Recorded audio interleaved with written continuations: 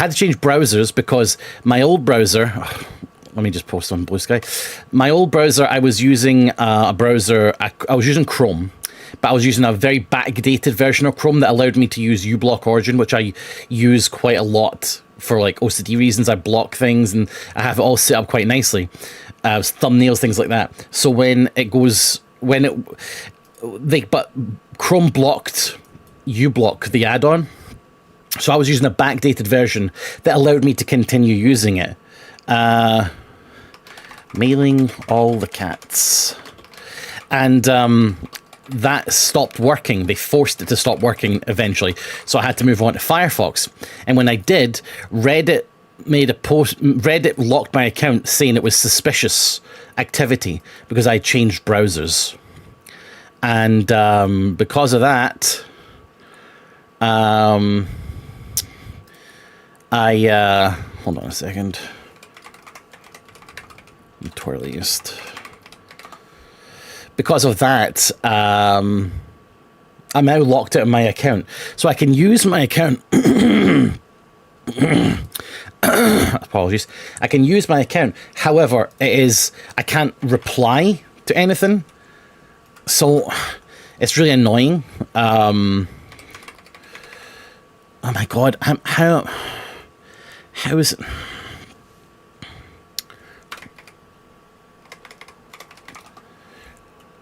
Okay, I can't remember my fucking Twitter password. Let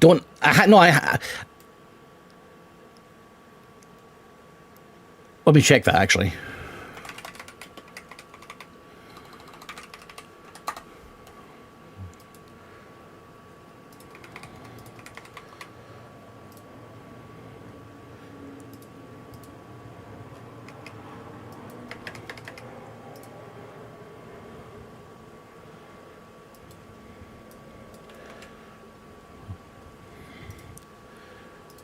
Okay.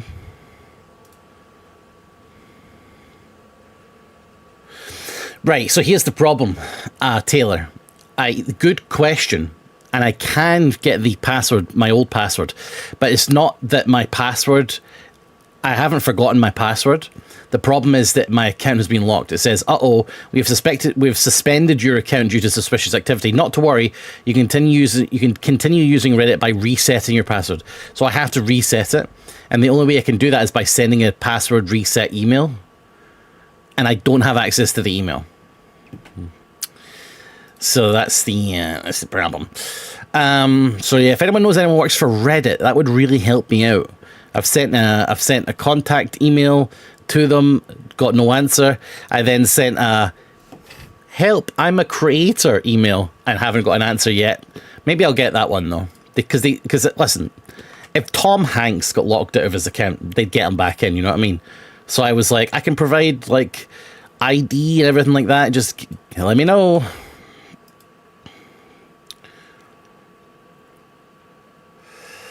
Sonny Jr. is on a timeout today for biting my fingers and making me cry. Been having a crap few days, going to do a bit of time tonight and hopefully help me get my head in a better place. Fucking cheer up, mate. Is it because England didn't win the World Cup? Listen, you'll have another chance in 4 years. It's not so bad, right? They'll clean up their act. And they'll get back into it in 4 years. It's okay.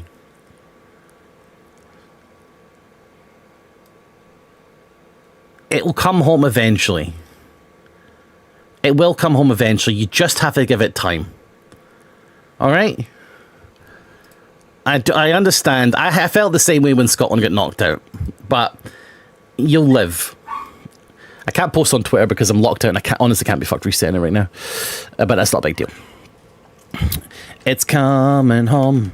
It's coming home. Oh, sorry, that's too soon. Apologies, BFG.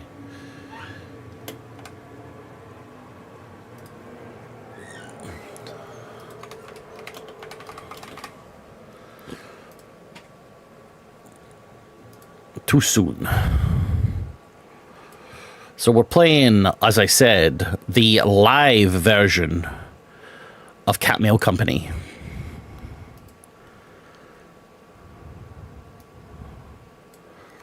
which is a good game.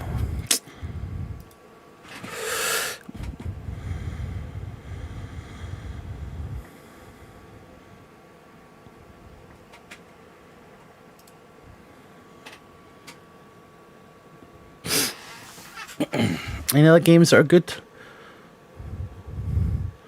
When is fucking the what's that one called? What's this game? This looks good actually. Hold on. Shell Diver, that looks kind of cool.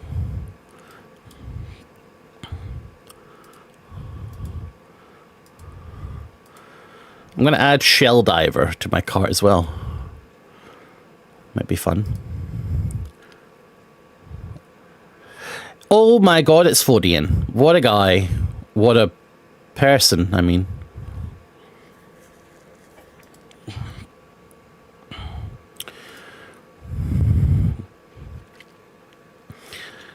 Ba-ba-ba-ba-bum.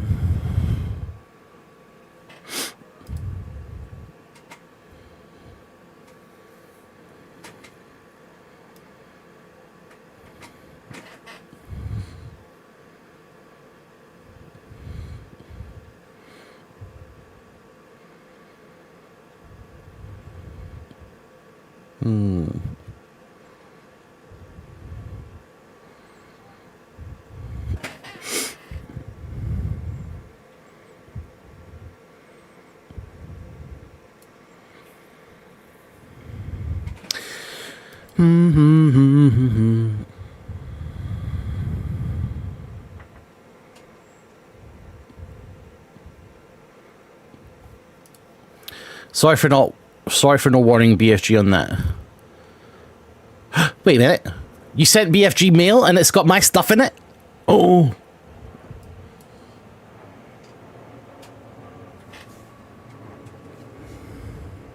That's amazing.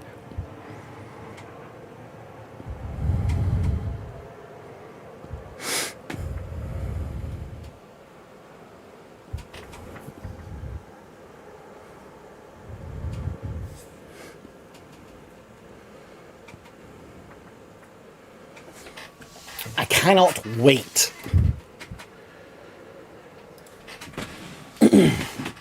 What did BFG get? She got gifts as well? That's crazy. I think BFG, the gifts that you got were actually from me. And that you have mistakenly thought they were for you. So you should send them to me. All of them. Yeah? That's what you should do. That's my idea. And then I'll look through what you got, and then whatever I don't want, I'll send back. That's fair. And that is fair, if you think about it. Or I could keep yours. Okay, so what we would call that is theft. And you'd be in actually serious trouble about that. So be careful.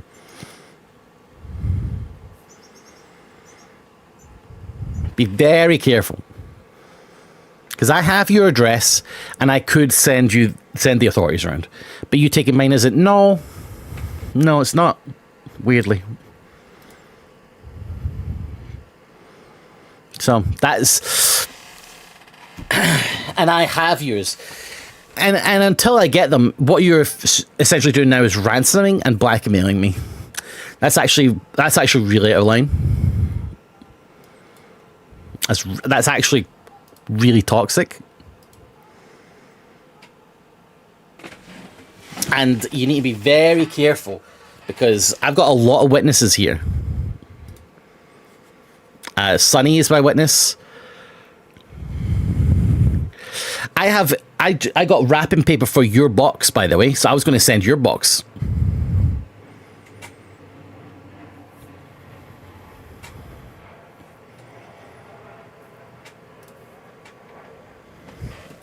But maybe now we don't. If it's going to be like that.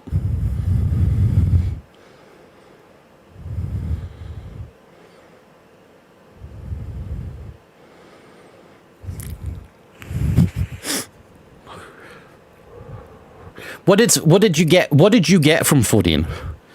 Out of curiosity, what was your gifts?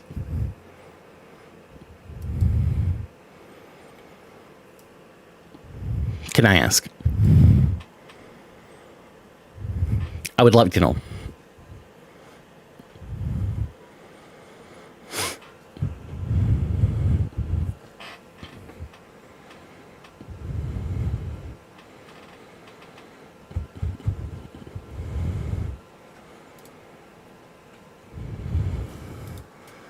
Waiting, waiting.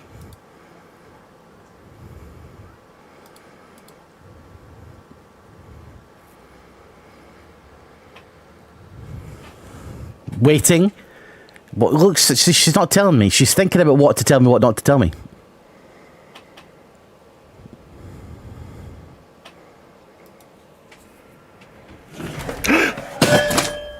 Oh dear!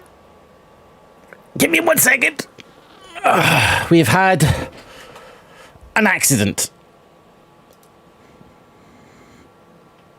My entire desk has just fallen. It's being held up right now by my stomach.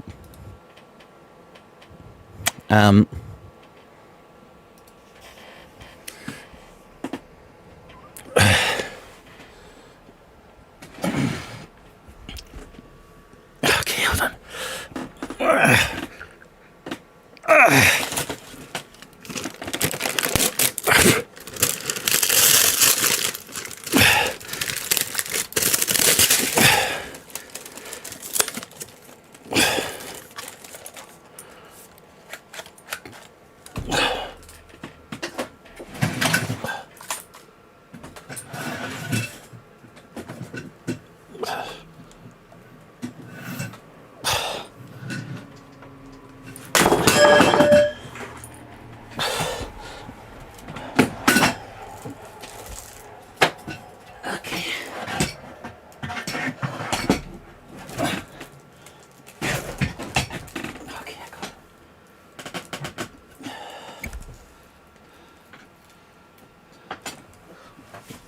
I got it. 1 second.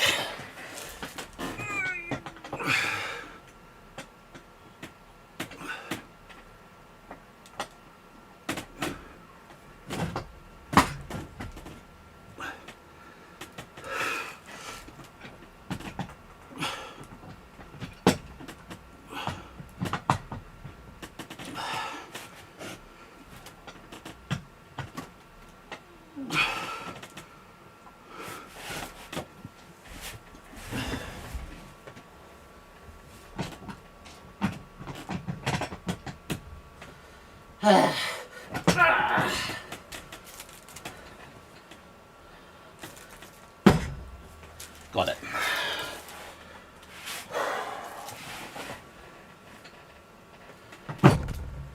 Got it. Who the fuck is this?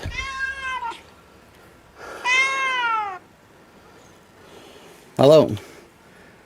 Hello? Hello? Hello? Hello? Hello? Hello? Hello? Hello? Yeah. Whew. Okay, sorry guys, I'm back.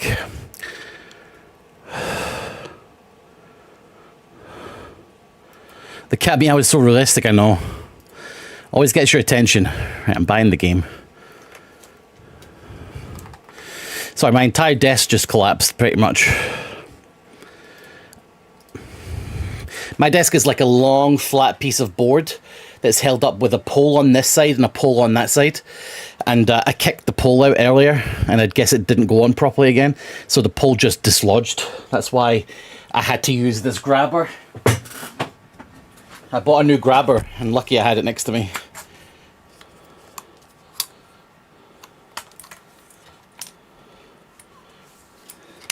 Are you okay? Yeah. It's just a little blunt force trauma.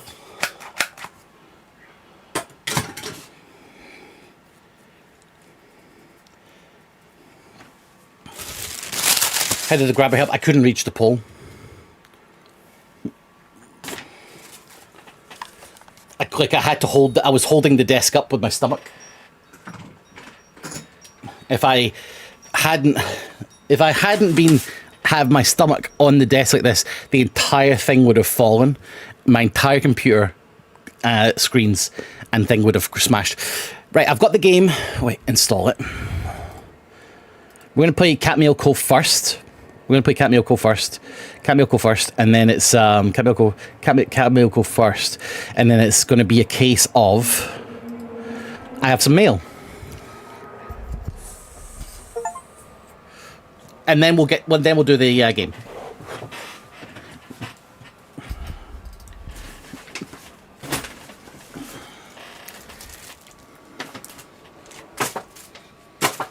Da da da da da.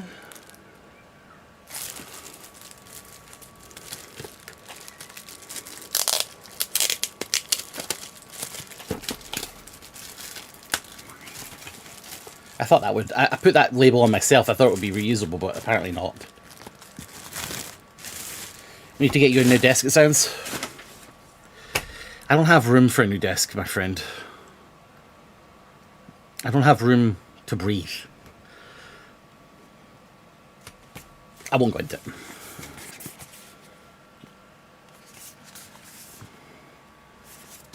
This is fancy, by the way.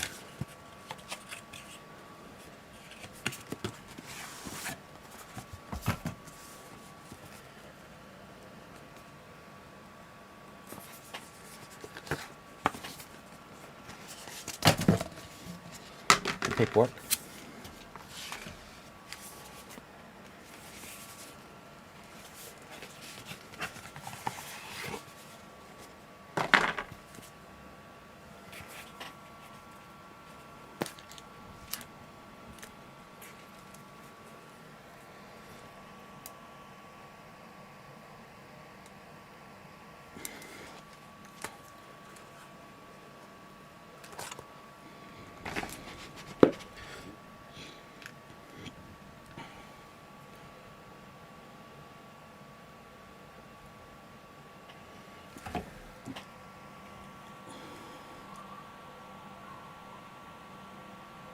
There we are.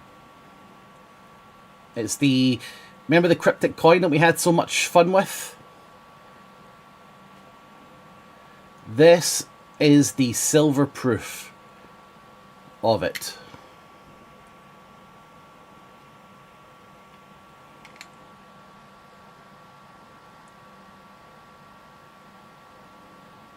Now, I wanted to get this initially when it was for sale, but it was for sale for £150. And at the time, I was sort of new to coin collecting. This is the coin that really got me into it, because I really loved the puzzle. And I wanted to get it. It was £150, and I thought, I'll pass. But there was an auction on eBay for... It was going for 30 when I got into the auction. It eventually sold for 80, which is this. So I got it for £80, and that's good because I really wanted it. I don't often buy silver proofs. I bought a silver proof. I only buy silver proofs of things I really like. Like I bought a silver proof Lord of the Rings, which has actually went up in value dramatically. And this I bought because when I bought the silver proof Lord of the Rings, I was like, oh yeah, I wanted to get that. The puzzle coin as well. I wonder how much that's going for. And it was 150. And I was like, let me just check eBay first. And I found this auction. And there you go. It's pristine condition. I've thrown it away for now, but it came in the box that actually came in. Like, you know, like with the... Like, it's just perfect condition. So, yeah. I got it for half price, essentially. I would have got it for cheaper, but some prick kept outbidding me. Exactly. Lulu the Obsessive. Hey, I know you. I love your blog. I love your Freck comics. Oh, I say. Oh, sure, Lulu the Obsessive, I gotta say. Those cartoons that you draw of me, I have to say they are a piece of art. Whenever I go on a Tumblr and I see that Lolo the Obsessive is posted, I think to myself, oh my god, I'm being spoiled. She is such an artist, you guys. You have to check her out, okay? In fact, feel free to post your Tumblr, please. I would use Tumblr more, but I got locked out of my account, which seems to be a running theme for me. I sent a contact to Tumblr to try and get back in, but unfortunately, they have not yet got back to me on it, so... for now, I can't really like your posts, but consider me liking them in my head, because Kirsty, she always links me them. But Lulu's done some fantastic Freck comics for our Pathfinder campaign. Why does this keep happening to you? Because I used an email address for a very long time, but then I decided to let it go, not realizing just how many accounts it was bound to. So I basically ruined my life, I guess, but it's okay because we're bouncing back, you know. Listen, I am Z-tier fame, so there's a little chance that people will go the extra mile to get me back in my account, right? At least that's what I tell myself. You really need to watch your Pathfinder recaps. Well, unfortunately, Kirsty stopped doing the Pathfinder recaps on the regular because it was getting to be a bit rote, shall we say. So it's a case of she'll talk about it now and again, but there is no official, recap that you can catch up on every now and again. Yeah, she does it now and then, exactly. Oh, sure. Mara, I have to say to you as well, I got something to say to you, Mara, if you don't mind, if I could just take a moment. I really appreciated what you said last night. I didn't say it because I was considering it, and then you had to go to bed. But when you said something that happened during the session, and you said, oh, well, isn't that very indicative of the character of Freck? And I found that very touching. Because, you saw the character as a character, not just some silly guy. And I really appreciated that. I really thought that was a nice thing to say, to distinguish that. And that meant a lot to me. So thank you very much. Of course, I have to say these things. Just one more thing. Bryn did that to me. I was outraged. I think we've done all the mail. This web camera will be getting punched in a minute if it does that again. Play the game. Mara recommended me this game, but I also played the demo. Fodian, thank you for the resubscription. That means a lot. That's so nice of you to say. That's very nice of you to say. I wish we streamed it. See, I'm one of these guys, right, where streaming for me isn't hard. Like, I just come on and just blah, blah, blah. And I think that some of the Pathfinder stuff that we do is just so good. And every time we do a new campaign, I'm like, can we stream this one, guys? And they're like, no, this is how we relax. We want to relax and not be on the clock. And I went, but it's so fucking good. It's like... I know it changes it, but I love it. I know it would change it. I just think that I think that we are a very good group of storytellers. Well, obviously, the DM is Riddian, he's the storyteller. But I think that as individuals, we are very good at coming up with really intriguing stories that entice and intrigue other players, and having our own little secrets and own little puzzle boxes to unlock. And I just think that would be really captivating for an audience. But sadly, they never want to stream it. I'm the only one that does, so yeah. Maybe someday I'll DM my own thing. I need to get watching this Pathfinder stuff. Yes. It would be 3,000 times more work with Riddian.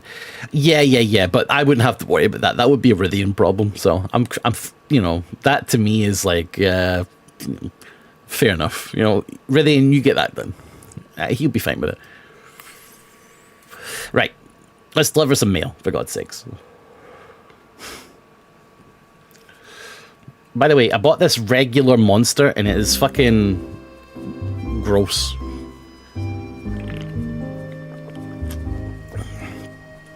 How did you know I was talking about Pathfinder?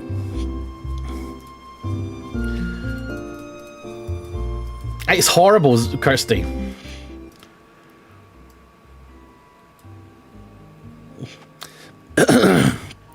It's horrible.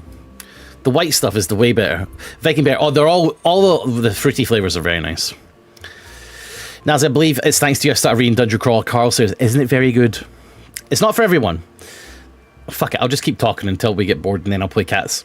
But like, it is really good, but it's not for everyone. Like, the reason I think that a lot of people are fanatic about Dungeon Crawler, Carl, is that, oh, a golden kappa train. Oh shit, that's rare, isn't it? Look at that.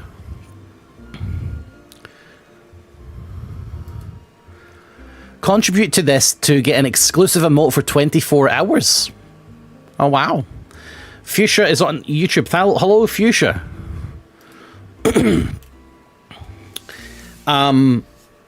Yeah. All right. So as I was saying, Dungeon Crawler Carl, there's a lot of people who are like, really? This is kind of shit. And there's a lot of people like, are you serious? This is the fucking best thing I've ever read. And I think the reason for that is that Dungeon Crawler Carl appeals to a very certain kind of person. And I'm not spoiling it, but the kind of person it appeals to are gamers.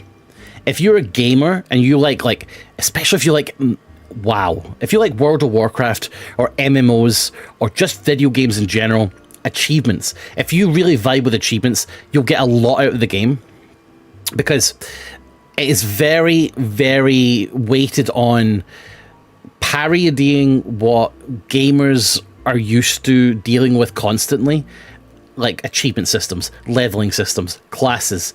And you might be like, well, that's kind of the same in D&D. It's not. Because in D&D, it means something. And in an MMO, in a game, it means nothing.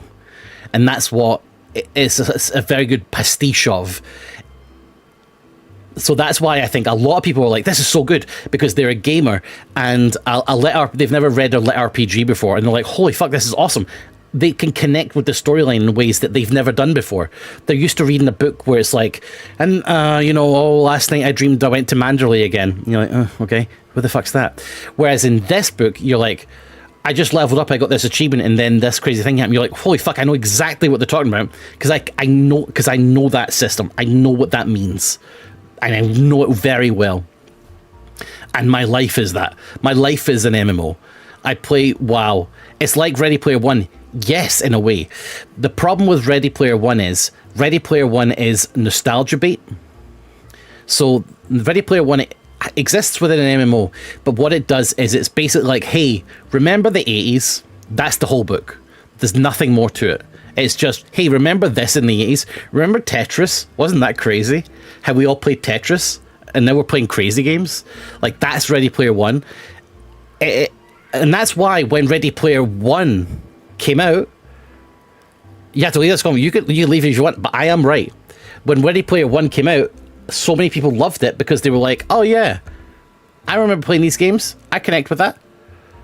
But now, it's kind of looked at, people realize it's just nostalgia bait. I hate RPO and did not get, what's RPO? RPO. Roleplay Online? Roleplay Online? Ready Player One. Oh no, I hate Ready Player One as well. It's terrible. But it's terrible because there's nothing to it. It is just, hey, remember this from the 80s. Ready Player One is a terrible book. I've read it, and Ready Player One is the equivalent to exhaling. It means nothing. It is like nothing. It's just trash. It's just nothing. It's empty. Dungeon Crawler Car, when you get into it, at first, it's a bit meh. Yeah, I completely understand, Mara. I absolutely understand. The humor is definitely not for everyone. And I hate Donut. Okay, well, Mara, you can leave now. Donut is fine. Donut is great. How dare you? How dare you? Okay, this is a war on high rollers. I will be associating Tom, Rhiannon, Kate. In fact, you're all going down for this. In fact, I'm pressing charges. I'm going to be pressing charges, I think, against you for this one. And no, but that's okay. Listen, not everything is for everyone, and that's what makes life worth living. I don't know. But, yeah. Yeah, if I thought it was a rabbit, you would be like, Donut's the best. The humour is definitely love and hate. I don't necessarily connect with all of it.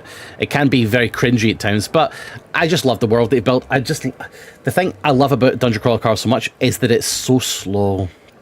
I've said this before. What's the word? I've proselytized about this so many times, but it is so slow, and that's so good. Because other authors would have Dungeon Crawler Carl. Dungeon Crawler Carl is a dungeon crawling book series where they crawl through certain layers of dungeons, right? Another author would have done 5 floors in one book. Another author would do all the floors in one book. But Matt Dinniman, he does it's like 1 or 2 floors a book. 1 floor a book, 1 floor book, 1 floor book. It's just so nice and slow and paced. It doesn't rush it. It gives you so many bits of information about the system, how it works, the leveling, all the different classes, how they interact, how they can interact with items that they've established that exist within the confines of this bullshit game. I just love it. I just love it so slow. That's why I like it the most. I guess it also comes down from my hatred of Attack on Titan. My hatred of Attack on Titan is very closely linked to why I love Dungeon Crawler Carl, because Attack on Titan's first season was great, and I was like, oh, this is fantastic. And then it ends with, oh, they're going to go to a military academy to learn how to fight these titans. That's going to be great. And then I expected 3 or 4 seasons of them in the military academy learning, but it doesn't do that. It skips from the end of season 1 to season 2 where they're finished military academy. And you're like, what the fuck are you talking about? And then you're supposed to give a shit about characters that you've never fucking met, ever? What are you talking about? It's just insane. Give me 4 seasons of finding out who these characters are and learning who they are, learning to love these characters, so that when they do get eaten by a fucking titan, I'm like, oh shit, that means something to me. Anyway. Maybe because it was not about military school. Attack on Titan is about people in a horrible situation learning to adapt to that situation. Going to a military academy for X amount of years is a massive part of the story that has been cut out. And then we are introduced to a ton of characters from that period that we have absolutely no idea who they are and are supposed to care about them. That's just not going to happen. But if you let me see them, if you let me see how they interact with the main characters, what relationships they have, what their characters are like, their quirks, their weaknesses, their story, then I'll start to care. But I'm not going to care if you just kill them. I'm like, okay, John died. Who the fuck was John?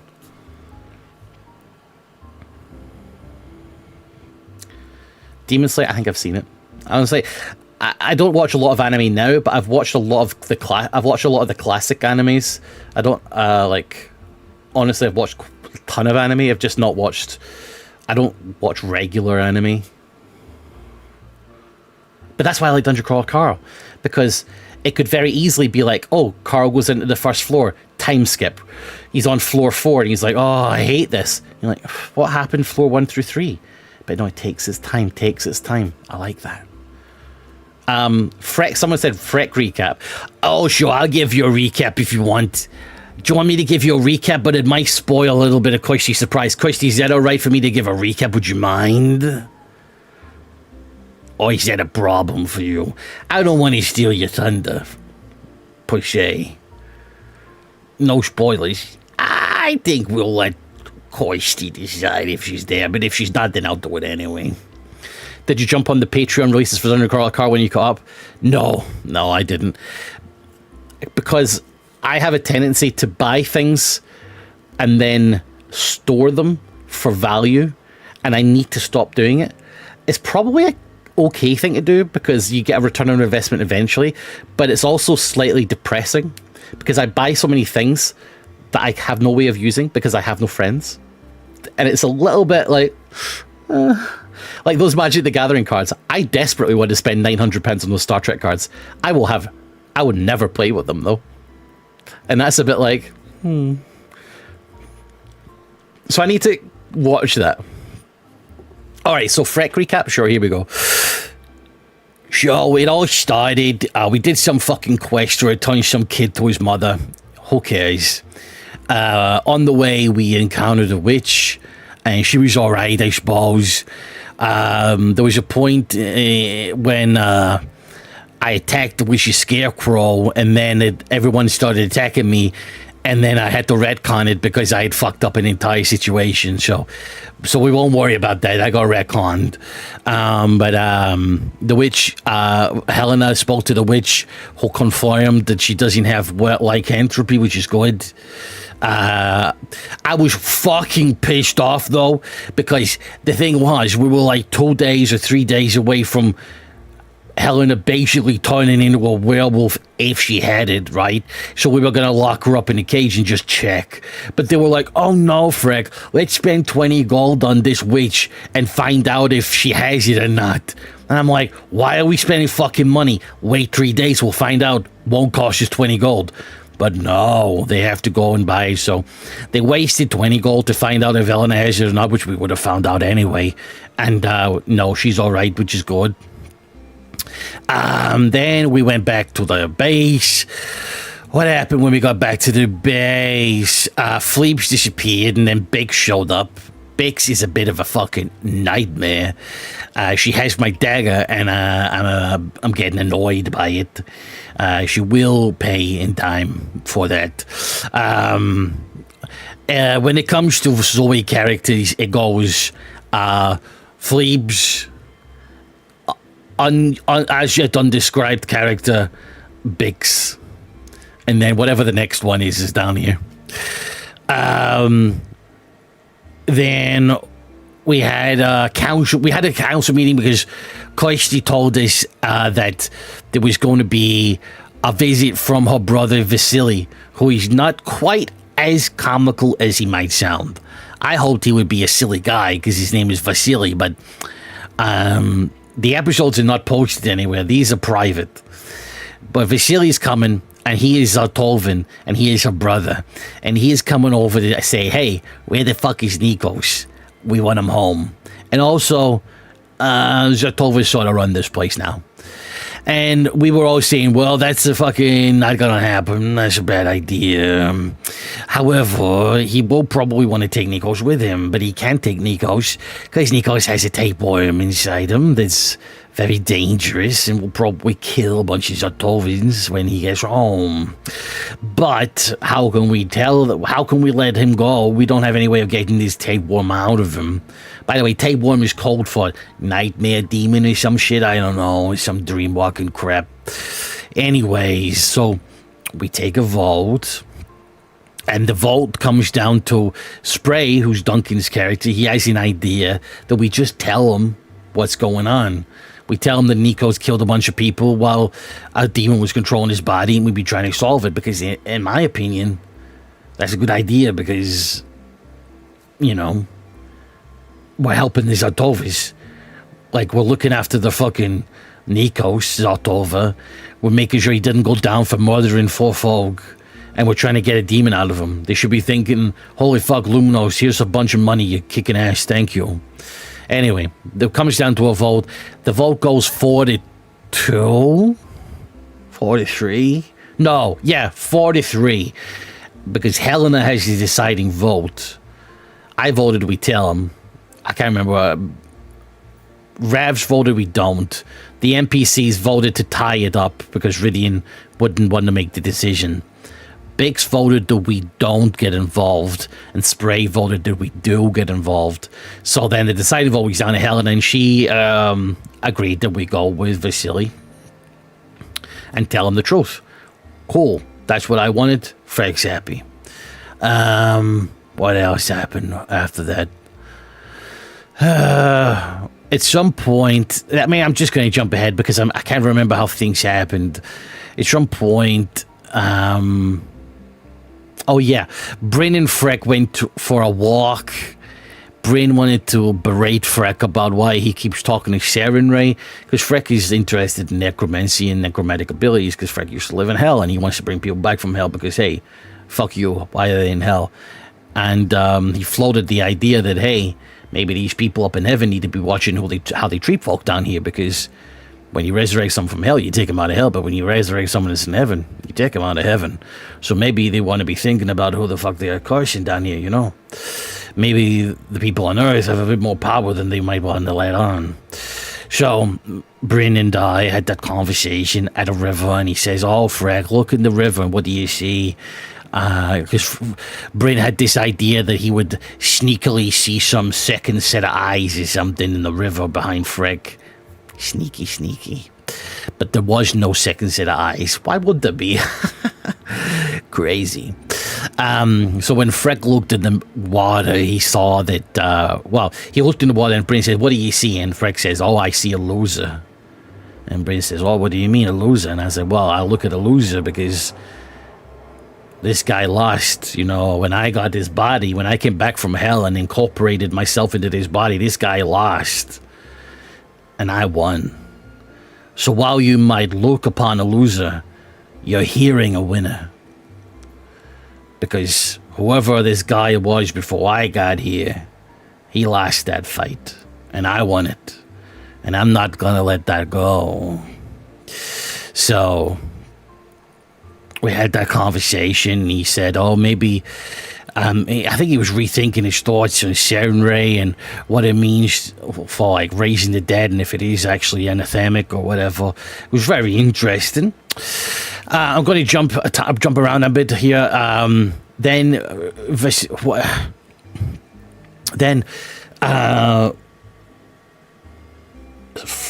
Haps and Bryn went out for a walk to find a Sasquatch and Gundrick, and for a moment it seemed like Gundrick and Haps were going to just jump Bryn in the woods, and I was thinking, do it. Sorry, Palpatine voice. Do it. That would have been amazing heel turn from Gundrick and Haps to just shank Revs in the woods, but no avail. So you go looking for the Sasquatch, and they find the Sasquatch, but it's not a Sasquatch, it's a Yowie. They find two old men kissing in the woods. No, they don't. They find a Yogwai creature sort of thing. And Haps fucking shoots it immediately, because he's a fucking idiot. And it runs, and Bryn tracks it down, and it turns out that it's Zoe's other fucking character, because the only way to placate Zoe in a campaign for not just changing characters every 10 fucking minutes is to let her play 3. So Zoe's third fucking character is called Jala, if you can believe it, and it's like this big creature who is pretty cool, I'll say, and has a great accent. I have to tell you this accent. It's the same accent as the guy from, well, a lot of the guys and a lot of the women and a lot of the people from No Country for Old Men. You know that scene where the Anton Chigurh goes into the gas station and he makes the guy flip a coin and call it? It's that kind of voice, and it's so good. It's so apologetic and scared and frantic and like, oh shucks, like I didn't mean it to end by it, like that kind of thing. It's very, very good, and I look forward to morphing this character. Oh, you know about it, Fodine. Oh, hey, so we talked about this on stream. That's interesting. I need to stream more of those streams. I know I'm not allowed. I won't do it. So, Bryn realizes that it's something to do with Phlebes, or it's Phlebes' multiple personality or whatever's going on, and brings Jala to the camp and introduces her to literally every single fucking person who is available at 4 a.m. he like gets every single fucking person out of their bed, and they are all circling around this creature who has repeatedly stated it suffers from extreme social anxiety. So, and we're all standing around it in a circle and being like, hello, welcome to Fort Beaky. This is weird. And it's fine. And things go well, weirdly, which is unusual for us. So now we've got this Yogwai walking around kissing old men and stuff, which is fine. Like, I support it. What's next? I don't have it timed well. Kirsty spoke with Tristan briefly. It was some gay shit. What else happened? I had to watch with Valerie, and we had a lot of conversation about gods and how they are very disinterested in the people down below. And that's where I got across my my sort of disdain for those. I remember I said a line that was, not all those in hell are wretched, and not all those in heaven are blessed. In that, you know, the folk who live their life trampling over others just to get that blessing to be with their God in the afterlife, they need to watch out, because us folk down here have the power to take that from them. And that's something that they need to be very wary about, and maybe they should treat us a little bit better down here. Maybe, you know, heaven is a place on earth, as you say. And I had that conversation with Valerie. She talked a lot about her past and about how she had a bad upbringing and she had no harboring resentment to the people that fucked her up with the god Shellen. And I said, well, I did everything I could to stoke that fire in her and say, well, you know, isn't that actually a bit cowardly? Because if you don't do anything about these people, they're just going to do it to someone else. So you might be out here thinking, I don't want anything to do with them. But what about the next Valerie who comes along? And they get fucked up as well because you did nothing. So I planted that seed. We'll see what happens. Mr. Winner, thank you very much for subscribing, of course. What else occurred on that day? There was a case of what else occurred?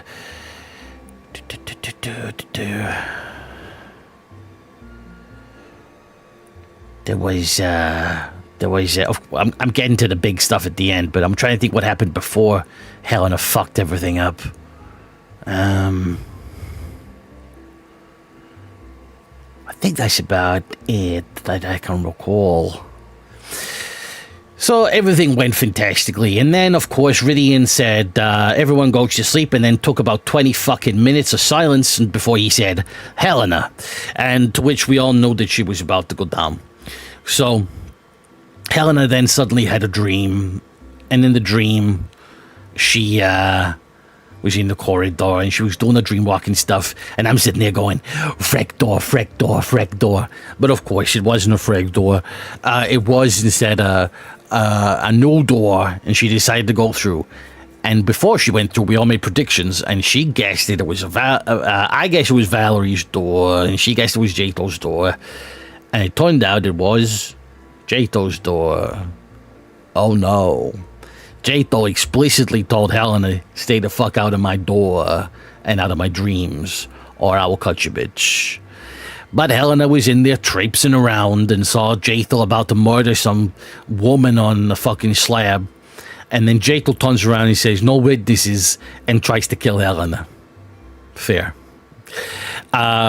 She starts slashing at her with a fucking scythe, and annoyingly, Helena dodges every attack, and I tried to offer my hero point to Ridian for Jato, and I said, please take it, hit this woman, but he wouldn't do it.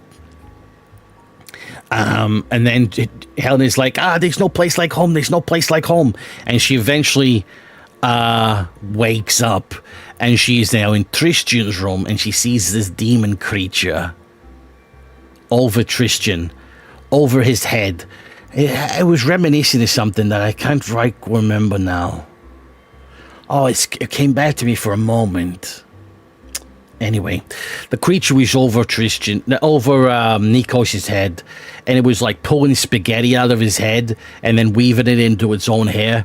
And it was like some demon woman who was like all thin and purple and stuff. And it was taking little threads of black out of Nikos and weaving them into its hair. You know, hold on a minute. Let me give you a recreation. Where's my Swiss Army knife? Here, let me give you a recreation. So if it's like, you know, I'll give you an example. Right, so it's like this. It's like this. This is what's happening. This is what's happening. Tristan's down here, and it's like this.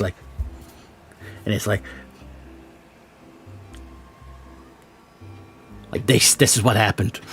And then Helena's like, oh, don't do that to my brother or whatever. And she starts attacking it. But it feeds the energy back and just attacks Helena instead. And then Helena, Tony says, you know, get off my brother or whatever. And then the creature says, oh, sure. I'll get off your brother. You just have to invite me in. But it says it in like a creepy way. And it says that Helena would be a new taste for the demon or whatever. So, at that point, Helena thinks back to the very long council meeting that we just had about resolving this problem and decides not to invite her in. Fucking psych. That would have been a fantastic decision, but no. Helena decides, yeah, you know what I'm going to do? I'm going to invite it in because I'm stupid. So then she reaches out her hand and she invites the demon in. And then the demon climbs off of Nikos, climbs onto Helena like a fucking demon hat, and starts weaving black threads out, black spaghettis out of fucking Helena's head into its hair, and cackles and laughs and smirks. And then Helena wakes up. And that is where our session ended. This has been the recap. And that voice hurts after a while.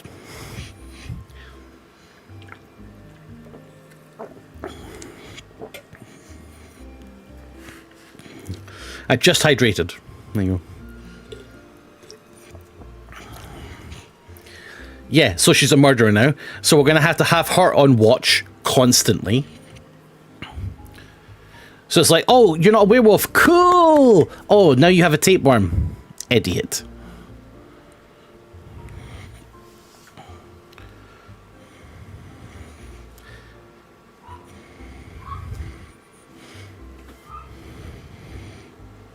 Fucking unreal drama. We made a decision as a council not to do it. We were going to tell Vasily we were going to get the problem solved. Everything for like a moment, for a brief moment, for a whisper of a moment. Everything seemed like it was going to go well.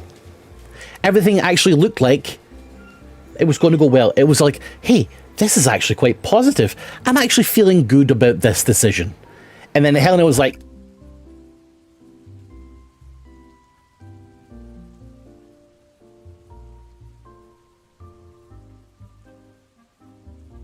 oh, wait. Helena was like, oh, you know what? Fuck that. Are these your plates? Smash.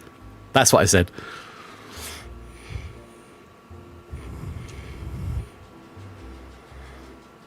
Oh, that's the thing. There's going to be no more midnight schmoozing with Tristan. Oh, Tristan. There's going to be none of that because she's going to be under lock and key. Jala seems nice though. To be decided. Jala seems nice. Everyone seems nice at first.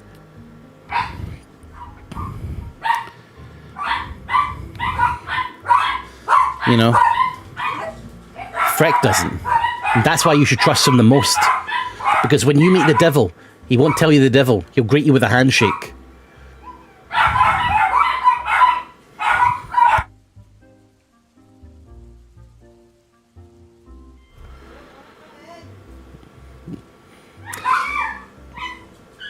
Didn't Jala haul Bryn's body back to town? We haven't discussed that yet, but I think so, yeah.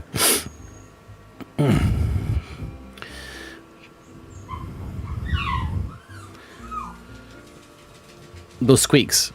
Do you want one, Flodian? Do you guys... This fucking camera. I'm just going to turn it off. Hold on a minute. I fucking hate this piece of fucking garbage. Is that one working? Of course it's not. Because nothing in life works, does it? Nothing in life fucking works, you know what I mean? Everything's just a shithead. Hey guys, Tristan be like? Fuck. Tristan be like? Hey guys, Tristan be like though?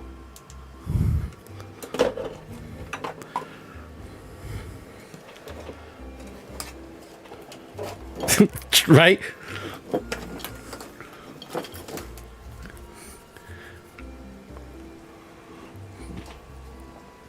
I'm plugging this other camera.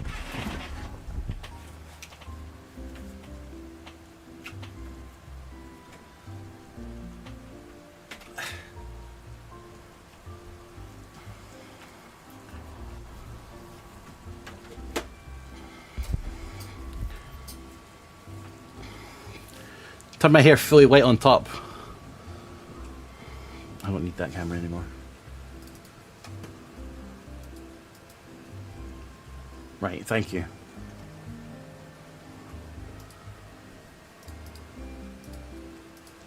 Actually, low light composition helped, but it slows down the frame rate. So I have to turn it off.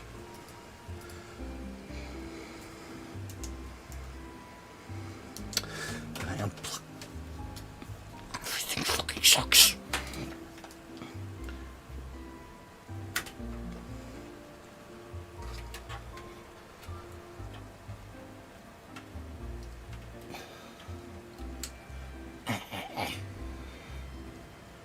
Please, please, God, please, USB gods. Do you know what? If I had a genie wish, I had 3 wishes. Money, power. Every time I plug in a USB, it fucking works the first time.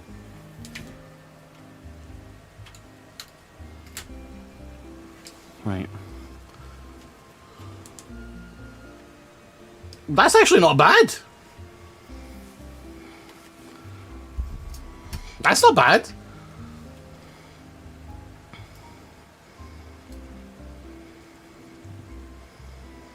Zoom and enhance your bookcase. I think it's better on the other camera. There you go.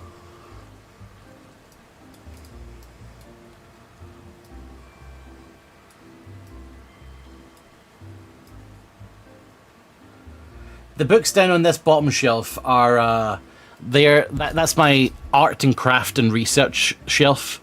So there's like art stuff, D&D stuff, notepads, and coins. But the rest is art, is stuff. There you go. There you go, Ariete. What this man reading? Well, I can tell you from here. These are. This is In Ascension. This is Lucid Dying, which is a book, which is an insane book that people need to fucking know more about.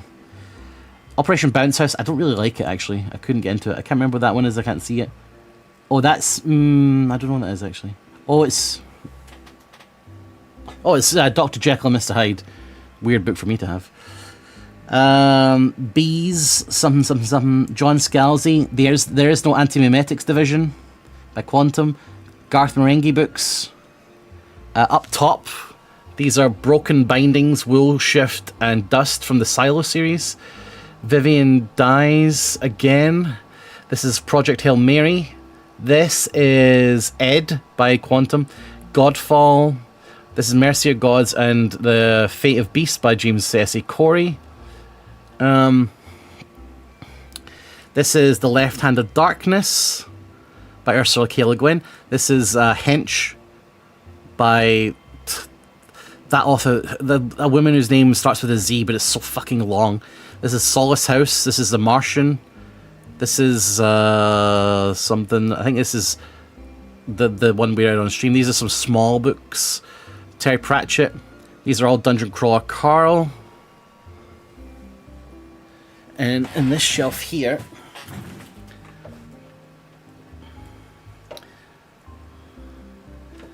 Don't be like this. There we go. We've got, these are short story collections. So it's Beyond Time, Ghost Stories, Scary Tales. These are from Game Tea. Exhalation by fucking Ted Chiang. Brilliant book. Ken Liu. Is it Paper Menagerie, I think? I love it. Another short story book from Game Tea. Infinity Jest. I have that because I like to pretend I'll read it one day, but we all know I won't. Stoner, that was a gift I got. I haven't read yet. Haruki Murakami's Wind Up Mockingbird thingy. Got Butter, which I need to read at some point. Got the Annihilation series. I got the book that BFG sent, the Hero fucking interviews. Death of the Author, Dissolution. I haven't read those yet. The J.J. Abrams interactive epistolary novel. Down here I've got, I'm not going to show you down here because it's a bit of a mess, but I've got like Call of Cthulhu, Delta Green. I've got Mork Borg. I've got Death in Space. I've got some like pulpy ghost books, like stuff like that, you know. I guess that's about it. That's about it. And just some random other books. Do I see something weird?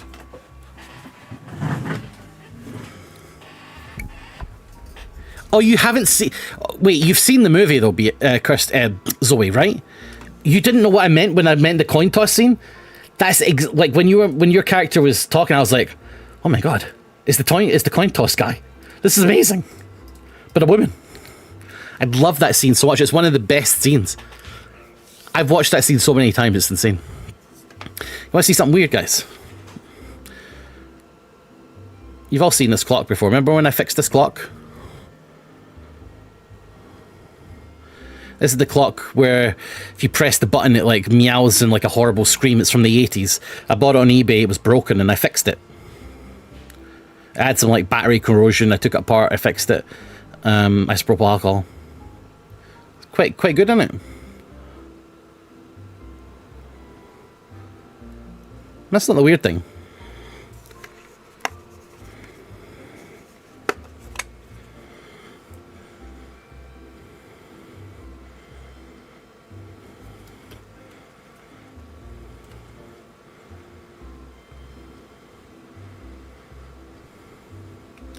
I took the batteries out of this 2 days ago.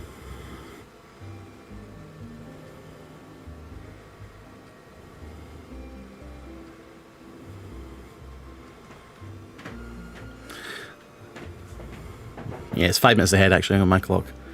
I took the batteries out of this 2 days ago to use in my new keyboard that I bought for a £5, and it's still going. I have opened this up. There is no internal battery that I can see.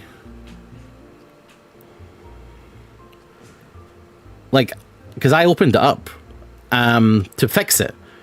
I had no, like, it's just a very basic internal clock, like a quartz clock. It's nothing special. Let's hear the meow. It sometimes doesn't do it right. A bit dusty.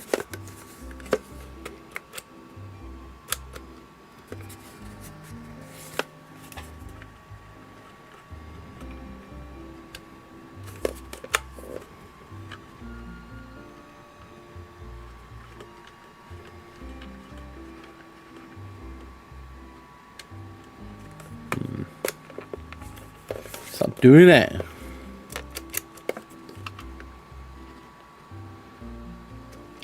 May have something to do with the batteries. If it started meowing right now, shake it.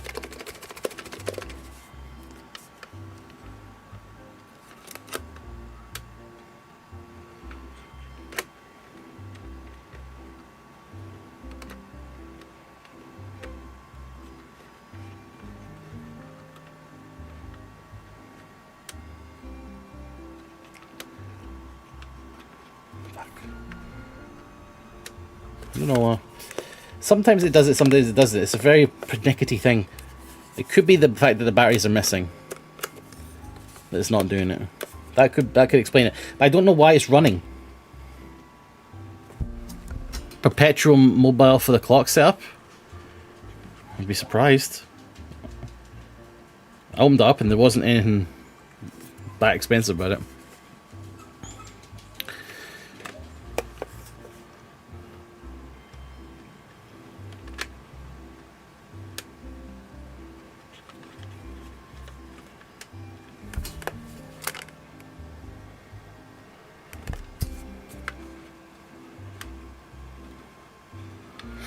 I tried to get it to me out the other day and it didn't work either.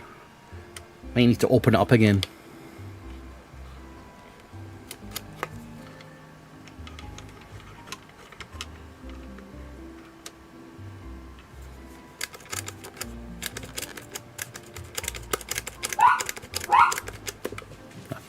Maybe the battery's doing that. Still, I'm freaked out that it is working. Right, guys, I've done all the news. I've done all the news. I need to just play the game now. I should cut my hair. Is that a haircut in the stream?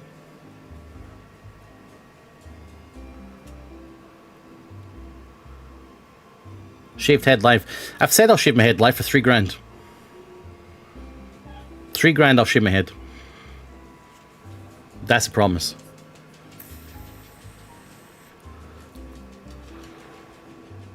$3K, you're joking. I don't want to shave my head.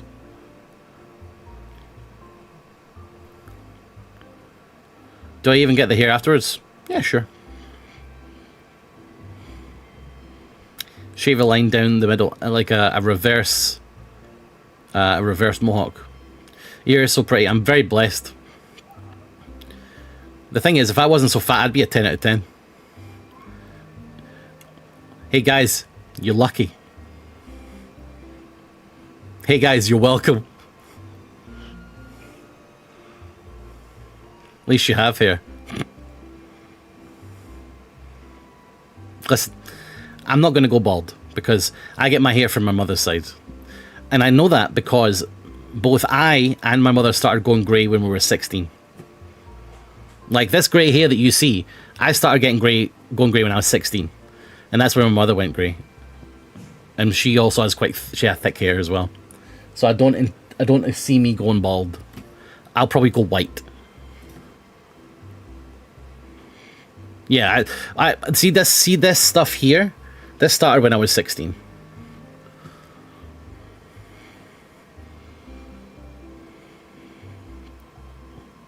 Yeah, I've got the Emmett Silk. I've got the Emmett Silk coat, the grey streaks.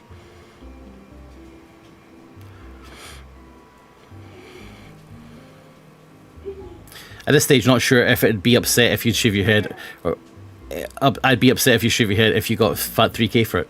Yeah, GBP, of course. I used to get a number 2 all over when I went to high school. It was I looked like a bouncer in a pub or a club. Like that's how I look when I shave this down. I just look like a bouncer. Like, you know. Yeah. ID.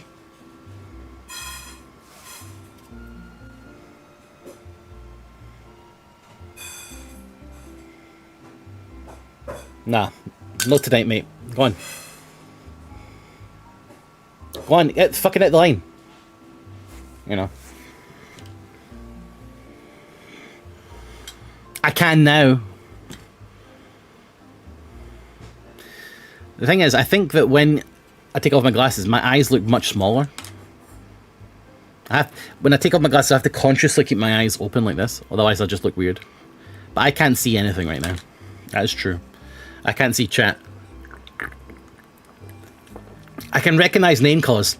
If you guys want to test if I can tell who's talking, I might be able to tell. I know that Sunny is talking right now. I don't know what she's saying. She posted an emote. That blue is McCardle. That green is Fodian. Now, who is that red? That's Final Limit. Who's that red? That's a long red. That's someone that I don't know. Who is that? The Simulacra has that red. Who's that red? That pink has to be Pastel Bird. That's pink. Is that is that Pengu? Is that Checkum Test? The green? the same colour as Fodian but longer. That's Zoe. She's got a Twitch turbo colour. That's Exec there. Short name Red. Who is that fucking red person?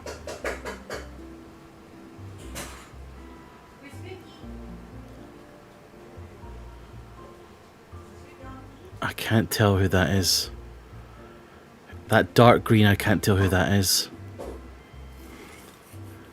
Because we got Kirsty interlopers in here. Is that Cotwin?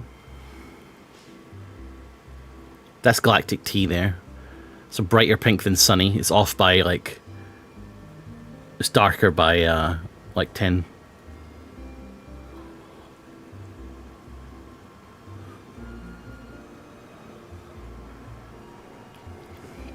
Yeah, I think I'm doing quite well, but not great. I think there's some names there that I'm not super familiar with. Yeah, I can't see anything without my glasses. For me to be able to read this monster can, like the words on it, it has to be there.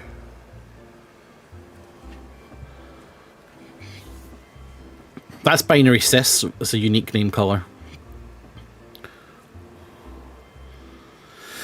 Yeah, I would have said that red. Fuchsia alone used to use that red color. The Simulacra uses that red color, but I don't think it's any of them because the name's quite long. I think you're a sub, which is annoying, and I'm going to feel bad for not getting your name. Oh, who's that orange?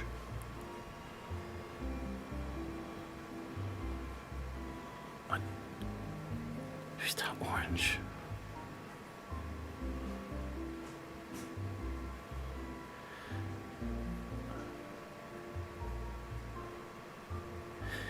Enderwell has a red color as well.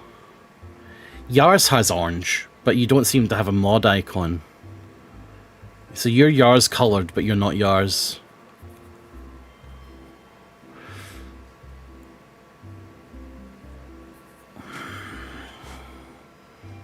I don't know.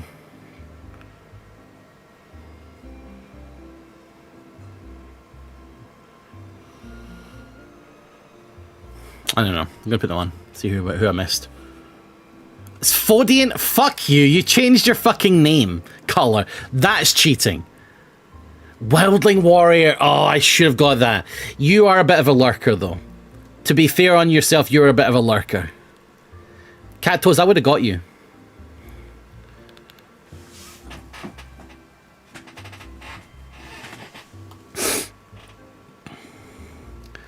I would have got you, Cat Toes, if I had still had my glasses off.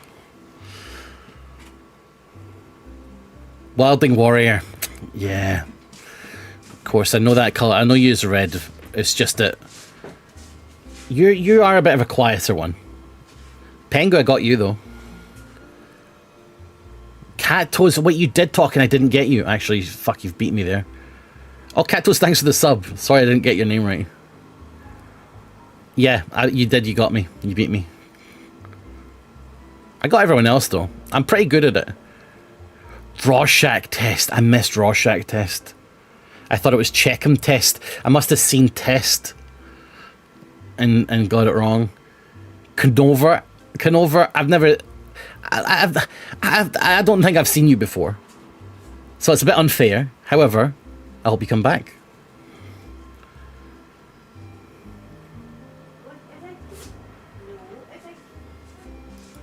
What's your prescription?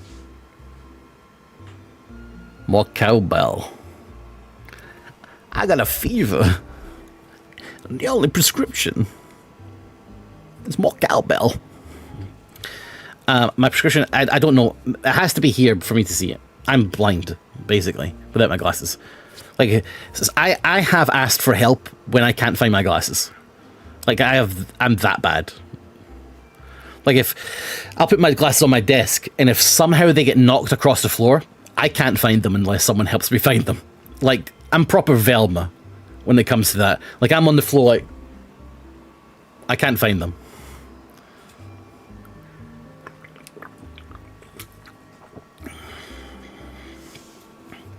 But the thing is, I think that's good because I think without my glasses, I look stupid. I think I look like a beady-eyed thug, which is why I have to force myself to really open my eyes. Because if I don't, then my eyes feel cold because I can feel the air in my eyes. I can feel air in my eyes. So, I don't know. I like wearing glasses. It breaks up all of this. And, all of this. And this, you need to break this up a little bit, This is a lot to take in one.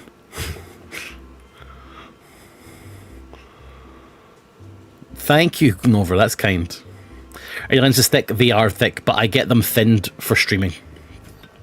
I have streamer glasses, and that's not a joke. I have to pay extra, so I reduce the thinness and I make them anti-reflective for streaming. That's why I literally do that.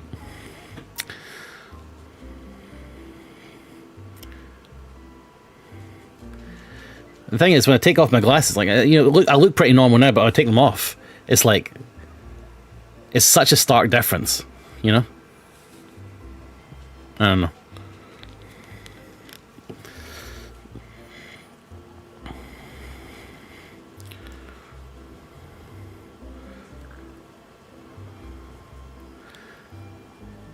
Didn't we pick out the last 2 pair on stream? Oh, wait, did you pick my glasses? After many months of just the sunglasses. Oh, you mean these guys? Oh, what is that? Did I break my glasses? And the only thing I had was these sunglasses? I remember wearing these on stream for like 3 months because I didn't have any glasses.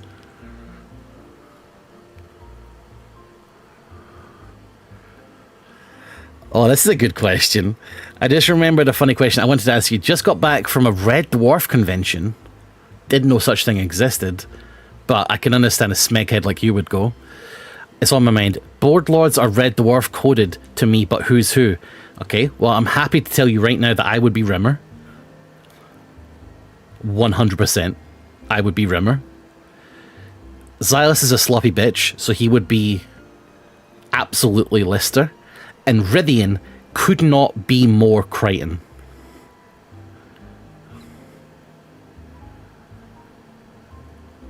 Rythian is Crichton in real life. And and the guest Zoe and Kirsty are the cat.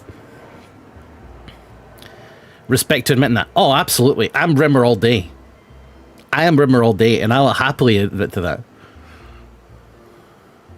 You did the Red Dwarf salute and knocked them off your face. Oh, is that? Wait, did I? Is that how I broke my glasses the last time by doing the old?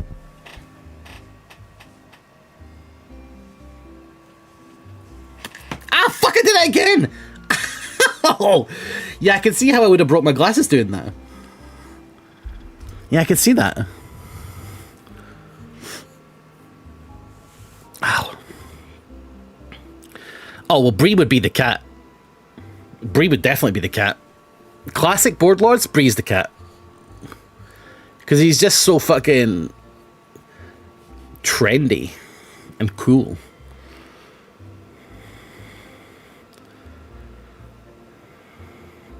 And he looks fantastic with eyeshadow.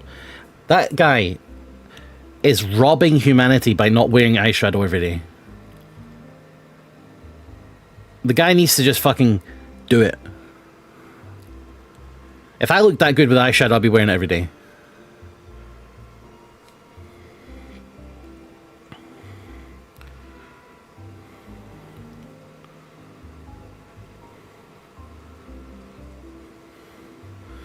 Yeah, that really hurt my eye. Have you tried? Don't think it would work with glasses. I'm more of a black nail varnish guy.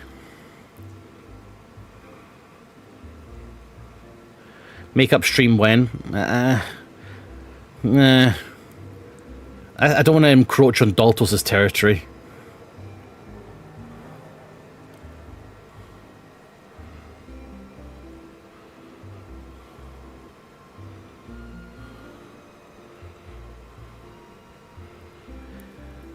Miss you, you clad. How's Catmail going? We haven't started it yet because I've been having such a fun time just chatting to you guys. But thank you very much for the resubscription, Peridot. You clod.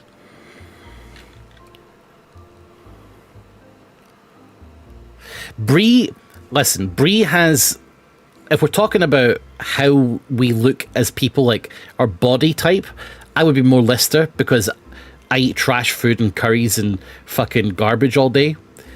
Bree would definitely be Rimmer because Bree is a fucking rake who's very tall.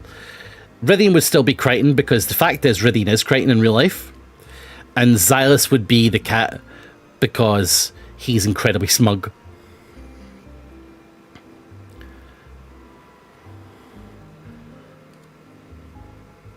Wait, has anyone got a screenshot of Puncho? I wore makeup on Punch. Remember Puncho the Clown, everybody? Has anyone got a screenshot of Puncho the Clown? Then guys, tell me if I look good in makeup. Someone give me a link of Puncho the Clown.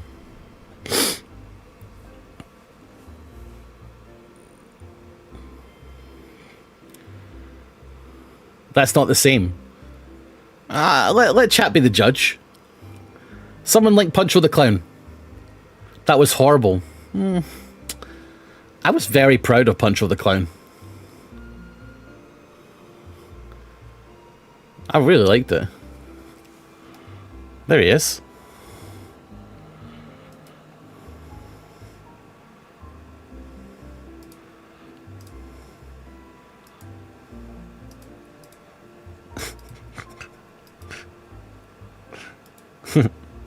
I love Puncho. Second link's better because I've got the bow tie on.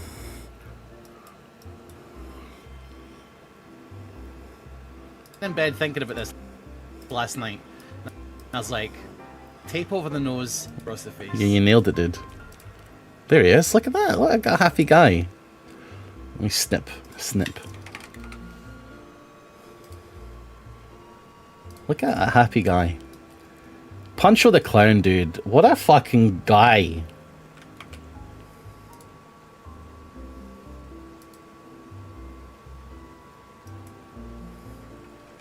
He was definitely a character of all time. You have to admit that. There he is. People be like, Nilesy, you should wear makeup.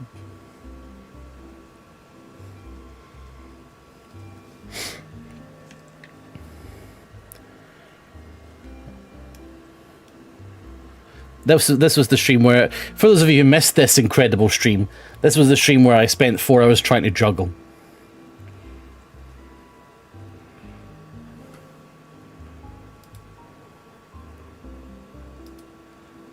I love it. Did you ever end up juggling? I got a couple of balls in the air. But did I end up juggling? No.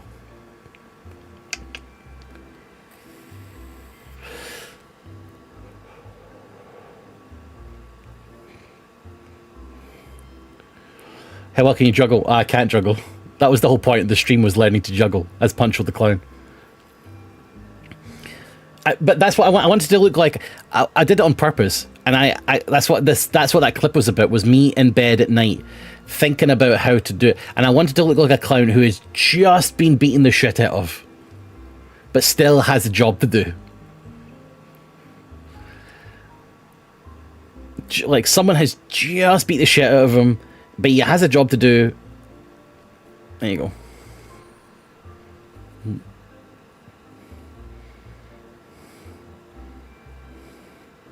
Thank you. I think I did a good job. Yeah, the bow tie was attached around my neck with a wire.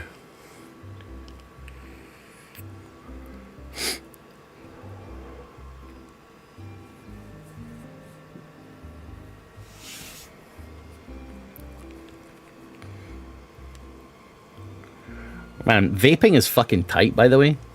Don't let anyone tell you it's not.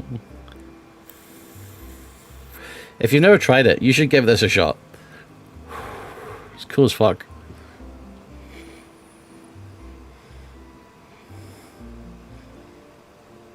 Hey, let me tell you something.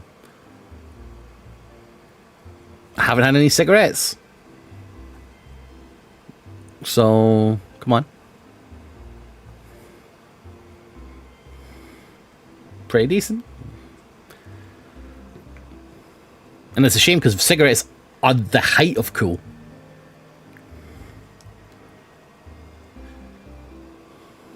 For how long? 3 days.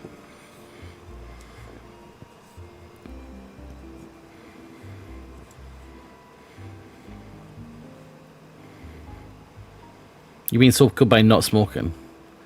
They're as cool as cancer. Like, this is the problem with smoking.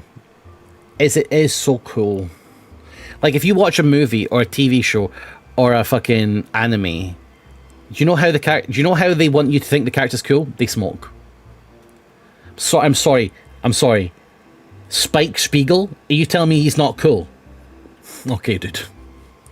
Okay. Okay. Sure. That prick from fucking One Piece that has 20 cigars? You tell me he's not cool? Okay.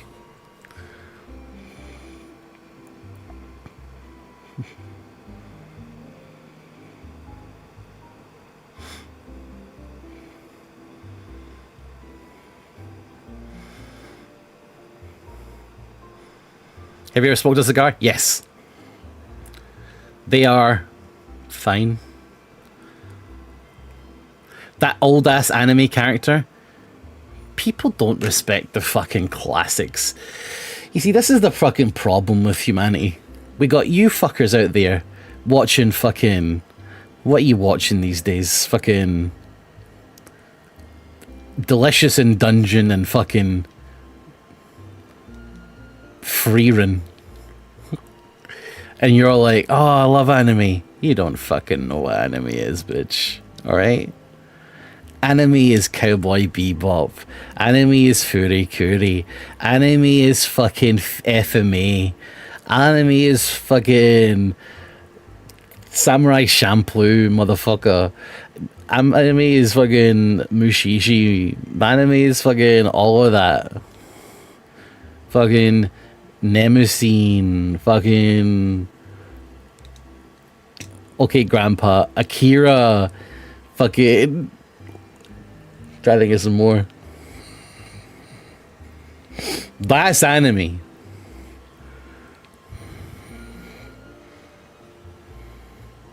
Still have a Cuban from Little Havana, but I can't now in good conscience. Yeah, probably not.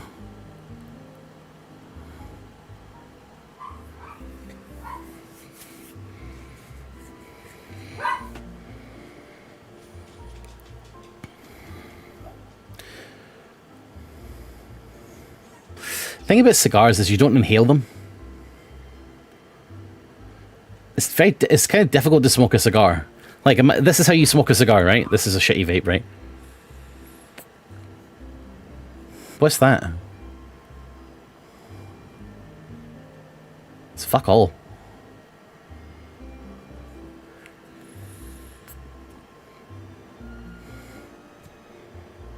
I don't know.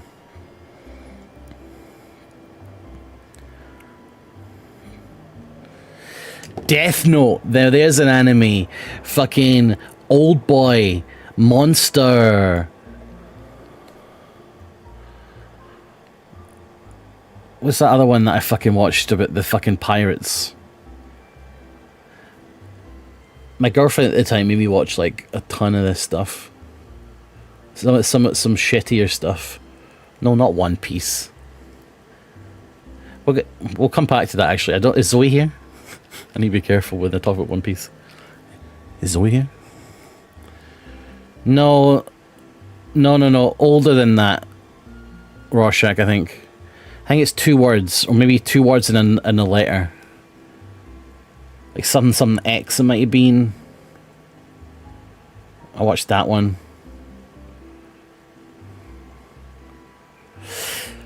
The guys in One Piece, they're not fucking pirates. Let's Google pirates. Define pirate. A pirate is a robber or brigand who attacks ships at sea to steal cargo. The hats are not fucking what they call the straw hats. The straw hats aren't pirates. They're just like nice guys. They're like the opposite of pirates. They're friendly guys on the ocean. They do that in One Piece. I've yet to see it, but I've only watched the live action. Oh, I don't. Sorry. I watched real anime. Okay, I didn't watch generic shitty anime like Dragon Ball Z, the One Piece, and Inuyasha and Naruto. Okay, all right. I watched the critically acclaimed animes. You guys have fun with your cartoons. I'm out here watching art. Okay, thank you.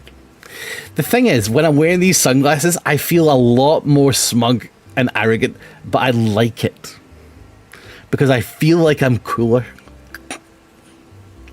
I just feel cooler.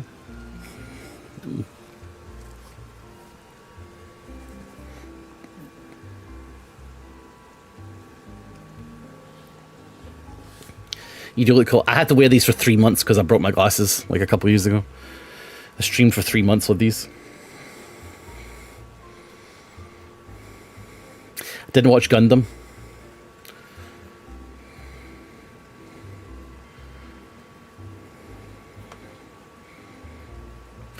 People shit on Death Note, but I think Death Note was fucking fantastic for 27 episodes.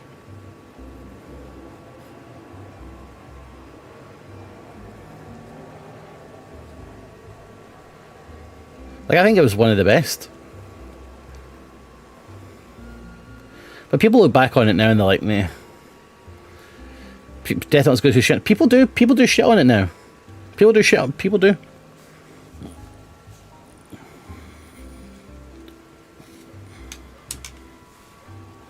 Ugh. Who's this fucking nerd? I need to turn this light off. I'm going blind.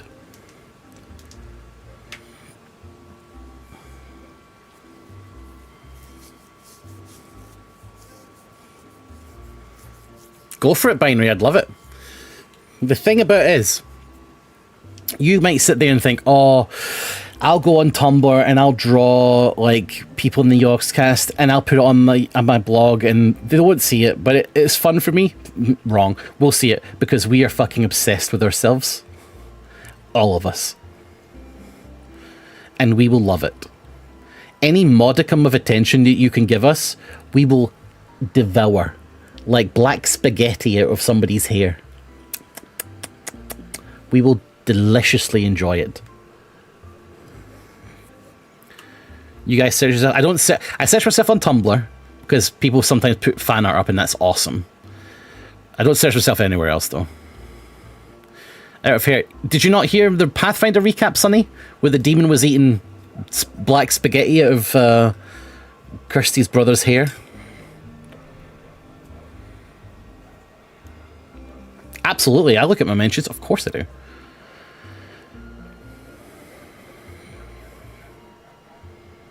At least I used to.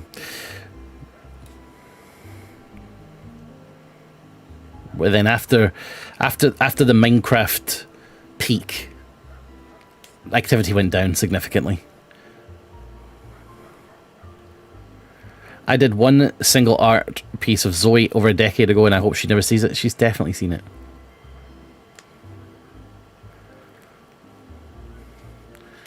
She's definitely seen it, and she probably thought it was cool.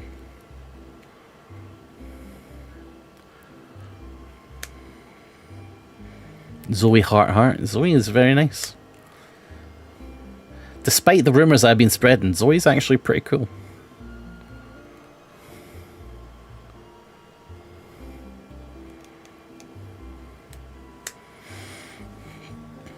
There was a post on the subreddit the other day about who's in the YOGSCAST, which was interesting. I'm really glad that I'm part of... I'm sorry we're not playing a game. If you get bored of me whittering, just say Nilesy put the game on. Apart from BFG, because she'll see that anyway. But anyone else, I'll listen. But I remember, like, I'm very happy that I'm now doing content on the YOGSCAST channel. Because I didn't do it forever. And people just were like, who the fuck is Nilesy? and it's fair. Because I stopped doing YouTube for 6 years because I had a breakdown with OCD and I needed to like put myself back together because I was destroyed. And then that's why I stopped doing YouTube. And then when that stopped, I just fell off the earth to everyone. So now when I'm back, like, oh, is this a new guy? Who's this new guy, Nilesy? But I was actually, after Rydian, I was the 8th member of the YOGSCAST, I think. It was Rydian, then me, then Martin, then Zoe, I think it was. Rydian, me, Martin, Zoe. The reason, do you know why I didn't ever do TTT, actually? There was reason for that. I purposefully didn't do it because we used to play TTT on our Discord at night for fun, and I used to get so angry for some reason. I used to always get a bee in my bonnet about like losing, and I was like, I'm not going to play it because I'll just come off as a fucking prick. I don't know why. For some reason, I'm not going to play it because I'm just going to come off mean. So I didn't do it. But then now I play it and I'm like, oh, this is a good laugh. I don't know what it was. Something just pissed me off at the time about TTD, and I was like, fuck this. This game's shit. It's another reason I'm so happy we don't play Among Us anymore. I hate myself in Among Us. Never let friends play Among Us because it ruins you. It ruins you. I have never been more disappointed in myself than when I've watched back myself playing Among Us and I've been like, who is this fucking monster that I'm watching? He is such a cunt. I have had to make I made a public apology in a comment section of an Among Us video because I was so fucking rude and mean. I just wasn't having fun. It was just so nasty. I'm glad we don't do it. Something about Among Us. Yeah. But I've changed, I think, since then. I've learned not to take it so seriously because I'm very competitive. I'm very competitive. Really competitive. So I guess I took those games quite competitively, and I shouldn't have because it was just a fuck around, really. And I mistakenly took them as very competitive when I shouldn't have. I should have just had fun. Like with Blood in the Clock Tower, I'm kind of competitive, but I have fun and I fuck around and I meme and we all have good times. But Among Us, I just took like Among Us, I took like there was a guy who was next to me with a gun at my head who told me, if you don't win this, I'll shoot. That's how I felt.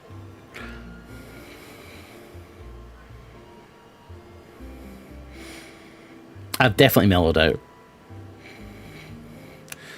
A big part of that would possibly is mental instability as well.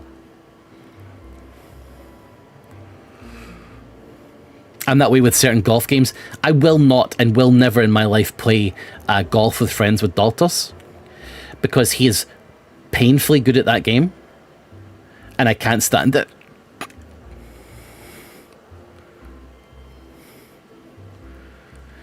He's always like, hey guys, let's play golf with friends, and I'm like, hey, fuck off.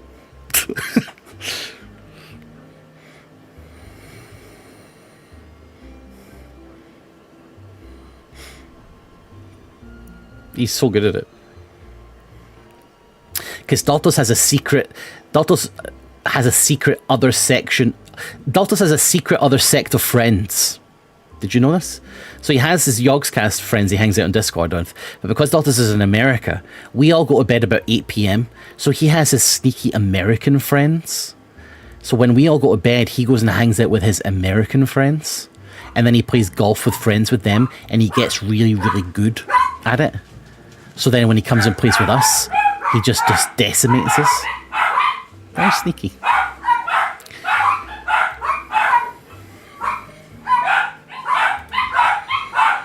That can't be true. Yeah, I think it's something awful people he hangs out with.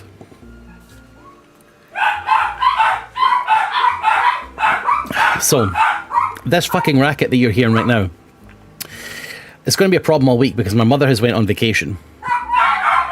And she's left the poodles behind, the 3 poodles. So every noise that they hear, they think it's her coming home, but she's not going to be back for a week.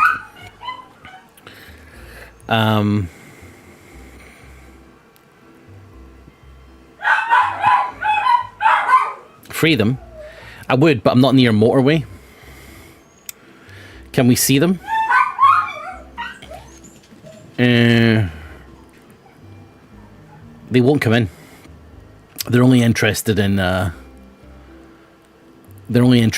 barking at the door from her mother. The Maltese. So we've got 4 Maltese and 3 poodles, right?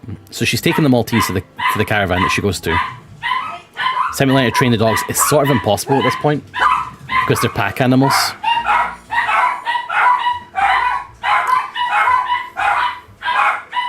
Suki!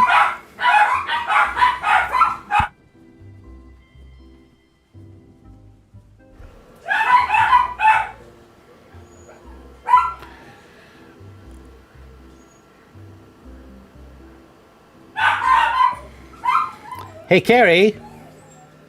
Can I have Suki? Can you bring me Suki Sue? And it'll chill them out and I can show the stream Suki. Yeah, Suki is the fucking loudest.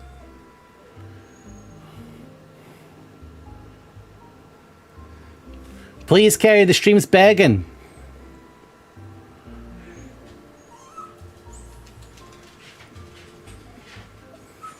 Deliver to us, Suki Sue.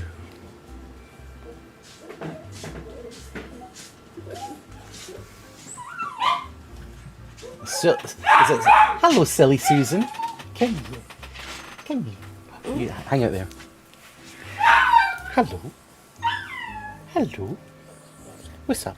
Suki. Suki. Who is that noise? Dottie. Dottie, come on. Hello. It's okay. There's no one at the door. There's no one there. What's the problem? Suki, your mother's away. Your mother's away. She's gone. Could you go to the shop at some point and pick up a couple of bags of those dentist sticks? I don't think they're called. They're kind of they're like a cross. They're the cross and then the long, and if you press the packet, it'll be kind of soft to push. But they're like long bones, and that'll keep them busy for like 30 minutes at a time. I don't think it will. But I want them to be happier with being here. You know, they'll get treats and they'll be happier. Mm. Yes? Okay. Thank you. Card. High five. Card for dogs. Why the fuck do I need to pay for it? How about you fucking dip into your own money for a change? I don't buy the dog treats. Carrie, do I look like a tree of money? No. I'm sorry, sweetie. You're a real fucking... you're a real fucking... you remind me a lot of your mother. Cheap. Right here. Thanks. Be gone. And it'll be 2 cheese sandwiches. Split 50-50. Carrie doesn't know the phrase. I don't like the dogs. I wouldn't... What, Matt? What was that, mate? I don't like the dogs. Carrie, none of us like the dogs, mate. Wow. Don't say that. You love the dogs. You just said it.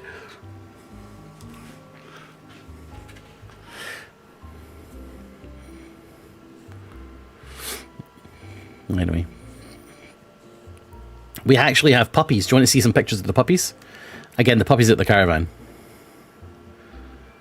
But I've got some pictures of them.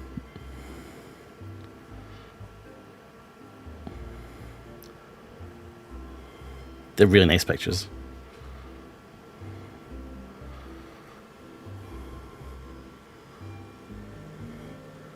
Here's a puppy.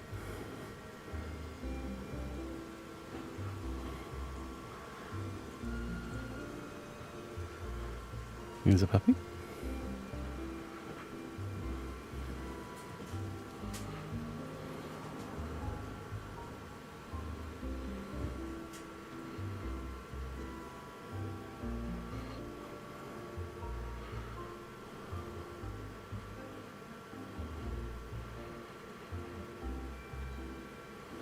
How big are they? Like that big?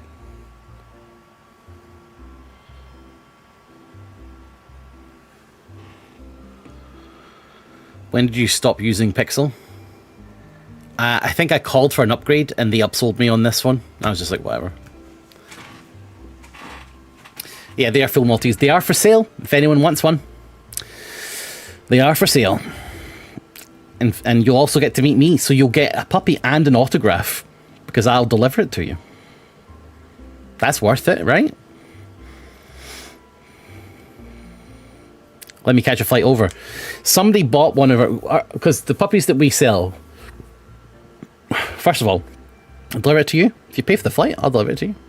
The puppies that we sell, you guys are like, oh, I don't support dog breeding. There's a lot of people who say that, and they're ill-informed. There are certain people who breed dogs that are very, very bad, and they're horrible people. The ones that we breed specifically are hypoallergenic, so they're for people who have allergies, right? So there's a really good reason to breed these kinds of dogs, because there's people out there who would love to have a dog who can't. For example, my sister, not Kerry, my other sister, has horrible allergies and asthma, and she can't have a dog because she can't have a dog at all. She can't have a dog at all. But these are fine because they don't have dander and they don't have hair that comes off. So these are the dogs that are for people who have health issues that because she can't have them. But everything's fine. Like 7 dogs in the house and she's fine. These are for dogs for people that can't have regular dogs because of allergies and asthma. Just get a bland dog like those cats. Again, people with those kinds of problems, you can't really have them. They'll die.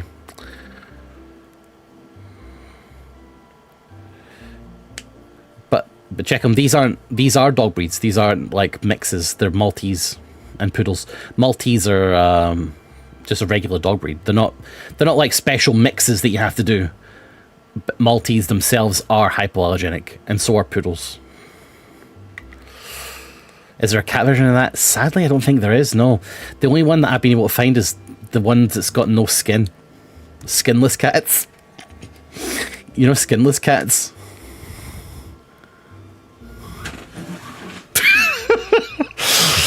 Yeah, skinless cats.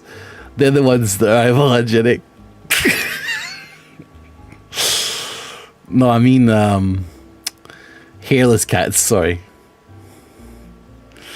Yeah, hairless cats, sorry, I mean.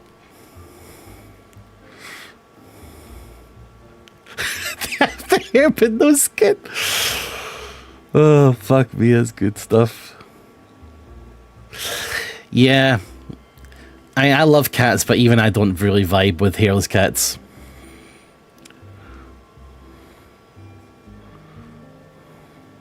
Is that right, Galactic?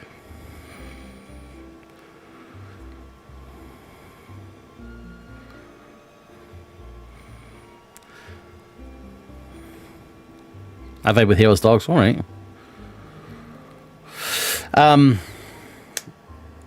What's the saying? Oh yeah, so Rorschach, I think this was, you said, yes, they are KC registered. We have full lineage for the breed and stuff like that.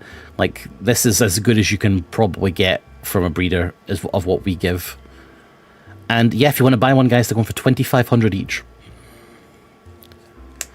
And if you want me to deliver them, if you pay for the shipping, i.e. me to deliver them, I will. This puppy could be yours. This could be your puppy. This could be your puppy. Right here.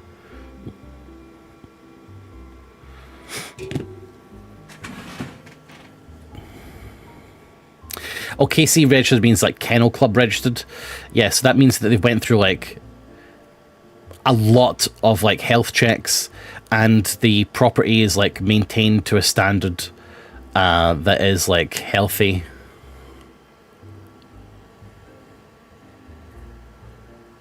Focus. Fucking thing.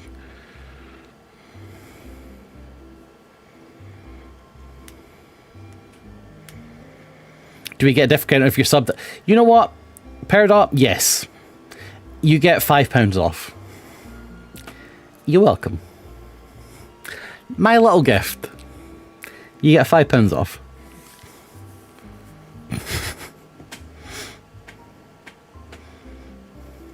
I am very generous.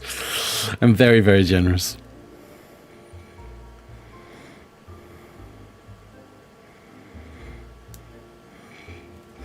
So in that case, for you guys, the price would be $2,495. And that's not a deal we give to anyone else. That's just for you. Yeah, they are very socialized. We have them around. We play with them. The mother plays with them as well. Like, they get all of that. They're very well cared for. Can we set up a payment plan? Yes, absolutely.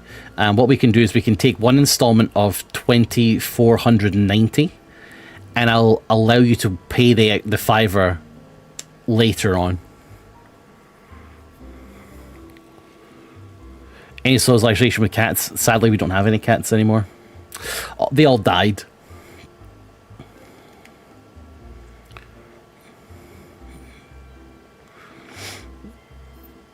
All the cats died, and Lyndon died in a shootout with the filth. Mal died in a parachuting accident. So, but to be fair, that's how they wanted to go. Yeah, that's exactly. He lived like he died by the gun. That's how he wanted to go. That's what he started the fight. Thank you. Did you get the bones? Yeah. Let's see them. Make sure it's the right ones. Yeah, that's the ones. He shot first. Naughty. Naughty.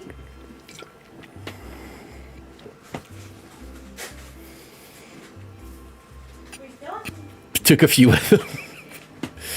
Yeah, there was a lot of fucking cannon fire a week later, I'll tell you that much. Dragon Anima, good to see you.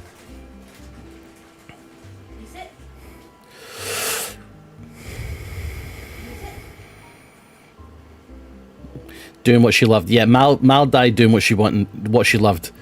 Heisting an airplane. And you know what? It's my fault for having that DB Cooper video on. But, you know, I didn't know that she would do that.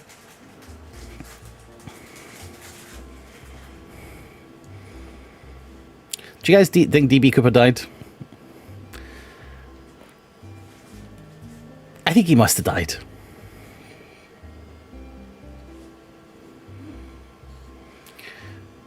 So you think he's still out there? He was Loki. Actually, that was quite good in Loki. But like the theory is because DB Cooper, there's like a lot of stuff that DB Cooper did that was just like really stupid. Like DB Cooper was kind of cool on the outside, but then when you look more into him, he's actually kind of dumb. Like the parachute that he took was like garbage. He was wearing like a suit, and it was like Baltically cold. And they found like a bag of his money, right? Like in a sandbank. Like they confirmed they found a bag of DB Cooper's stolen money in a sandbank. Like buried. So it's like, why is that there?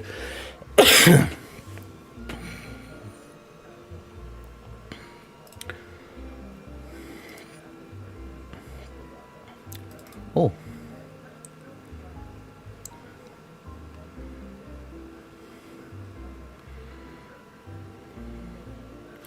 One bag found, yeah. Oh, here's a question for you guys. I was actually reading about this on...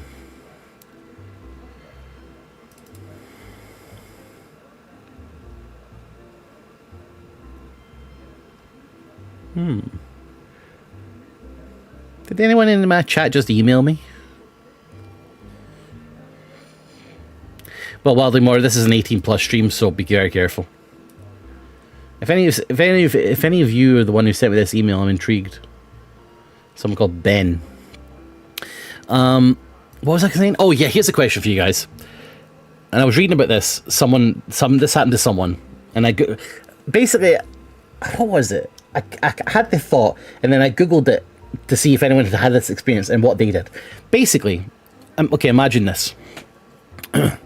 Imagine this. You walk down the street, and you walk into, you walk through like an abandoned building or something, and then in the corner of the building is a bag, and you open the bag, and it's filled with money. You count through the money, 100 grand. What do you do?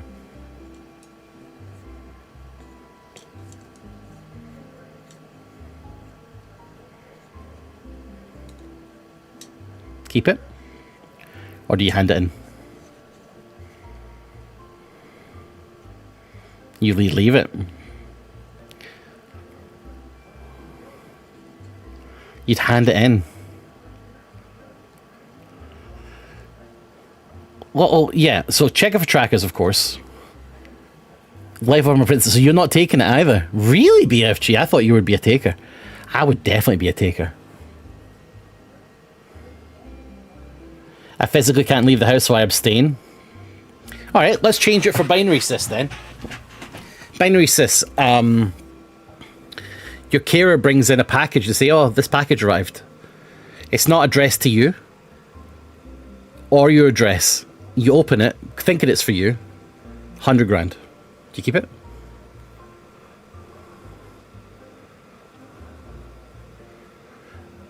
See, that's what I would do, Dover. I think that's what I would do. I think I would take it and then I'd keep it in like a cupboard for 6 months. Yeah? And then I would spend it if nobody came after me. I would hide it for a while. And then I would sell it. I mean, use it. I would not hand it in to the police.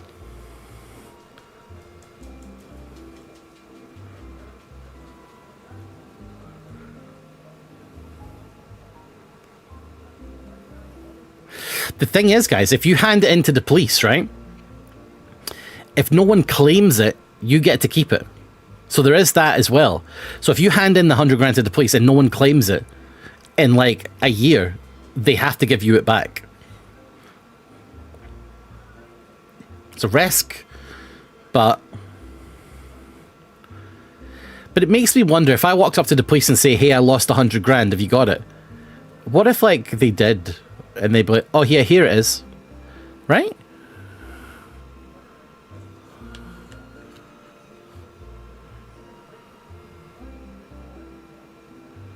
Check all the print numbers for rare ones. BFG, you know me too well. Sharp.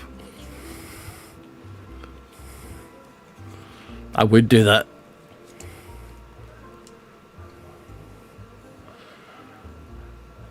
I wouldn't keep it. I would definitely keep that. I think the reason I came up with this question is because I was watching I think like Breaking Bad or something. And you know how when they do these drug deals, they have like drop points, like places where they drop the money or places where they drop the drugs, so that they can be picked up on the DL. So I was thinking, like, if I was just watching, I could possibly find one of these. Like, if I was just watching like an area and I got lucky, yeah. And I was like, well, if I found all this money, what would I keep it? I would have to keep it.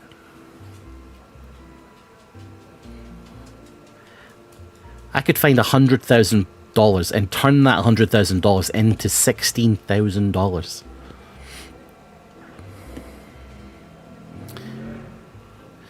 Oh, like a dead drop in Elder Scrolls. What a fucking nerd. No, not like a dead drop in Elder Scrolls. Like a dead drop in real life where they deal drugs. You fucking nerd. My god. Oh, drugs? Oh, you mean like the Pathfinder 2E drug Shiver? Yeah, I've heard of drugs.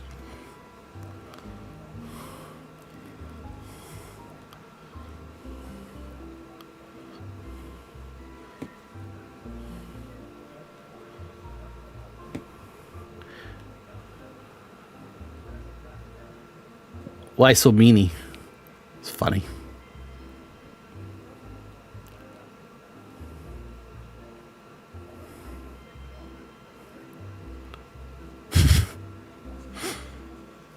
It's funny. You don't have the mean shades on. Fuck. That's true. I had to be nice.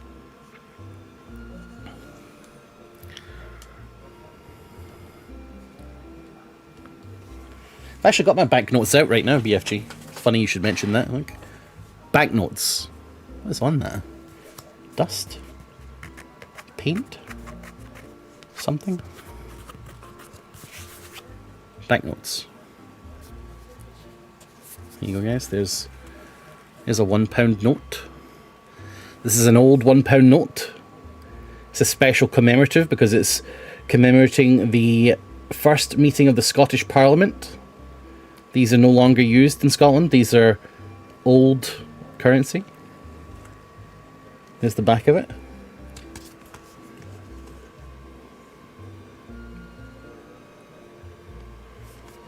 There's one commemorating Alexander Graham Bell, because Scotland invented everything in the world.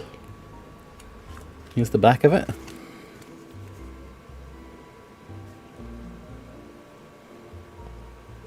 Don't print screen these. These are my NFTs. Please don't print screen.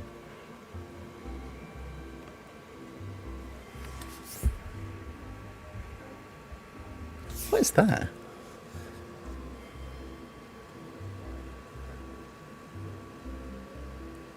On his head, it looks like he looks like he's holding a monkey or something. I don't think that's what it is, though. Anyway, next one. Yeah, there's one.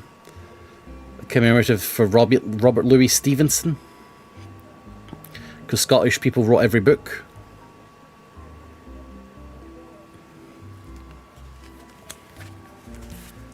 That's pretty nice back, though, eh? If it would focus, you'd think it's quite nice. There you go. Treasure Island writer, for those of you who don't know who Robert Louis Stevenson is. Who wrote Treasure Island. Those eyes. Like a doll's eyes. Then we have scumbag notes from England. With some old fucking dead broad on it.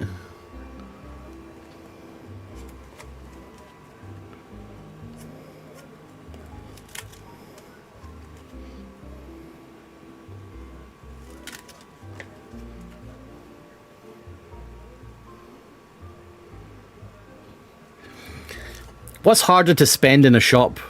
A £50 note or a Scottish bank note? There's the question. What's harder to spend? A £50 note or a Scottish bank note? Or even a £100 note? But that's Scottish. I think Scottish is harder to spend. Yeah, you're probably right. There you go, £50 note.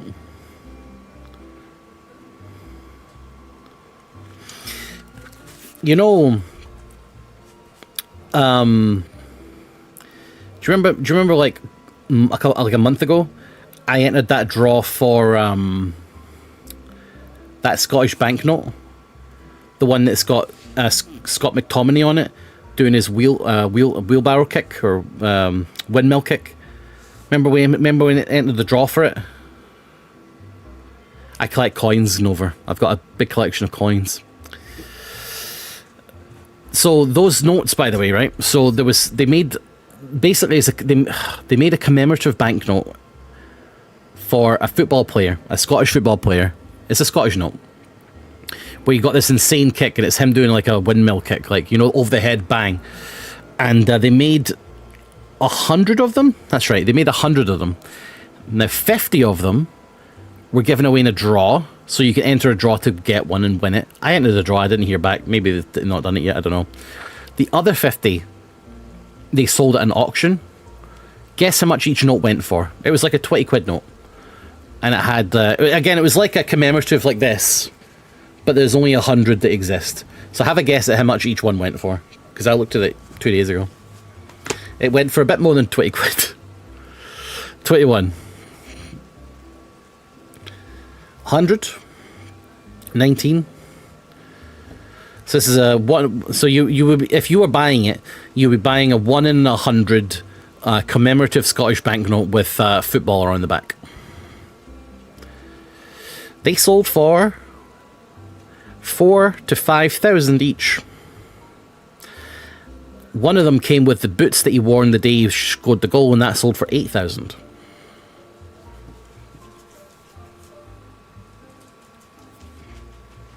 This camera. No, they are legal tender. Excuse me, I think you'll find that's legal tender.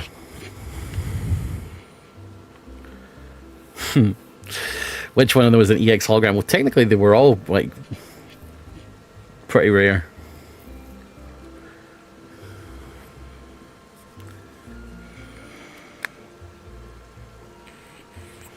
Rorschach got it, though. Yeah, 45k each, which is wild. I mean, I wanted one, but not paying $5,000 for one. Do you want to know something? There was an auction yesterday that I didn't buy, and you guys should be proud of me, right? Let me show you it. Let me show you Let me show you. Here's what we could have won, literally.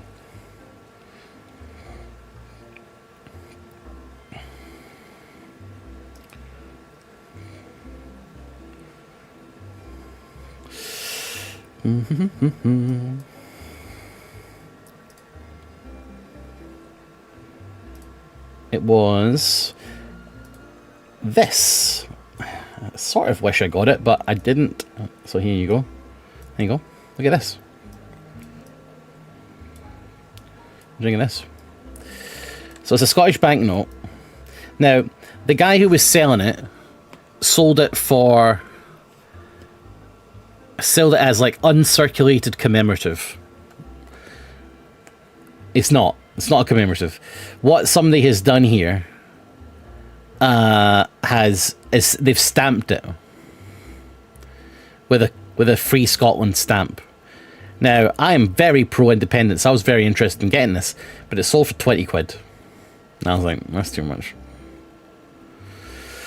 So, I didn't buy it. So I was proud of myself. Restraint. I bid on it when it was down at a £5. And I was like, I'll buy that for a £5. I'd even buy it for a £10. But I'm not buying it for more than that. Because it's just someone's put a stamp on it. It is cool, though. Because it's one of the old notes. And it's clearly somebody who's purporting Scottish independence. And they've got a stamp. There actually used to be... I did a bit of research on it. How much is this by the stamp? I looked into that. I looked into that to see if they had a Facebook page. There's nothing I could find. But back in like the 1800s or something like that, maybe a bit late, maybe early, like late 1800s, there was a thing that was going around where people were stamping notes that said "House Rule for Scotland" on it, and they're very rare now, but they do exist. You can find them, but they're expensive, obviously. But they would stamp notes that say "Home Rule for Scotland" on it, and that was because they were protesting the fact that Scotland didn't govern itself. They wanted Scotland to be governed in Scotland. Well, that would be... For BFG, I wouldn't take that risk for 20 quid.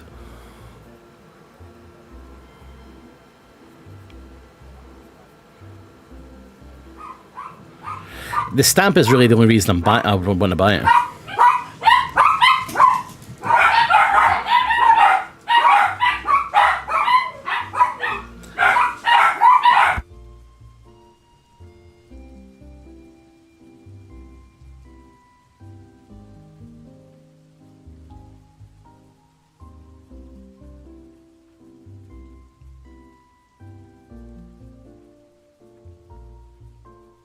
Mother's not going to be home till Friday.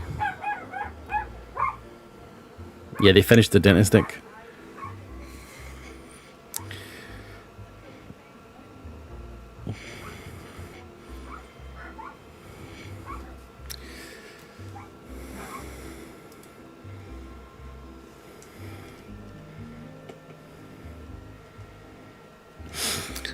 Let me show you something else. I'm not sure I should show you this, but I'm going to show you it anyway. So I'm on a coin collecting Discord, right? Because I'm a nerd. And one of the guys on there named Paul, who's he collects error stuff. His name's like Mr. Gibbles on YouTube if you're interested in coin stuff. So he collects error coins and error notes. So like when something weird has happened to it during the minting process. That's quite an interesting collection, unique. And he found these auctions of people selling misprinted notes, right? Have a look at this. It's in response to what BFG said about being printed, right? Have a look at this.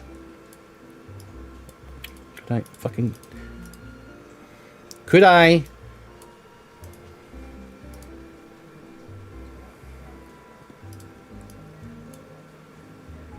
Thank you.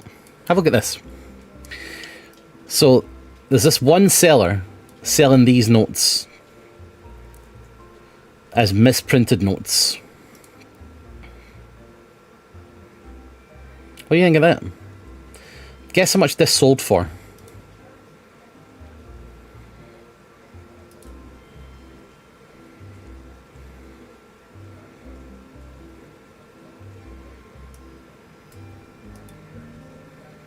£20.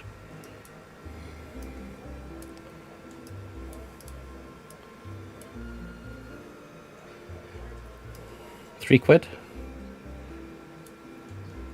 400. This sold for £300.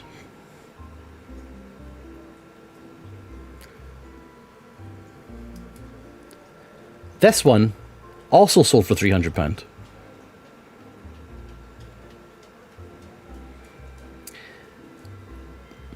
But they're all being sold by the same person.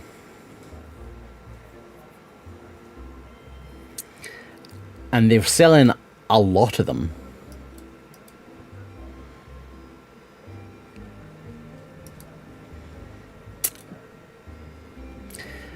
And Paul, Mr. Gibbles, who is an expert in error coins and error notes and errors, is pretty sure that what they've done is put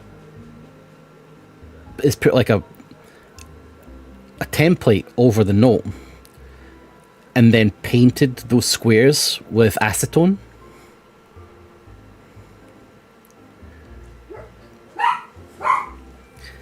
But they're selling for 300 quid each. Interesting, isn't it?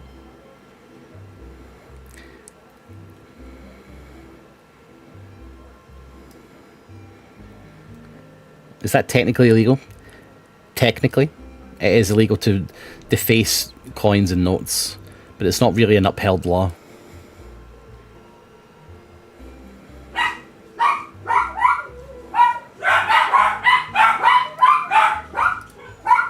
Right, hold on.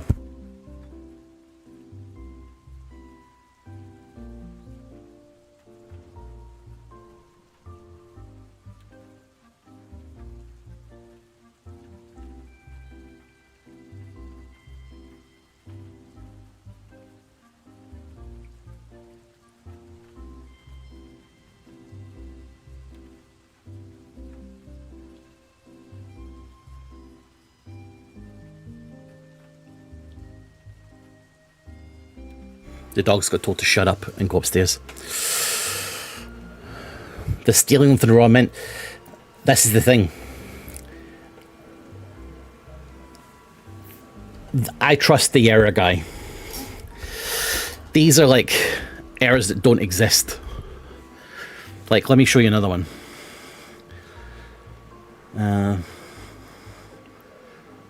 Like, these are like fake errors. Like, look at this one.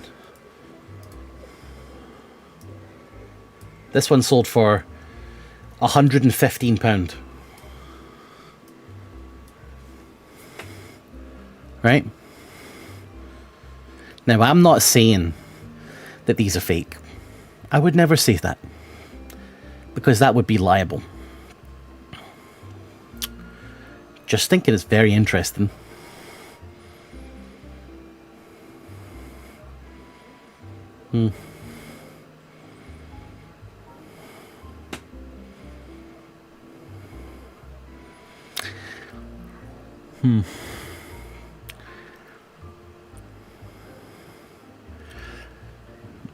This wouldn't pass for public use.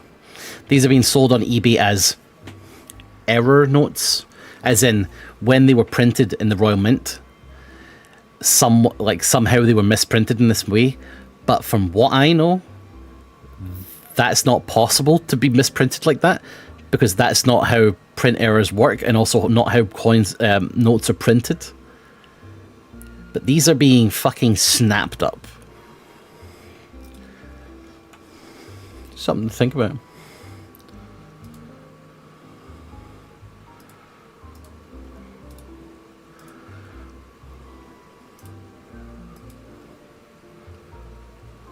Have a look at that. How and why do misprints worth anything to begin with? Well, I can explain that. Misprints are worth stuff. Authentic misprints and errors are worth money, because it's very rare. So let's say Tom Badillo, you are a collector of Lord of the Rings books, right? Because you like Tom Bombadil. So let's say you collect Lord of the Rings books. If out of 10,000 editions of a Lord of the Rings book printed, one of the books has been printed in reverse by the manufacturer, that is a one of a kind. Very unique. So because of the scarcity, it drives up the value. So when it comes to British coins, let's say a new £2 coin is minted, that has a mintage of about 1 million, right? Of the 1 million coins that are printed, let's say 10,000 somehow slip through and have errors on them. Like there's too much cud, which is like the silver ink, or they have a rotation error where the coin isn't aligned correctly, or they have what's called a plancha error, which is where like bits are missing from the coin. These are all authentic coin errors. If that can happen, those are very rare, because that should never happen. So if that does happen, that's rare. And if it's rare, it's worth money. So yeah. I haven't sent in my 10 pence yet. I have a letter here that I wrote to the Mint. Here's my letter. What does it say? I'll read. I haven't got an envelope, that's why I've not sent it yet. It says, Dear Royal Mint Museum, I hope you're well. I'm writing today to ask you to take a look at a coin which I believe may be an error coin. I found the 10 pence while hunting for cool coins, and it struck me as odd. On the reverse, the face of the lion seems to be missing. At first I thought it must be from circulation wear, but after analysing it, it seems that no other such wear is present, just the face. Could you confirm that this is indeed an error coin, and if so, how it occurred during the minting process? Thank you. Regards, Liam J. Mackay. This is from me. Which is something that they do. The Royal Mint will authenticate error coins, if you're interested. Not many people are, so that's why they do it. But yeah, so I got because we do coin hunts sometimes here, and I found this 10 pence here, which I have, which it won't focus on because it hates me, but the face of the lion is missing. There, you can kind of see it. So that should have a lion's face on it, but it's just missing entirely.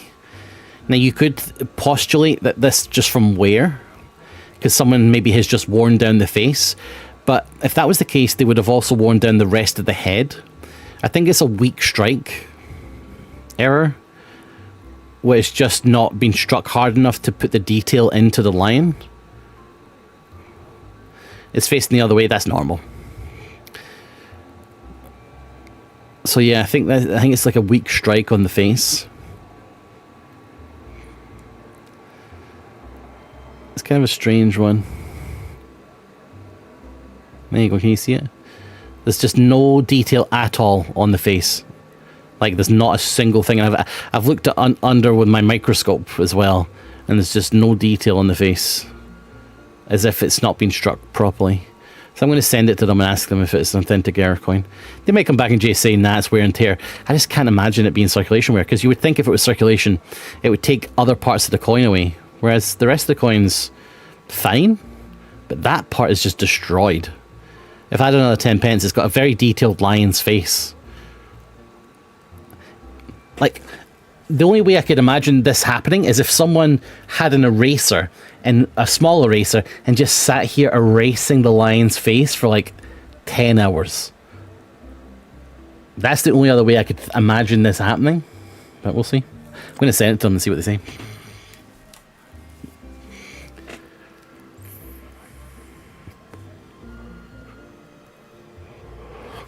Shall we deliver some mail?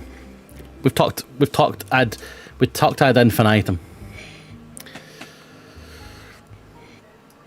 Without the face, that's about 9 pence of value. Well, what's funny is, right? Let's say that this is an error coin. If they come back and say that is an error coin, I'll send it to get graded with the letter, and that'll be worth 30 quid. Probably about that. Not a crazy amount, but that's about 30 quid if that's a real error coin. General error coins, unless they're insane errors, are worth like 30 quid. Anyway, let's begin. We've talked for a long time, but I've enjoyed it, and I hope you have too. Let's deliver some mail.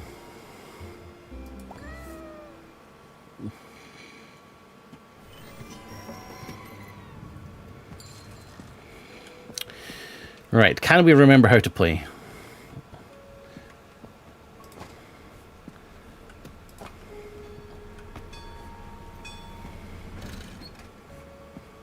It's been a good chat. I love just chatting with you guys. It's my favorite thing. Right, these boxes are... I had a little system. So these are all... What are these? These are all... double trees. Yeah, so this is going to go in here somewhere.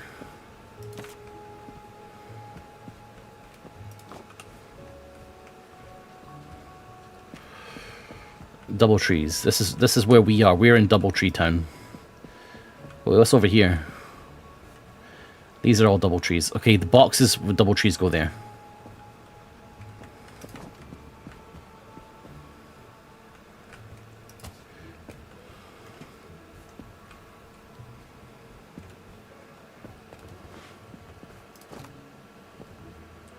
Who's this for? Double trees.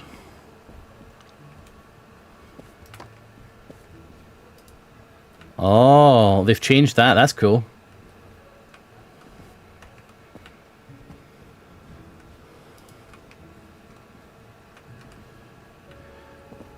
These are that. No.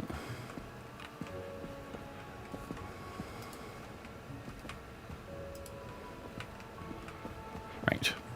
Let's offload this bolt.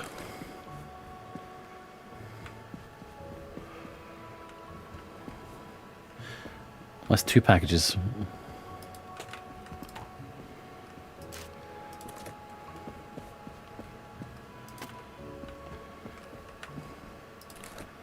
Where's this one going? Double trees is us, right?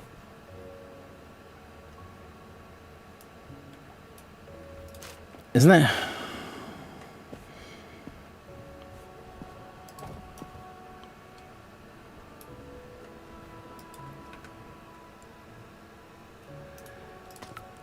Fuck, that's not right, is it?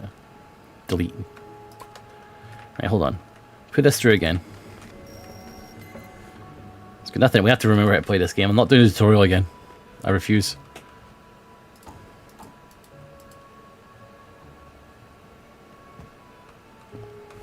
Go on there.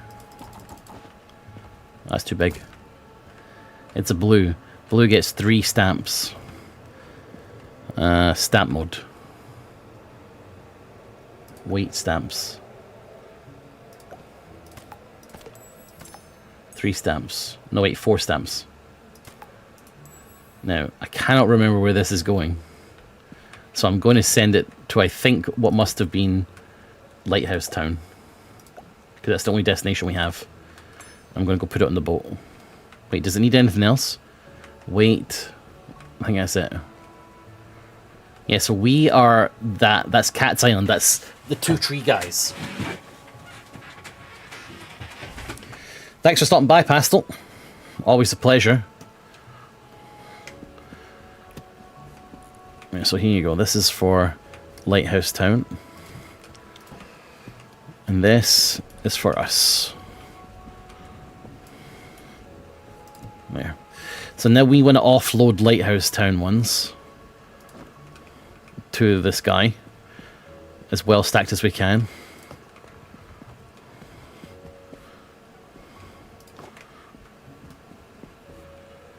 Just start making chicken curry. How about you give the chickens a fucking break? And have some paneer. BFG, next shop, I want to see paneer on your shopping list, mate.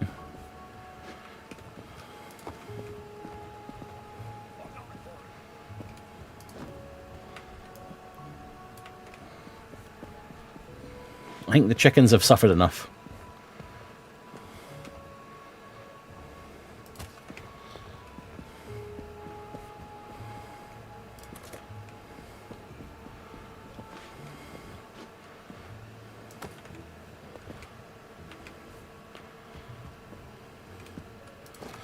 God, I wouldn't mind a paneer curry. I like to cook birds, keeps the wee green ones in line.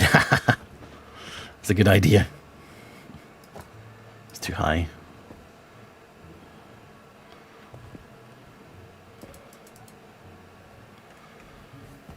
Fuck. Wait, all those packages are going to Lighthouse Town. Pseudopop, late much?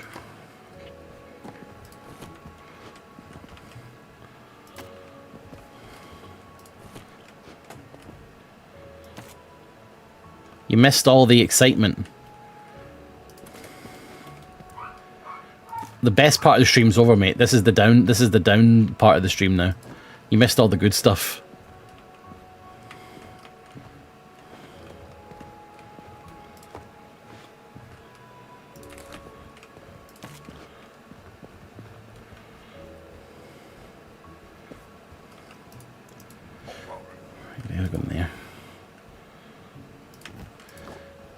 This captain needs to take more packages, man, because it is not enough.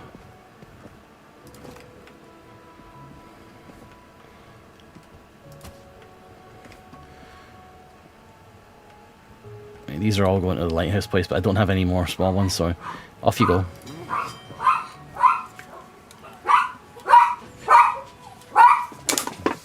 Be gone!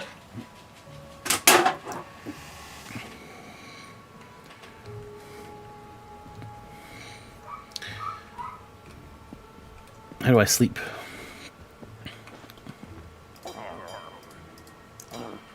What, how did I tell him to go? I thought I rang the bell. Is it this bell? I think you forgot packages on the deck, Skywag. What? What packages? I didn't. What? What's he talking about? Don't. Fuck. An achievement for dying.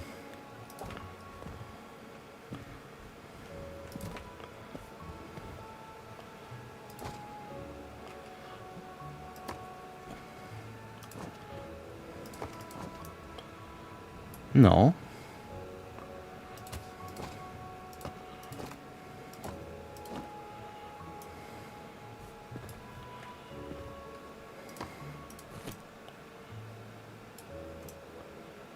They're all going to Lighthouse Place.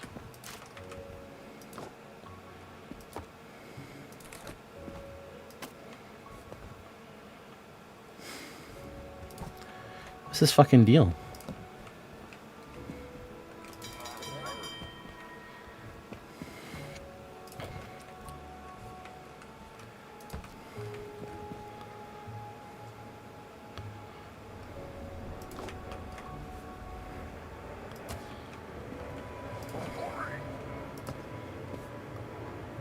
Oh, so I had to take them off first.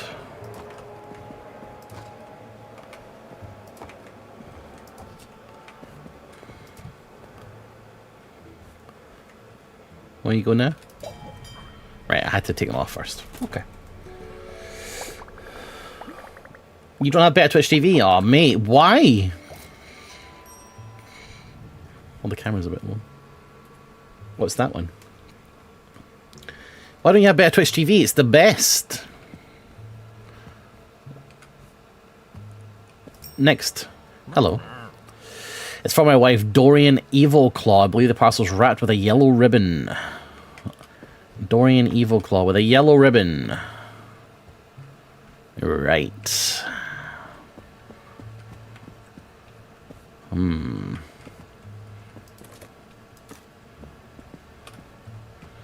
Don't see any there. Yellow. Ah, Dorian. There we are. Here you go, mate. You're welcome. I'd like to send that to Port Windy. Okay. It's got a breakable in it. Constraint breakable. Port Windy. How heavy is it?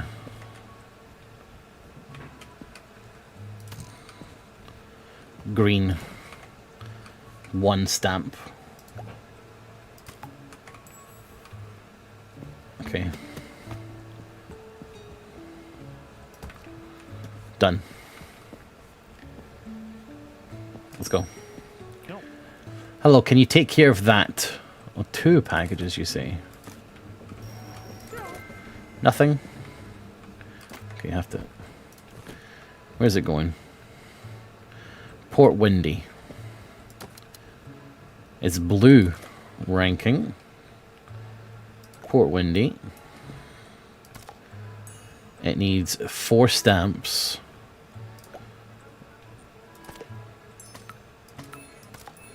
There we are.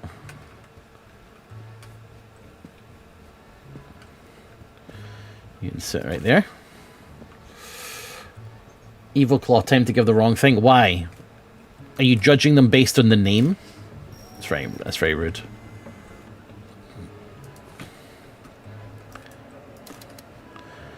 Blue again. Okay, stamp.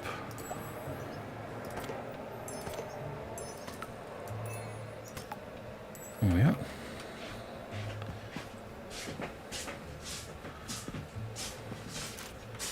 Kerry? What are you making for dinner?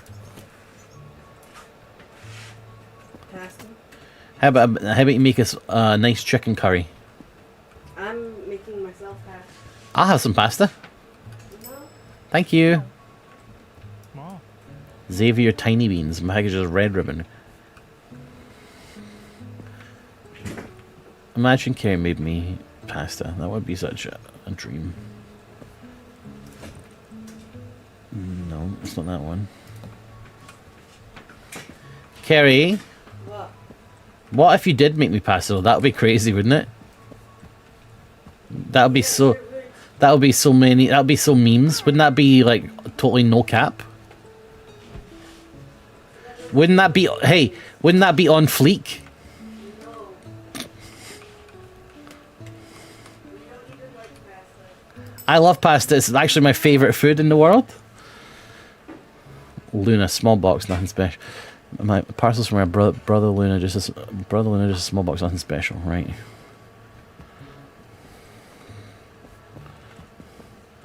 Luna. Who's this? Jax.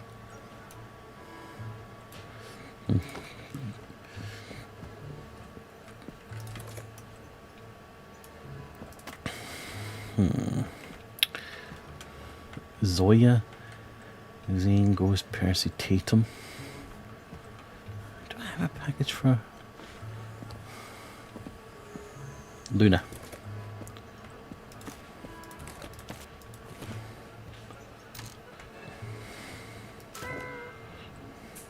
Thanks, you're welcome.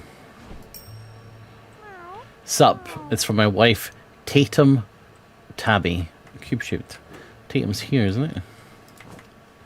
There you go. Next.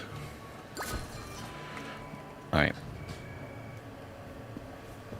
Here we go.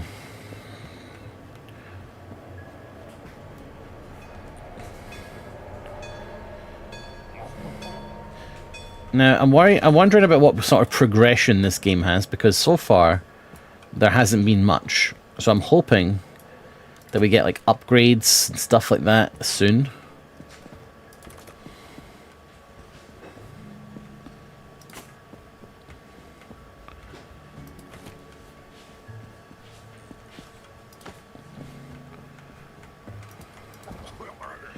Especially that boat, there's not much space on it. Going to Port Windy, so what do you have? Well, I'm glad you asked. Got this one for Port Windy. It's got a duck on it.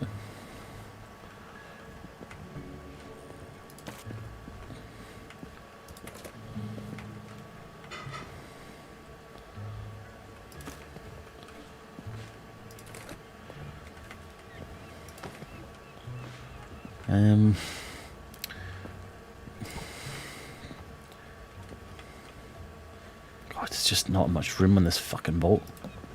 This guy's a troll. Yeah, I fell in the water and I died. But I got an achievement, which is nice.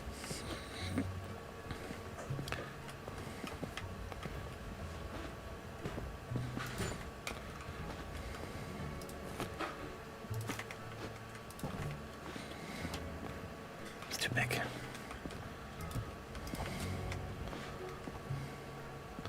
Too big. I actually think these are too small. Oh, that's nice. Oh my god, look at that. Can these guys go in there?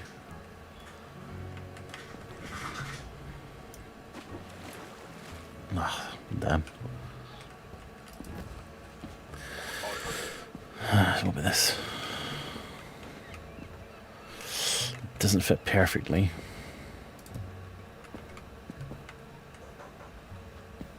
With this guy.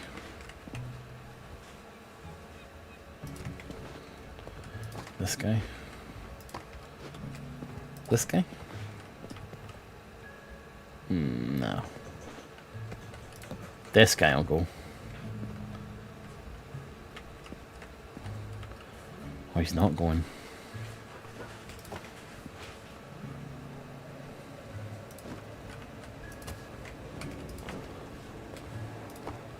Lovely.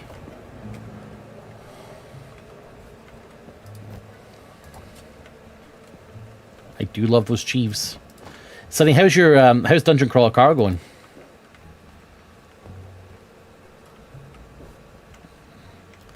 These are such big packages. That's what she said. Alright, off you go, I guess.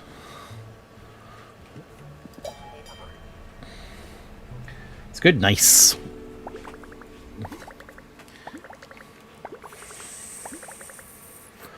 Damaged parcels. What the heck? Night. What do I have a night shift as well? Hello. It's from my wife, Udo Jelly Beans. Small box. I think that one's down here, isn't it? Yep. There you go, mate. You're welcome. Middle of the second book. Oh, nice. Get me on it. It feels like my reading love has been reawakened. Nice, man. I'm so glad to hear that. I'm really happy you're enjoying them.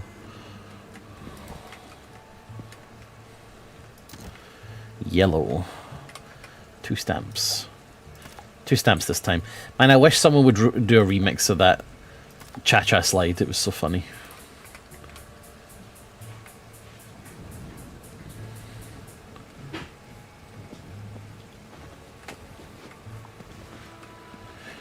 I think I found a very quick book to read. Oh yeah, watch The Ritual. I recommended it. Very cool monster design. Nice. Yeah, The Ritual is a great movie. I really like that movie. I rewatched it recently, actually. Cinnamon Claws. Cube shaped. Okay. Yeah, it's a really good movie. I would also I'll give you another recommendation. Do you want another one? It's The Relic. How about you watch that one next?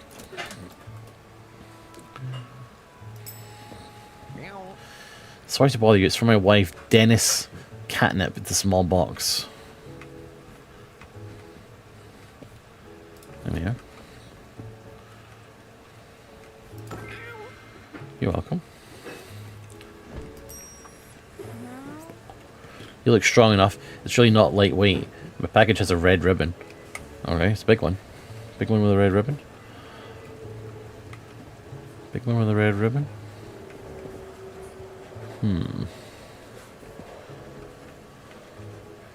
This one?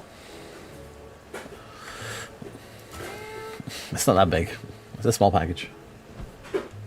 Oh, sorry, thank you. Yours?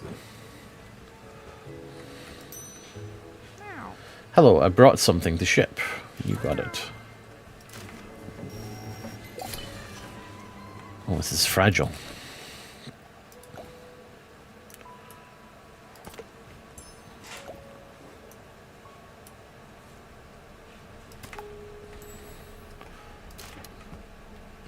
Two stamps this time.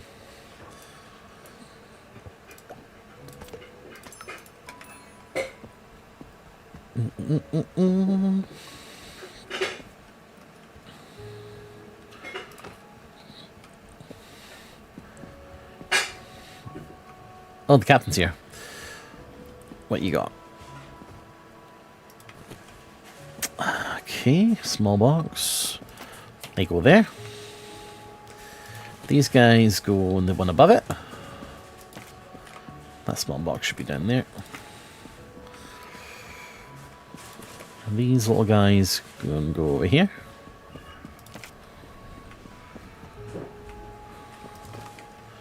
Boxes go in the box cubby.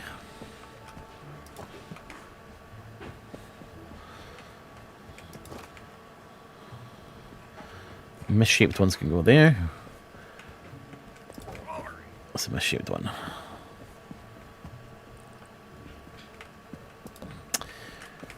Port Windy, I got some box for you, mate. How about you take this fucker? It's been here for a while. Big one. Can only fit that one, I think. Just to double check. Oh no, I can fit more, okay. Ah, see that little one's too big. Oh no, there we go. I think that's all we're going to get away with. Right, off you pop. Yeah, I love Dungeon Crawl Car. I'm hyped for when you get caught up. It's going to be good. Invalid parcel sent. What? Did I mess up? I guess I did. It's really fun, and you're just hitting the tip of the iceberg. Mid-sized package with a cord all around. Dark Claw. Dark Claw, Dark Claw.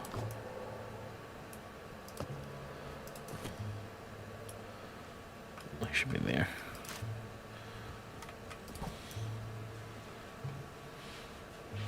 Oh shit, that one's still go out.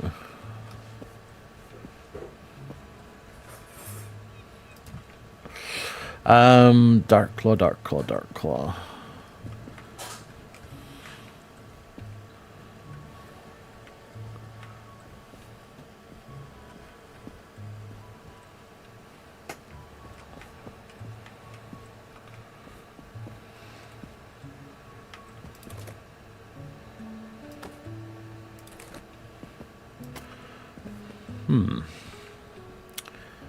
Okay.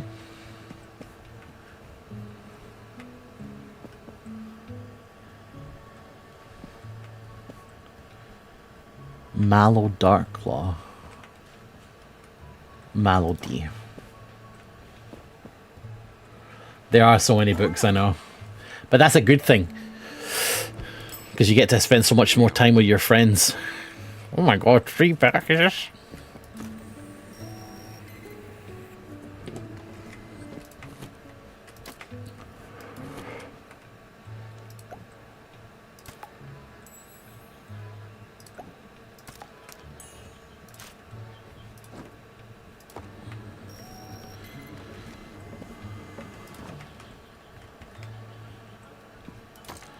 Who's your favorite, and why is it Princess Donut?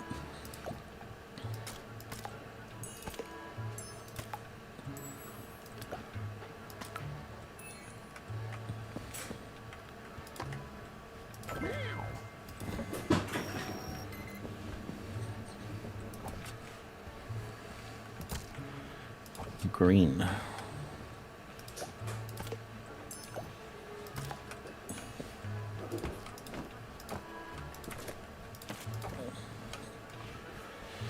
My favorite is Prepotenti.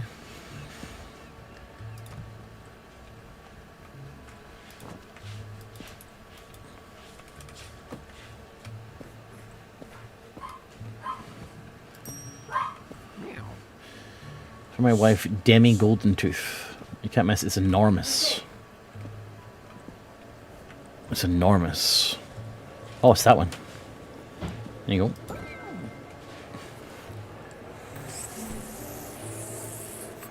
Have you met Prepotenti yet? Okay.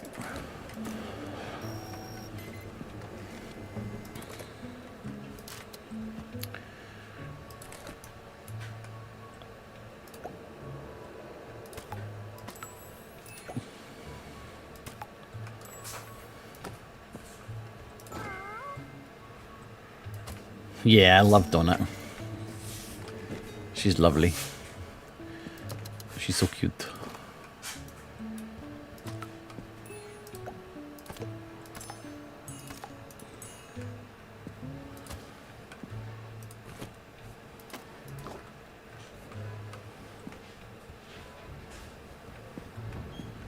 She's usually in and out quick enough that the Sam parts are a nice reprieve from the story. Who's Sam? My name is Puja Claus. It's a box with handles, easy to carry. Puja, wasn't that through here?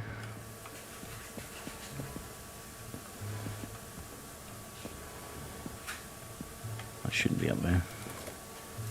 A box with handles. I don't know a Sam. It's that one. No, it's that one.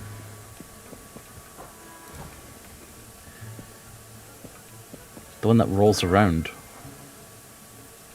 Sam. Ute Ugly Scar. It's fragile.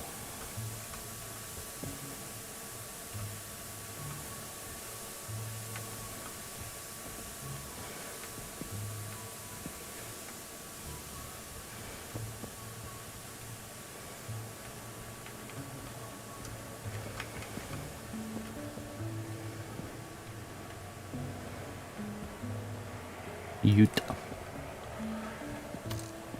I can't remember the character you're referring to.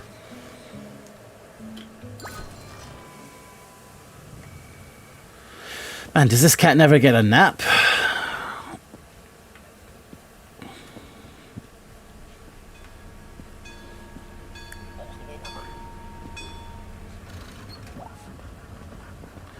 The captain has just returned parcels you gave him. This happens when you give parcels you didn't ask for. Shit. Oh, it must be in this one. Oh, no, it doesn't have to be.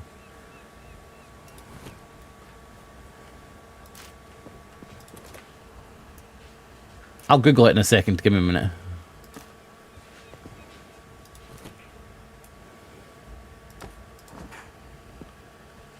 Oh, right, of course. Yeah, okay, I'm used to just hearing Samantha.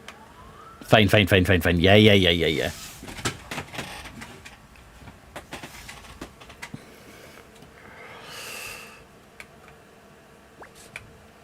Port Wendy.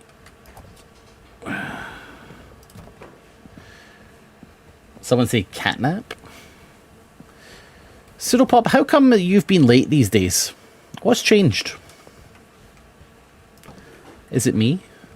Is it something I said?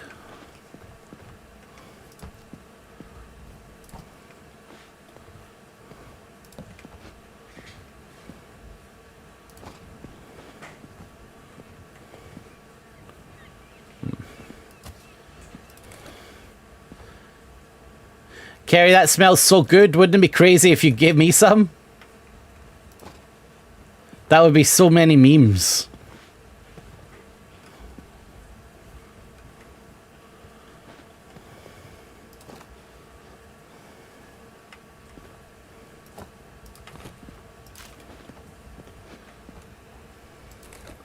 Work schedule. Did I ever ask what you do? I love knowing what people work as.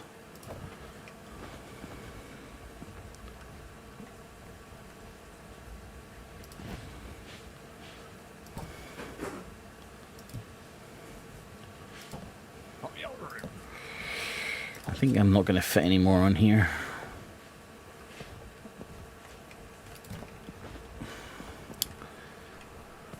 Am I? I don't think so. Several times. I do like that question. I don't know.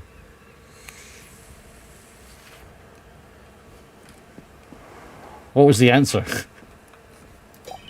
I also forget immediately.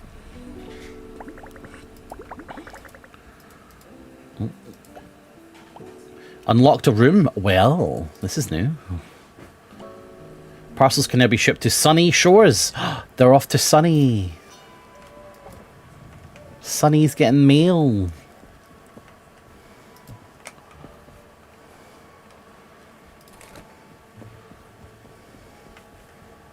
This goes over here.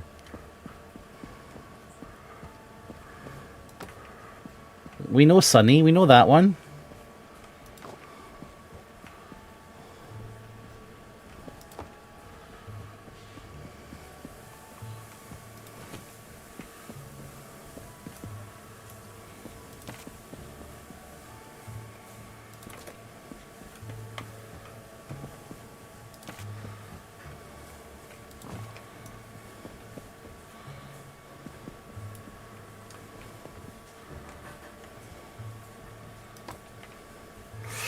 Right. Oh, hello. Oh, yes. Right. Place inspect.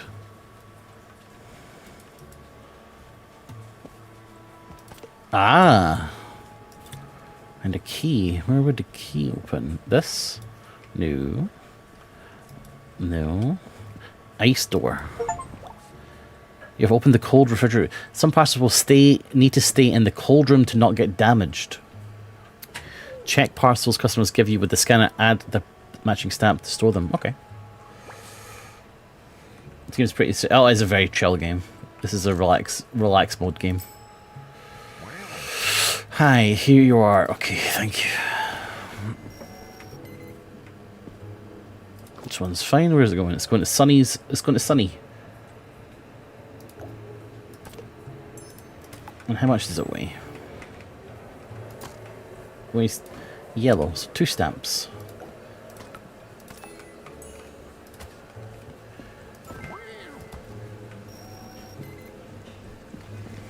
Oh, it's a frosty one. So I gotta put a frost ticket on it.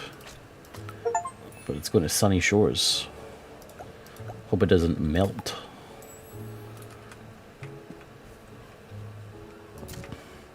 Rorschach, what do you want to get a job as? Are you like trained in anything, or are you just looking for like a regular Joe job?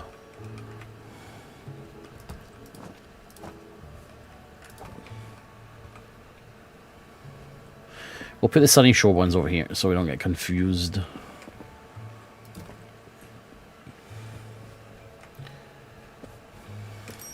Hi. Ragnar Waggytail. It's just a layer. Okay. Ragnar. There you are. Off you pop.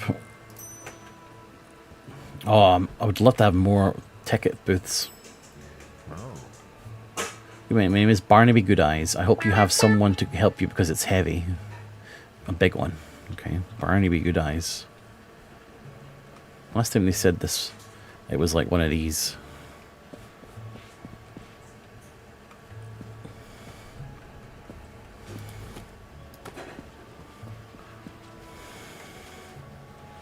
Dorian, Julia, Cindy, Vivian, Asher, Julia,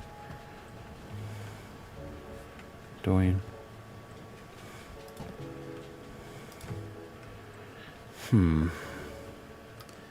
Barnaby Good Eyes.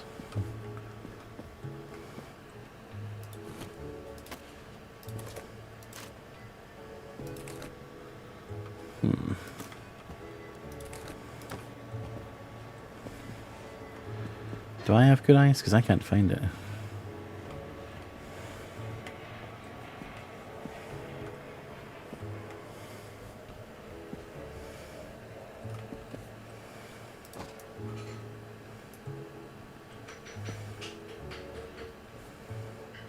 It's that one. No.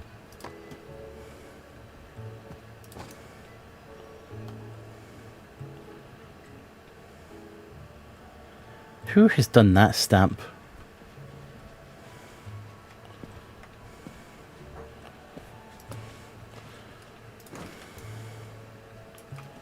No, Barnaby. Oh, not Barnaby Good Eyes.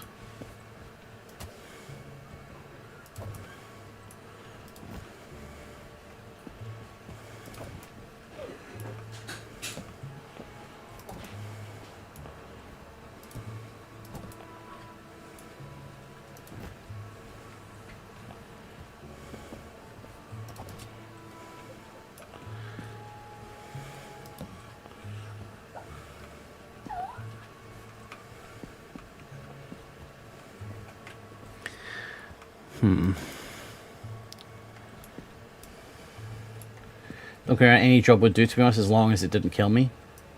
But I also have heart issues. Well,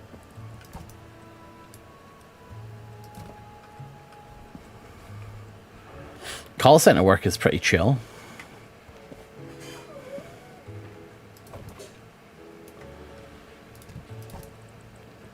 As a person who has been in a call center environment, there's a lot of people with health problems who do call center work because it's sitting and just managing calls.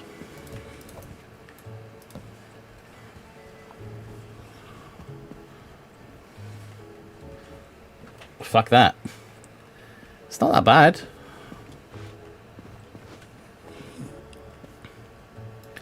Oh, who's this? Do I have like a place to put that?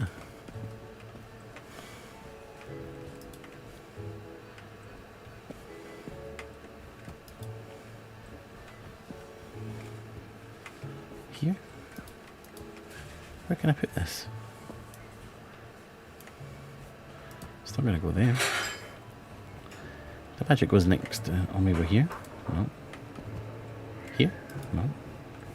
Did that 30 years ago. I think it's not gotten better. And it's pretty much the same, I'd imagine.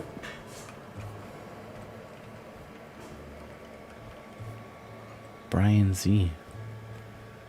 Where could this sticker go?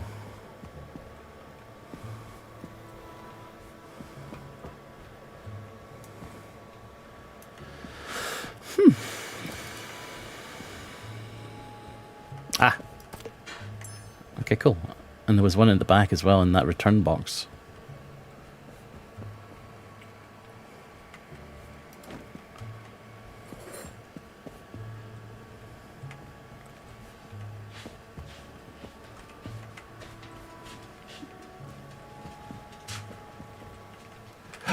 Oh my god, an angel. An angel has arrived with pasta. Oh my god. Heaven is a place on earth. Mmm. It's so good, Carrie. Cook every meal for me, Queen.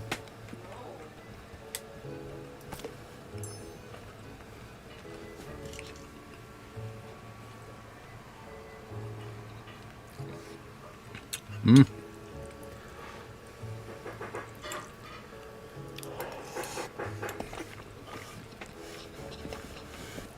Where's this fucker's package?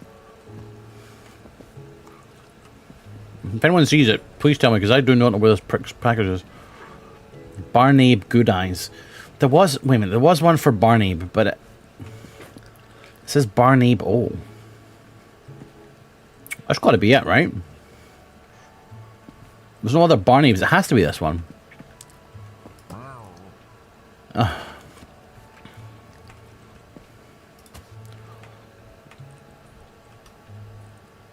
Right. Wait. That needs to not be up there, by the way. It's going to confuse me eventually. Put it up there.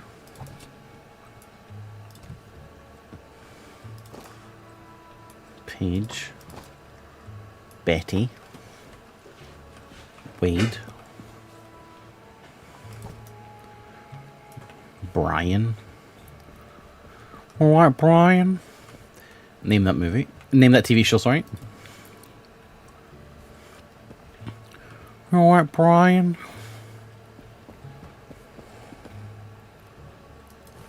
Silas. Freya. There's no package for this guy. Kenji. Asher. Asher again. Xylus. Elian. Tenzin. Uma. Cade. Tenzin. Jack. Cindy. Am I daft?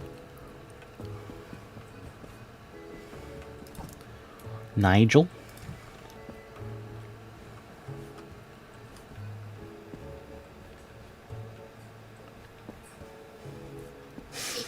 It's not Life of Brian.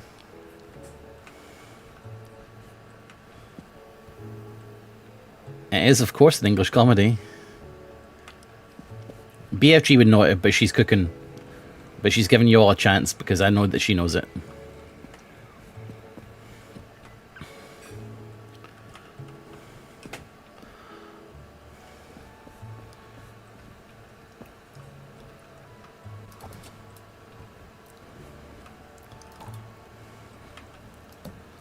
Oh, we need this pasta.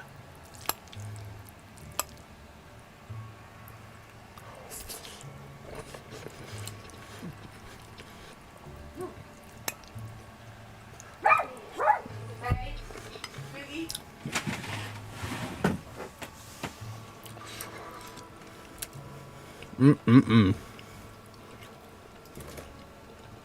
It's so good, Carrie.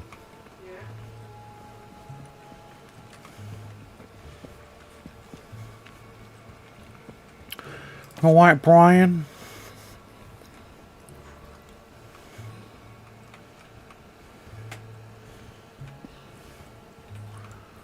Mate, there's no fucking package here.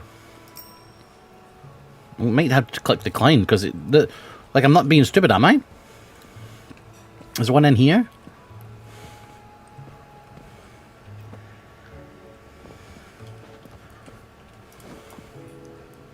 Mallow. Cookie. Luna.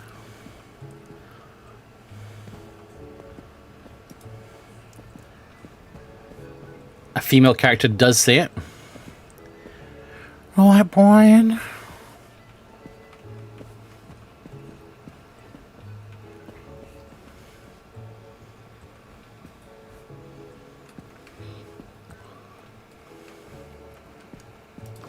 Oh my god, it's that one.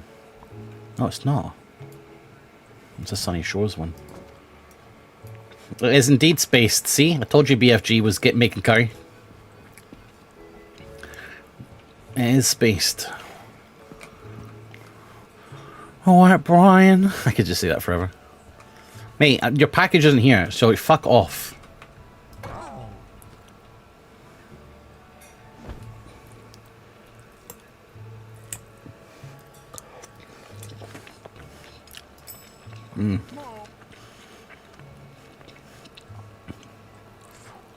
Page.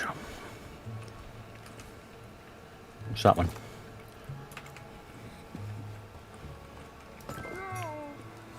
It doesn't sound al dente. No, it's not. I don't like it al dente. I'm a man of the people.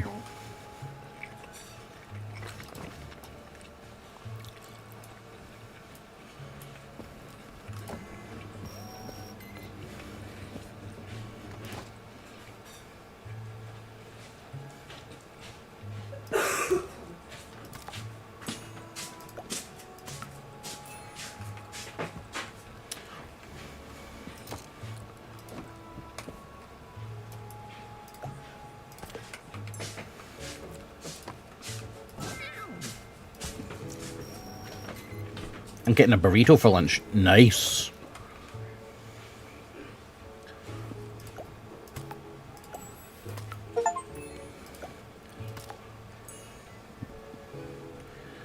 Incredible.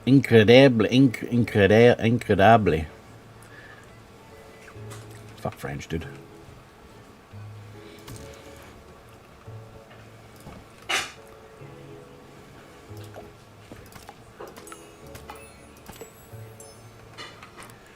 one's going to the chiller. Didn't I have another one for the chiller that I just put over here like an idiot?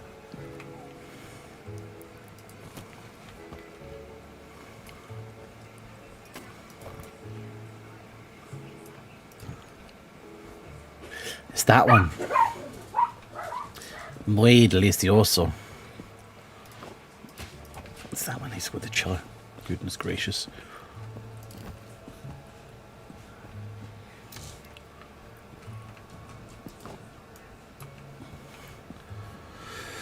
Been a while since I watched Spaced. Yeah, it's good. It's a shame that Simon Pegg betrayed his country and moved to America so he could star in movies with Tom Cruise. Uma Paul. It's just a letter. Okay. There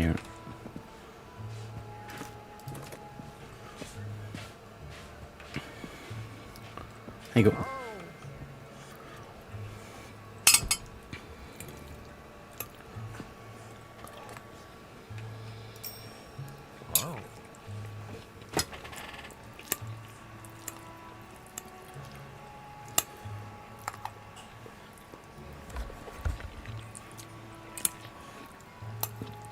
It's getting cold, so I'm going to eat it.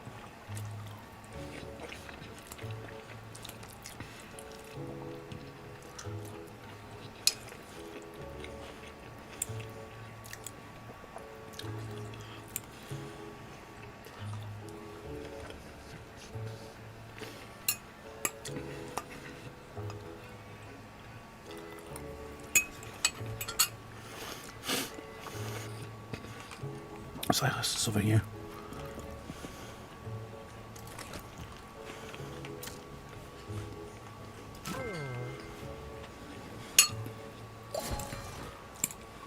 Yeah, upgrades would be nice. But we did get a new location, so we are progressing.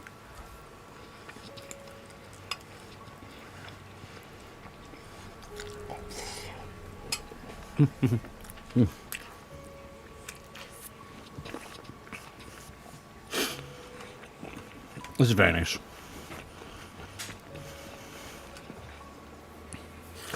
It's in like a red sauce with like pancetta.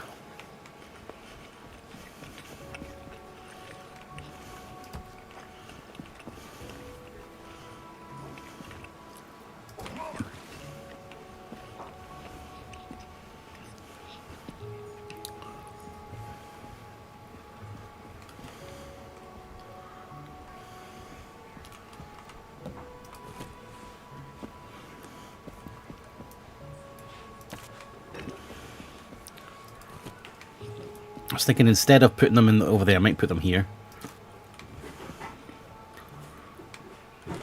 The letters, they fit quite nicely here.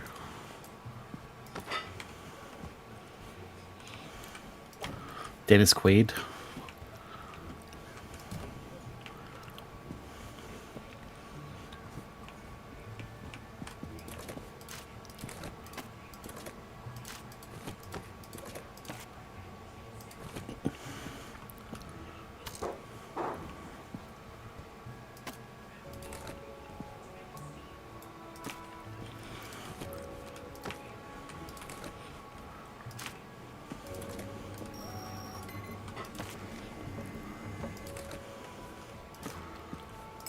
Oh wait, where's he going? Port Windy, okay. Port Windy. Well, let's get these out of the way. They've been here for a while.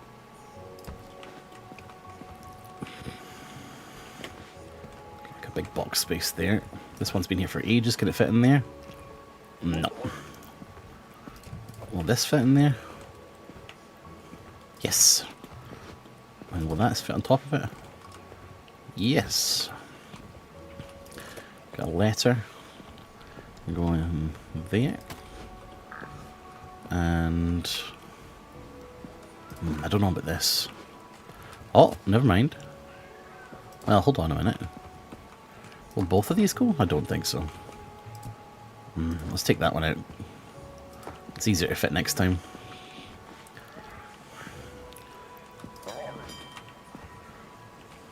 Ah.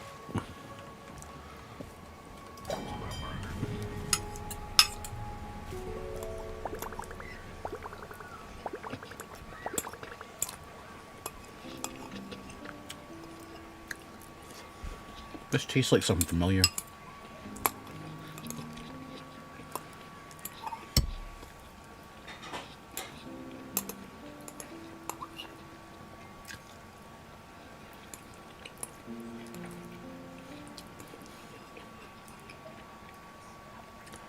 Tastes like pasta.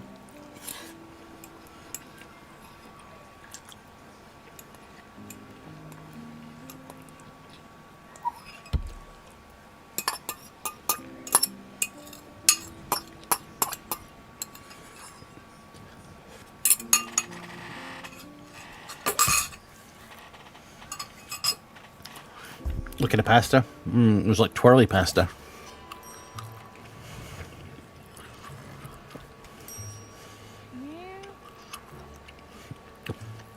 Dark Claw.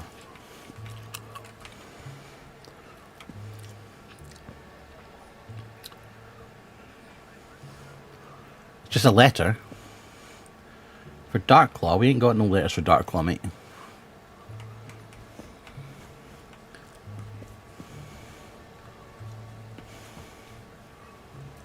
You fucking trolling me.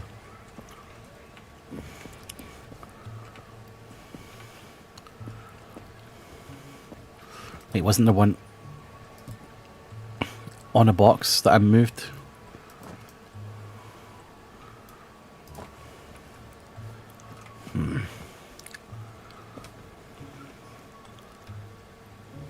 What's your mother's first name?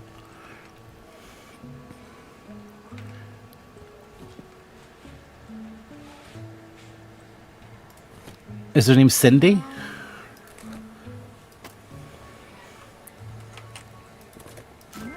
There we go. I had to guess, I guess.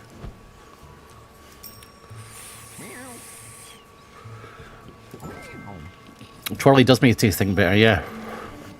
That's true, because there's more real estate to put for the sauce to cling to the pasta.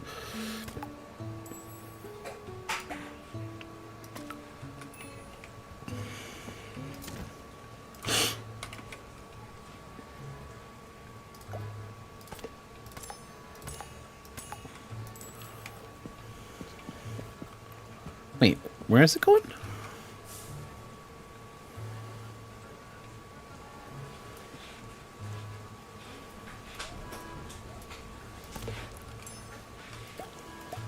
Sunny shows, I put the wrong one on it.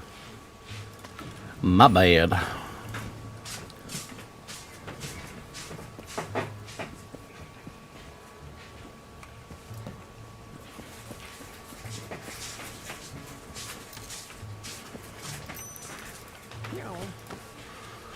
Julia Emerald Eyes. It's a box with handles, easy to carry. Julia. There we are. Peace out. Catch you later, Wildling. Thanks for stopping by, mate. Spread the word, everybody. Tell your friends.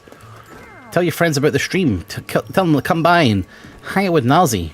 Tell them, force them. Make them do it. And if they don't say, well, I won't be your friend anymore, and then if they say fine, then that's fine. You only need me as a friend, so fuck them. Honestly, they're bad at decision making, and you probably don't even want them as a friend. And honestly, they've been talking about you behind your back, and I didn't want to say anything, but now that this has come to light, I figured I should tell you. So yeah, thanks for stopping by. Nigel Longtail, I know where it is. It's there.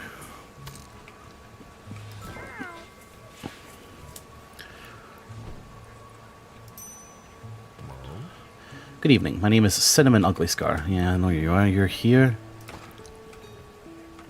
Cinnamon Ugly Scar. This is Cinnamon N. Ugly Scar. There we go.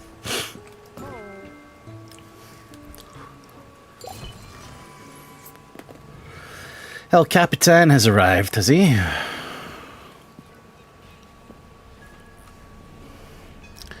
What you got then, Fuzzball?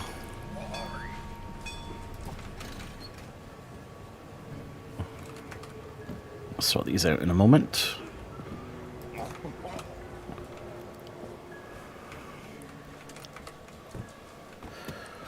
I don't like to see that decadent boomer ship. I'm head to the Sunny Shores and Port Windy. Okay, well, we're out of Port Windies if we get rid of these. Lovely. Sunny shores. That's not going to fit. However, may fit there. Ah, it's too big.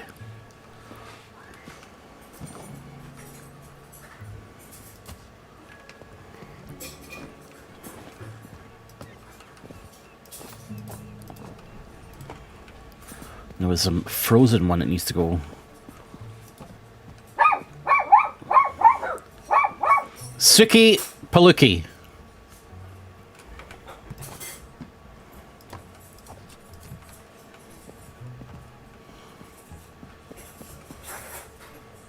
Let's go to Port Talbot.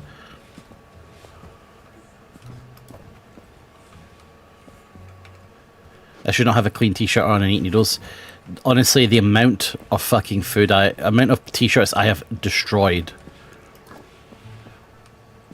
because I haven't had a napkin. That's why BFG sent me them, and honestly, it was like one of the best gifts I've ever received.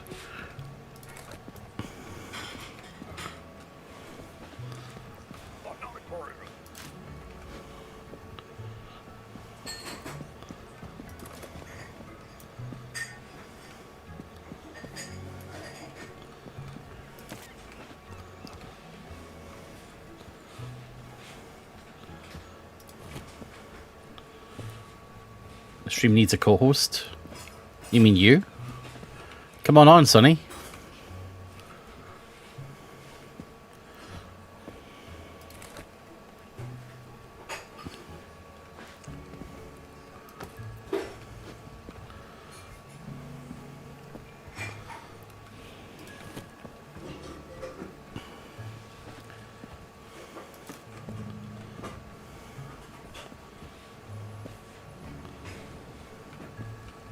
No one's we hear your hillbilly voice.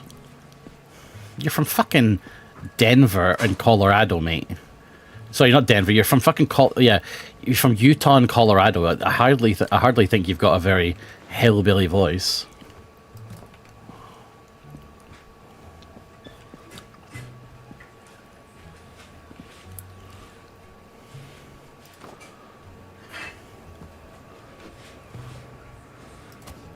It's too much. However, if I could do that and put that there. Oh! Right, send that off. That's loads. Head in the bathroom, back in a second. My compliments to the chef.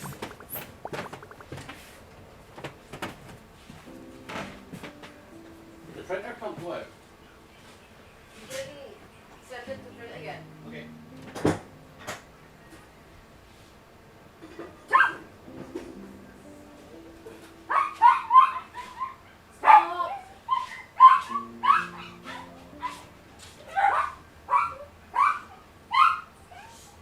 Stop it! Don't be there. Hey! Go back in there. Hey! Hey! Hey! Don't be. Come here. Don't be there. No, hey! Hey! It's hey! Go! To bed.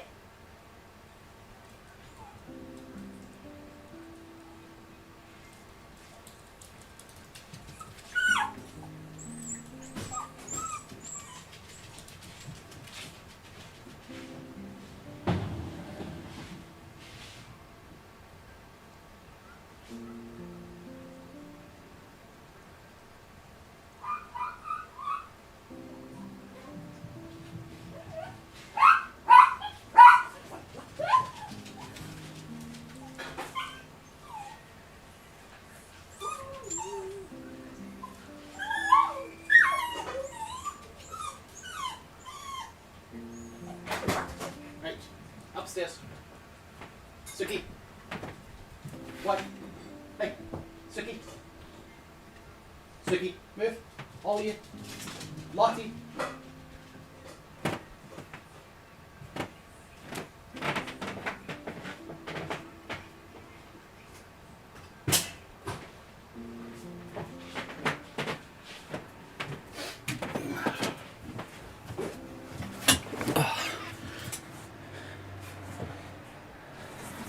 What's he doing to them? I put them all upstairs.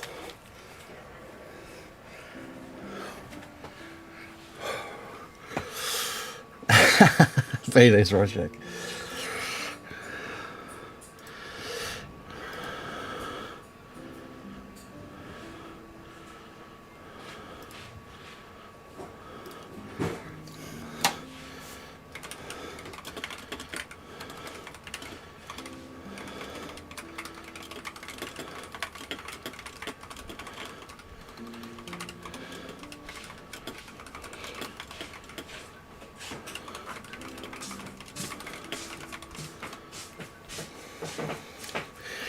Did I respond to the names? They do, yeah.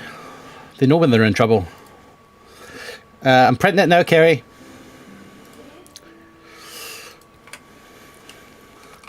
Make sure you only print the edges.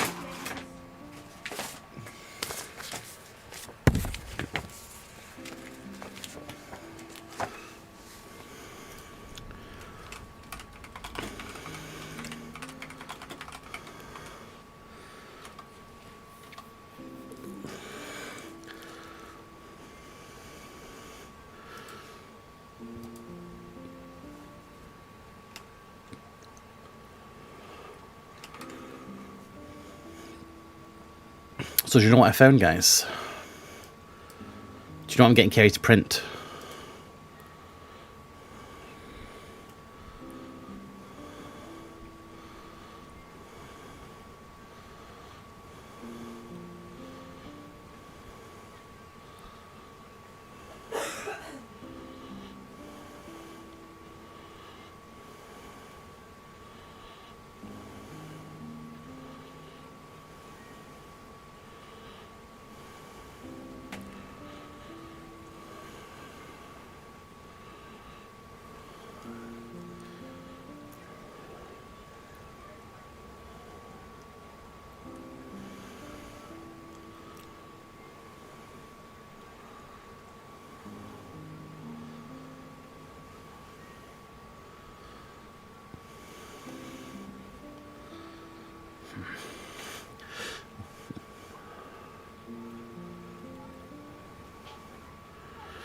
It only printed partially, so I'm trying to find where it stopped printing and print from there.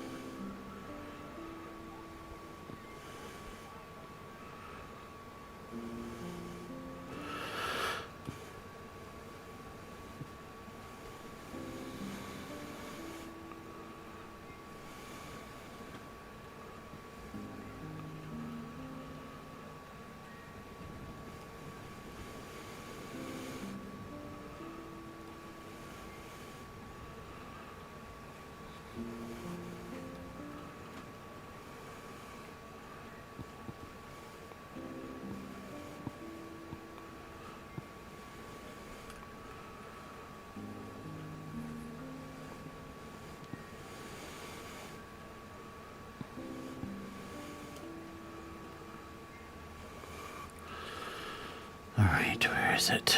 I'm trying to find this fucking page. Sorry guys for the delay. Find. No.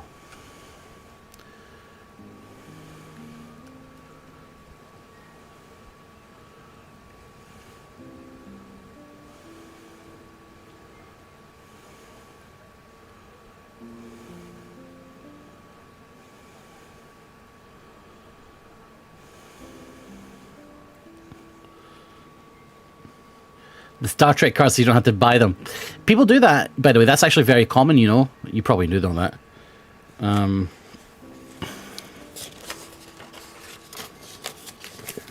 probably do know that. They're called proxies.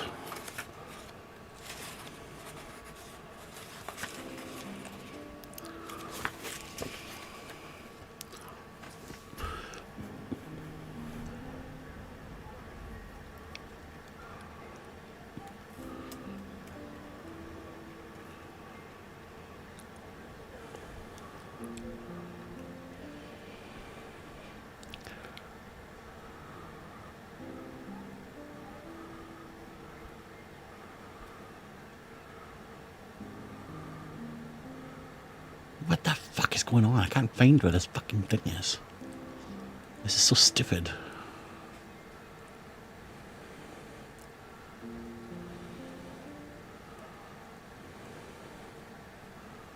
Right, fuck this.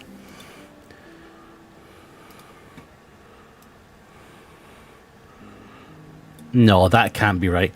It's upside down. That's why. Okay.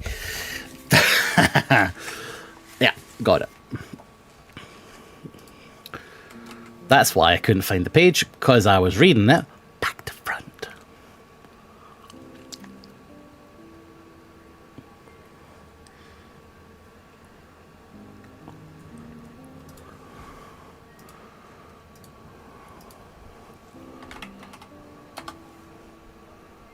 No, stop fucking...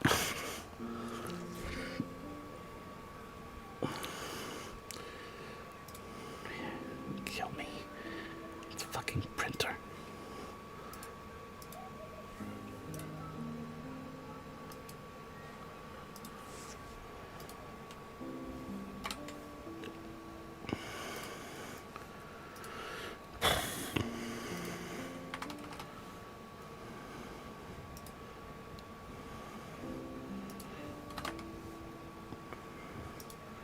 Thank you.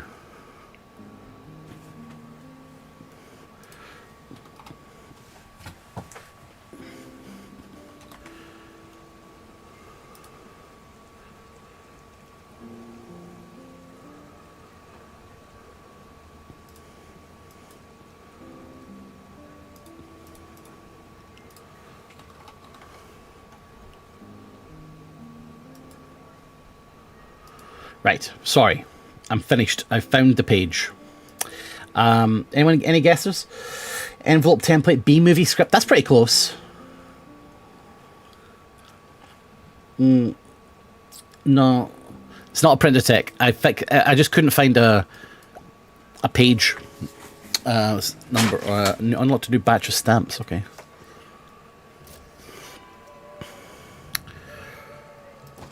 Did I leave these like this?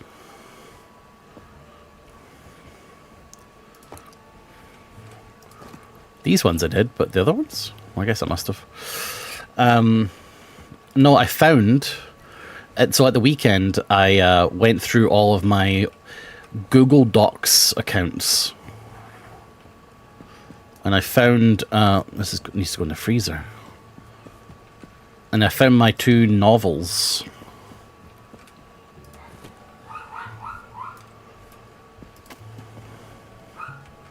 Found the 2... novels. 2 novels.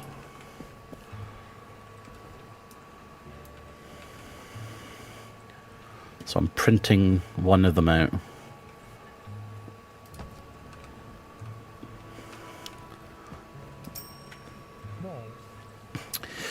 Barnaby Good Eyes. Barnaby Good Eyes, you say. Didn't you come here before?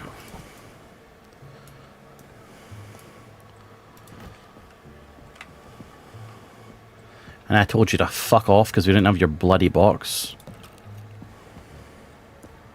Well, we still don't have it, Barnaby Good Eyes.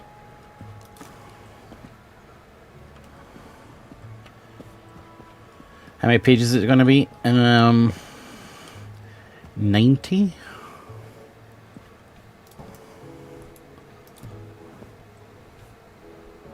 This guy is a fucking troll. We do not have his box, right?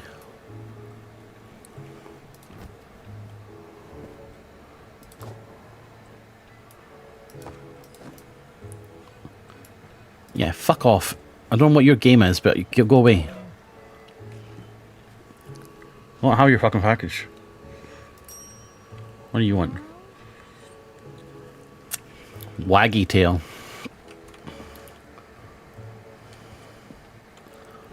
Waggy tail, huh?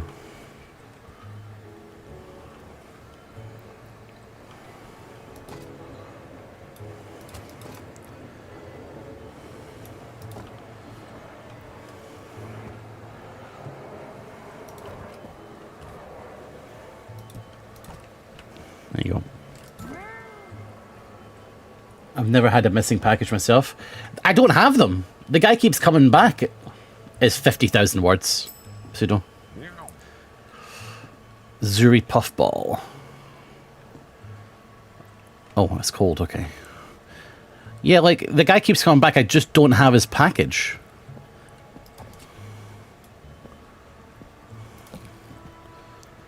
Oh, God. Zuri Puffball, he wants it to be kept cool. I don't think I kept it cool. Oh, shit, that one should be cool as well.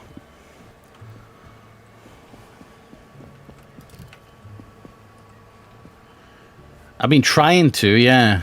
But there's a lot of them, you know?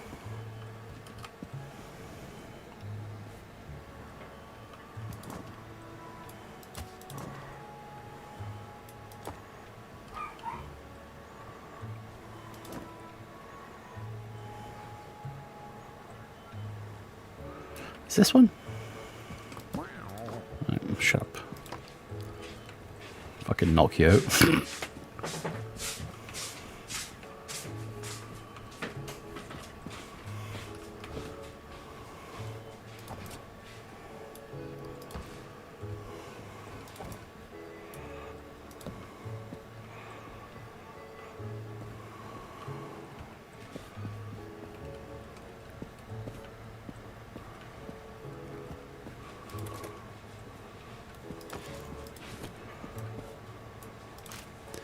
They're outgoing ones, these ones.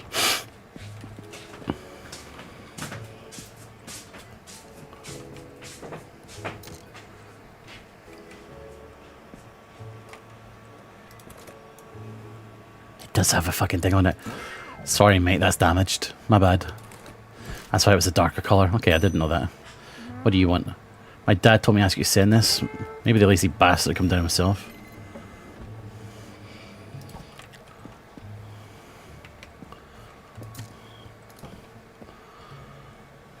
New stickers.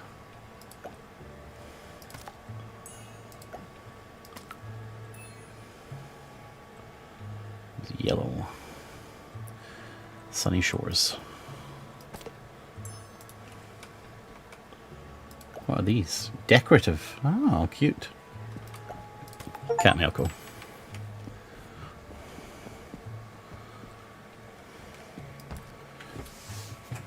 Hydrate, you say? You got it.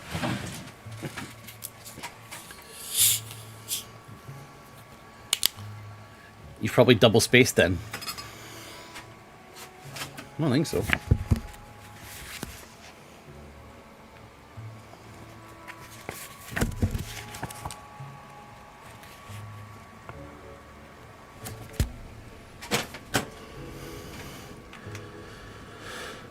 How good is sparkling water? Sparkling water is a cheat code. People are like, I want to drink soda, but I want to be healthy. Sparkling soda is amazing. Autumn fur.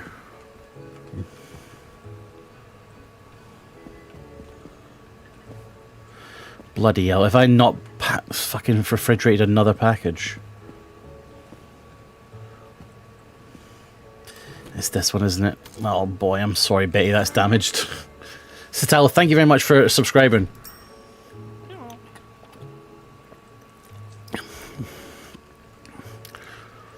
Grace Schrodinger. Grace S. It's this one.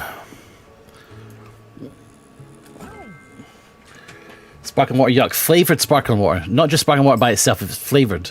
It's just like drinking a soda.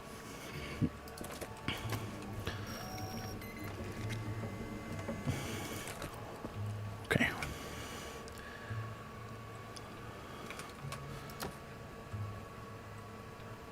Frosty green.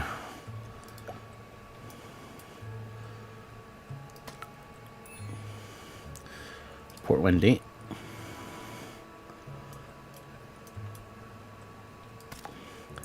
Frosty.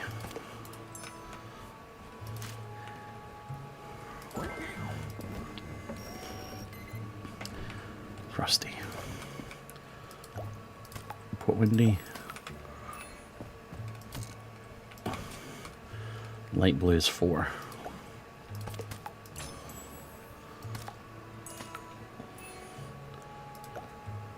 priority.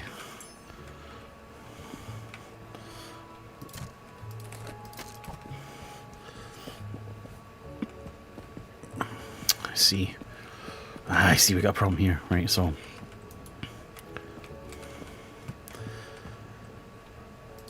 Where's this going? Sunny Shores. Sunny Shores. No, they're for here. This one is for Sunshine Meadows, where the fuck. They can go in there. These are for Port Windy, which will have to be over there.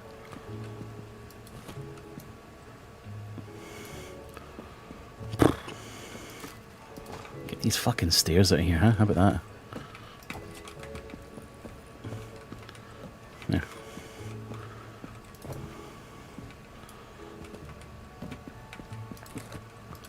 Right, where the fuck are you guys going? There. You do not have to be cold, but you're going to Sunshine. The sunny shores of Sunnytown.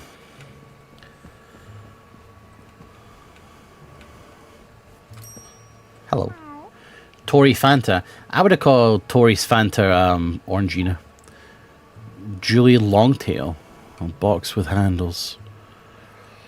It's that one, isn't it? No, that's...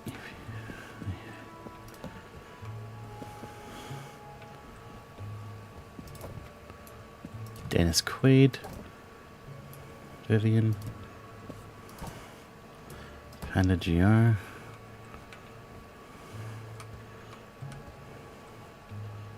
there.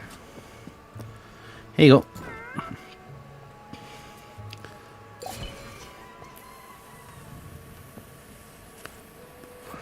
Oh, Captain, my Captain, where are we going? Citalo, where have you been, by the way? You been busy? Not seen you around as much. Right, let's get these boxes out onto a tray. Nice. Port Windy. Okay, I've not got many for Port Windy, mate, to be fair. I've got these guys. Start going to Port Windy. And I think that might be it. Yeah.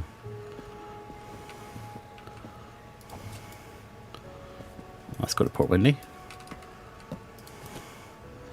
Let's go to Port Windy. Wait a minute. Let's go to Port Windy.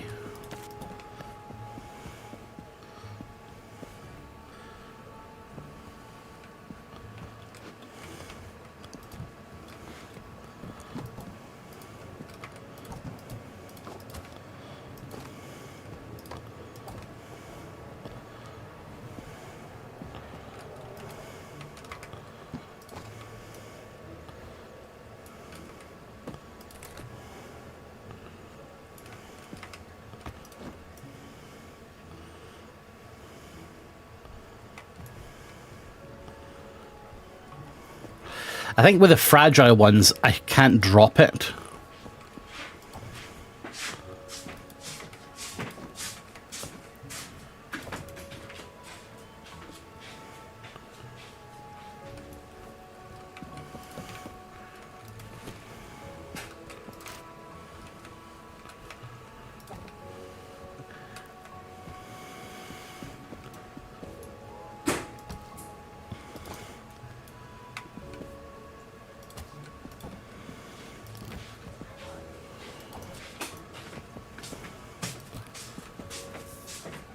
I'm not going to throw them around.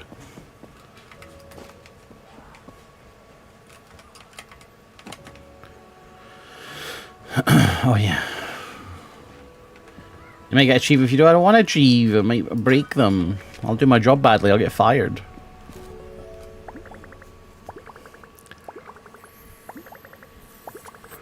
I knew about the damaged ones. That's my fault.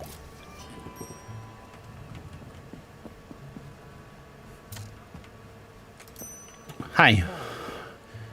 Freya Golden Tooth. Small box.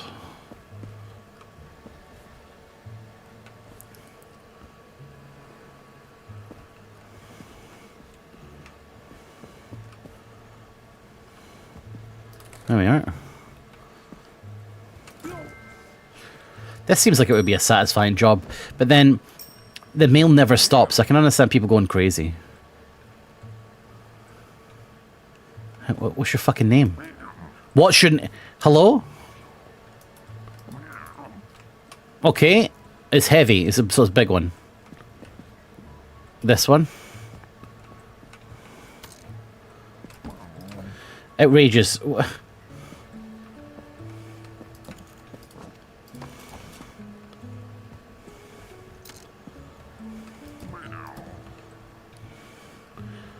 I don't think declining them is the answer. I think I have to just keep giving them until they're like, oh yeah, that's it.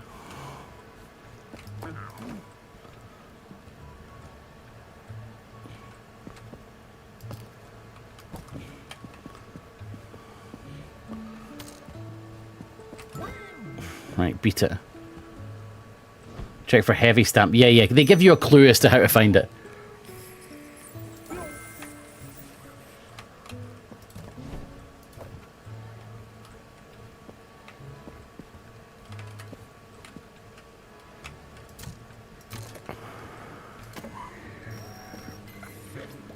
Cold and fragile.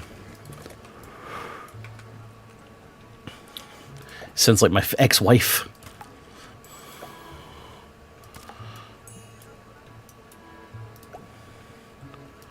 Man, if I had an ex-wife, these jokes would land harder. I need to get married.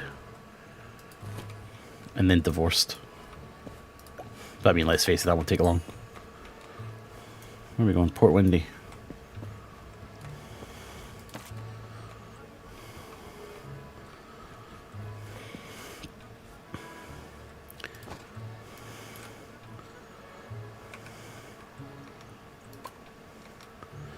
Well, that's cool that you can re-stamp them. Ha! Huh. To find out the names? Cool. I like that. Yellow. Sunny Shores. Expensive joke. It's not expensive to get married. It's expensive to have a wedding. I didn't say that. Wait, did I just put a... Sunny Shores. It needs to go with that one. Not much fucking room in here, is there? That Port Talbot one, was that a cold one? I think it was. Yep.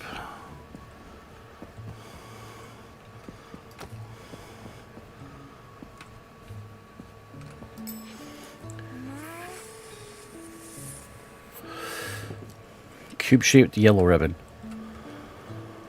There you go. Beat it. Take half of everything I have. Half of nothing is still nothing. It's 4 stamps this time.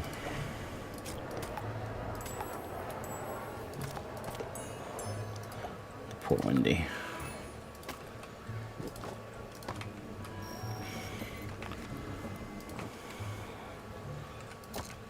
It's green. It's 1 stamp. Where are you going? Port Windy.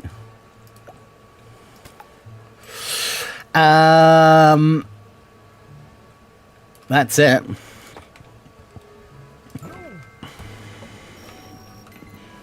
Half of Infinite Jest. Yeah, you can. I tell you what. In the divorce, you can have Infinite Jest. That's my deal to you. 2 stamps. Port Windy. I think I scanned it, but I forget. Right.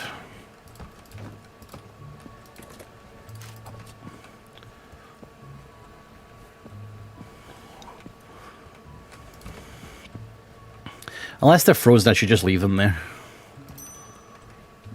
You again. It's for my wife. Asher Tiny Bean, small box. That's over here. I'm quite good at remembering where the packages are. I remember the names. Oh, hi. Don't you recognize me? It's me, Dorian. Be cautious. It's a fragile package. Dorian, this is not helping. This one? Yes. About time. I'll fucking knock you out.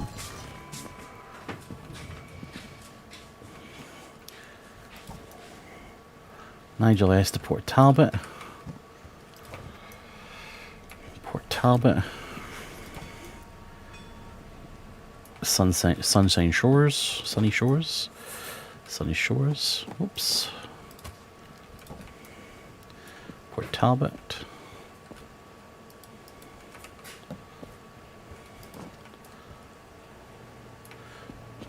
Talbot.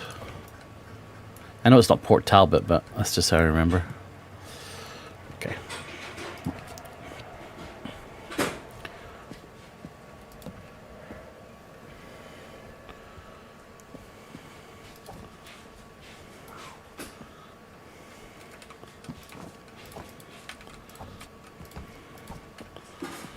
Do you have to ID any of the cats? No. No, they just rock up without any ID, quite frankly. Where are you going? Shipment. Oh, yeah, yeah.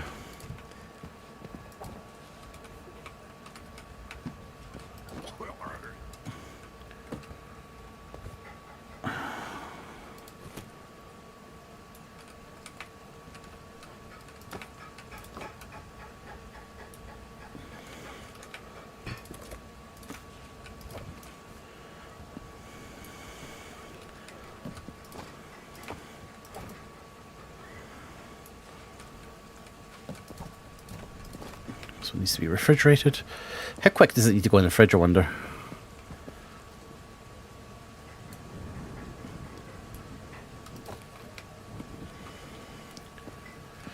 Sunny Shores and Port Windy. Okay. Well, this has been waiting for a while, so I'm going to send that. As is my right.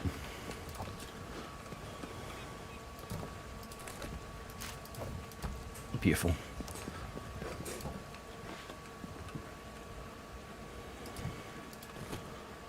No. I think I have got a frozen one for Sunny Shores. A big frozen one.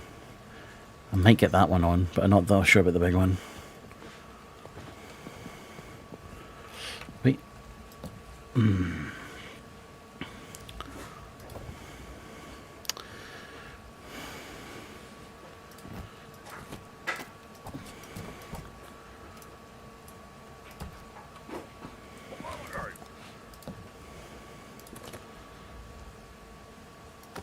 Don't think I'll get anything else on there. But I've got Port Talbot as well. That can go on. And that one maybe. That one maybe. Two-step for me. Two-step. 1, here comes the 2 to the 3 to the 4.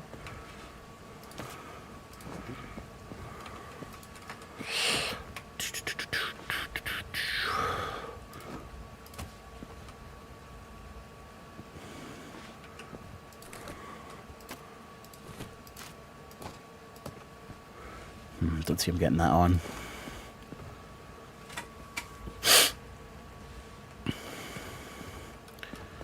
Yeah, that's not going on.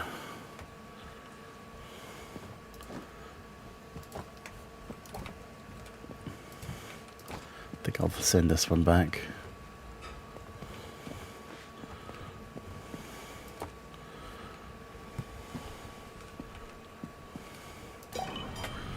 Bye.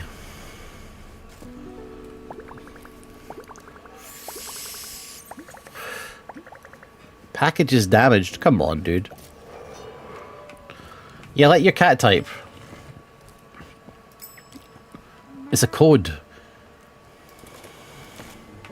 3.3033. What is it? What could it mean? Yellow. So 2 stamps.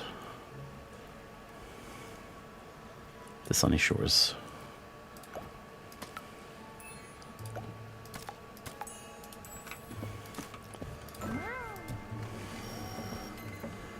It could be a map reference. You should look up that geolocation. Maybe your cat's trying to tell you. What you should do is look up that geolocation, and then you have to go on holiday there.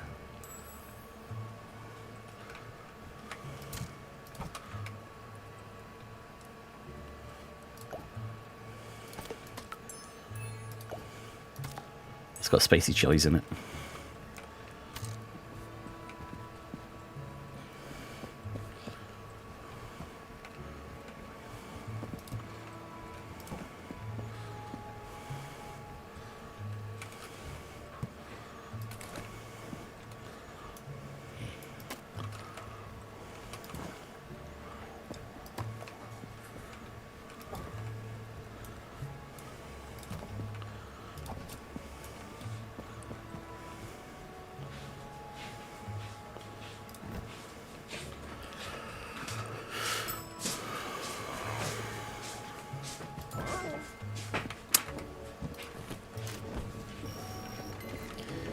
Frosty.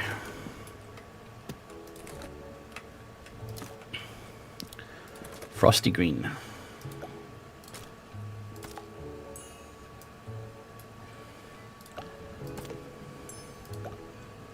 going to try my best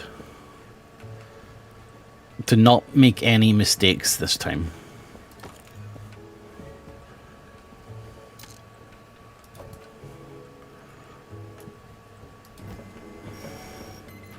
Frosty. See, now, does me leaving it on the floor for that, like, 10 seconds mean I've damaged it?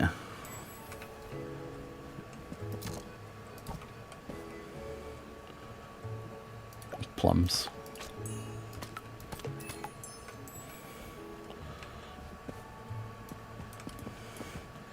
It's fucked. See, that's what I worry about that. I wonder if that's true.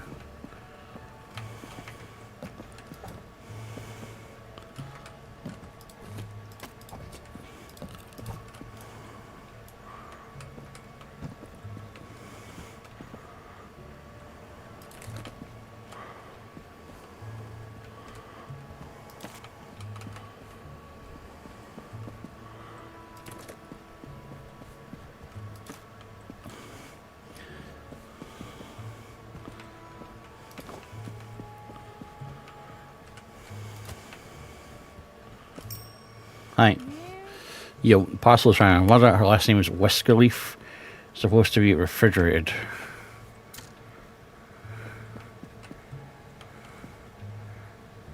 What's that one?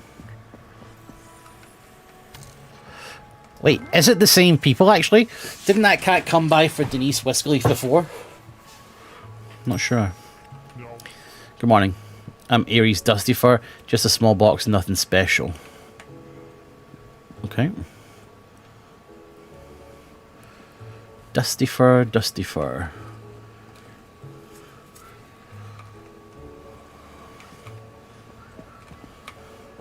Yes. Right. Goodbye. Next. Hi. Early sleep. You look very strong enough. It's really not lightweight. Vera E.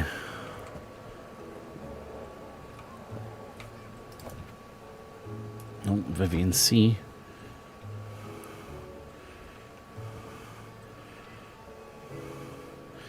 Must be refrigerated.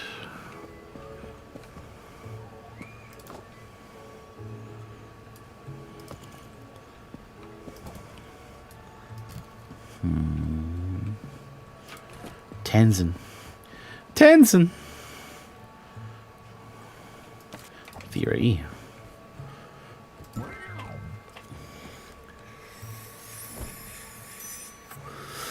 Hi. Tail catcher.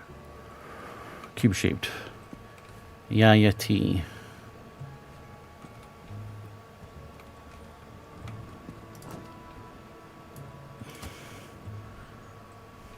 Was it refrigerated?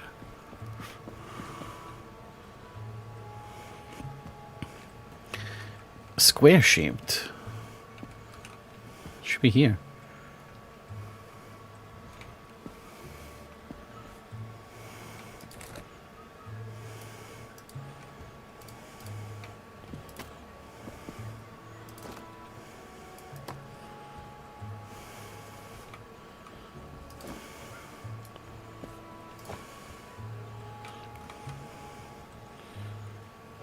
Why is that there? It should be there. Nah, that one should have been there as well. I don't know why I put it there. Did I have done that with any of this? No. Next. Be cool if cats came to pick up multiple packages. Fragile red Kenji R.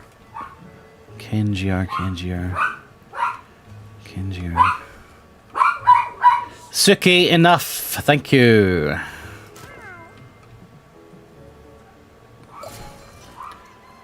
El Capitan doth arrive.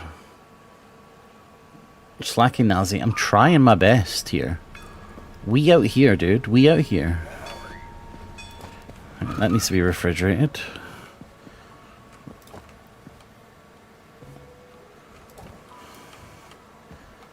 See, I think these have to be like one at a time, potentially.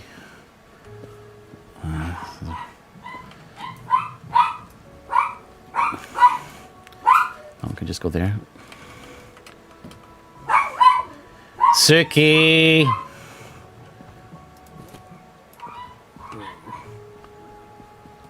These bloody dogs. Need a vacation after my mother's vacation after putting up with these fuckers.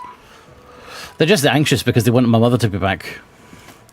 They're like obsessed with my mother.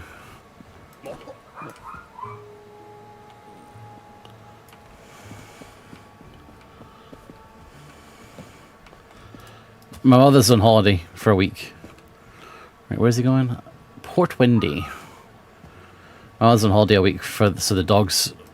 She's taken the Maltese, but not the poodles.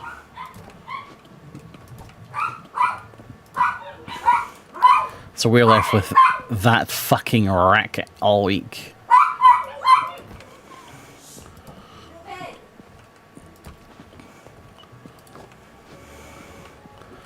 That racket.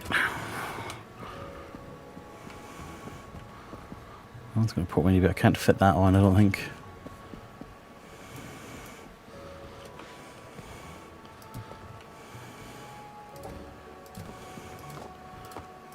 Aw. Okay, I tell you what, still. 50 quid, mate. You look after them for a week.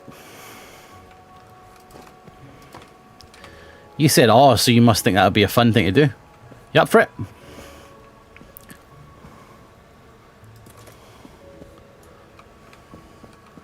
I'd love to. Okay, so 3 poodles, yeah?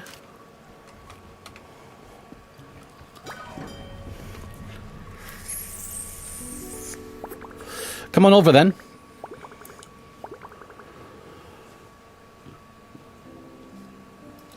Oh, suddenly no. Parcel's going to go to Crescent Bay. Didn't get a new key.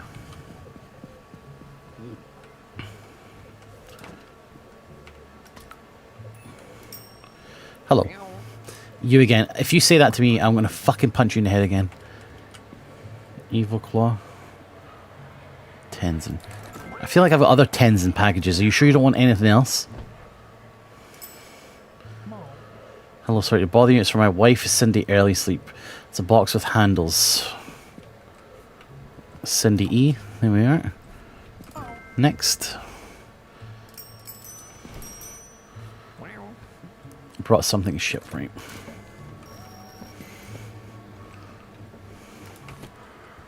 Nothing.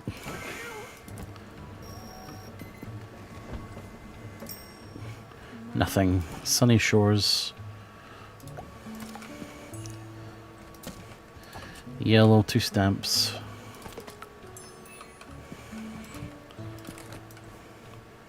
Sunny Shores. Yellow, 2 stamps.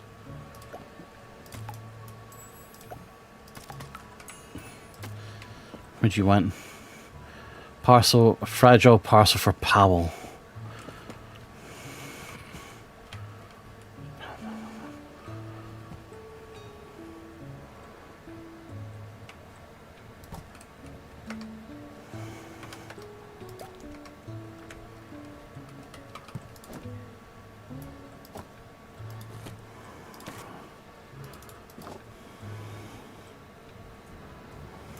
That's it. What? It's not it?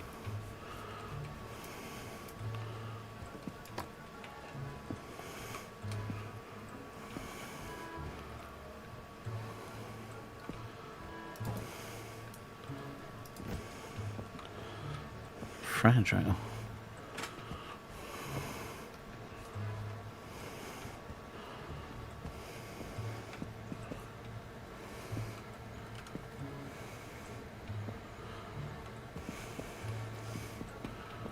Huh. Are these letters fragile? No. Surname starts with a P. And it's not that one? No.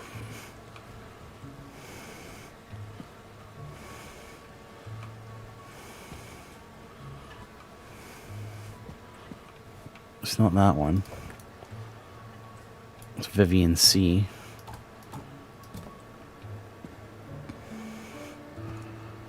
See, this is... I don't... Wait. That one. There it is.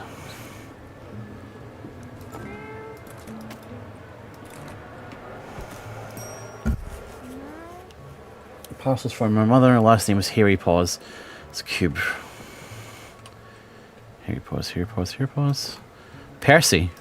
Mother's name is Percy, is it? Right. Your wife, Velvet Paw. It's a fragile parcel. Velvet Paw, Q Velvet Paw. Quaid V. What was that? Kadir V. Kadir V.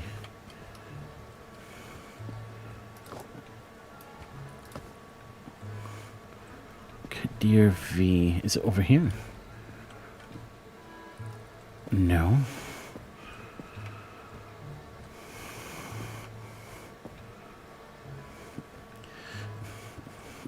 Kadir V.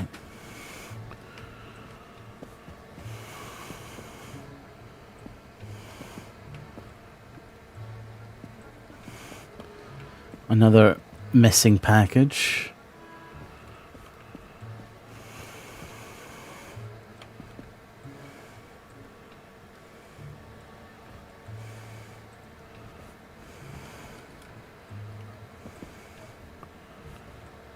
Right, am I right in thinking this package isn't here?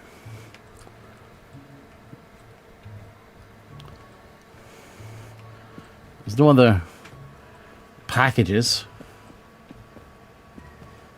No, I know I've been taking them out of there now and again when I've got time.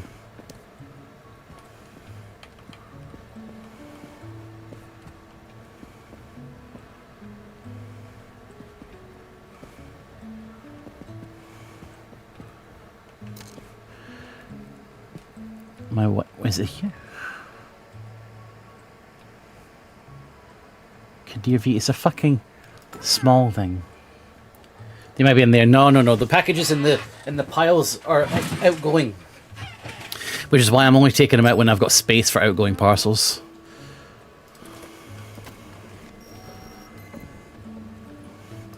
Port Windy. 3 or 4 stamps.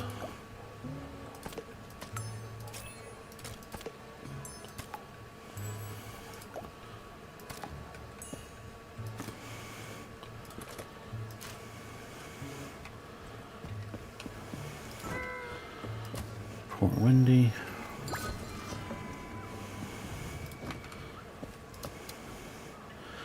Two stamps. Kirsty's here! Oh my god, Kirsty's my favorite. But don't tell her. It's a secret. My favorite's here. Why is Freck a tapeworm? Well, I did the recap. I did the Pathfinder recap at the top of my stream. So if you want Freck recap, you can go and see the top of my stream for that. Frosty Wade. Freck is not a tapeworm. Helen is a fucking tapeworm. She fucked it all up.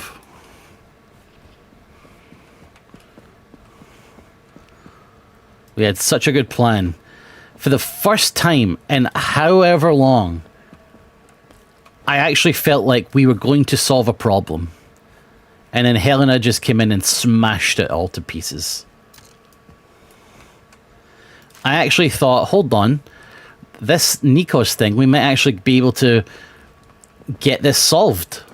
This looks like a we might be able to get help from the Zartovas here, and you know, Vasily might say, you know, thank you so much for protecting our brother.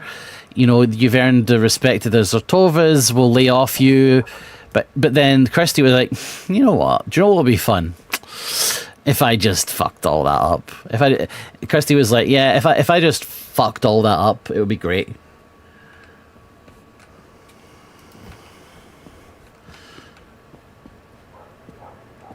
Sunny Shores and Port Windy. There's some for Port Windy. There's some for Sunny Shores.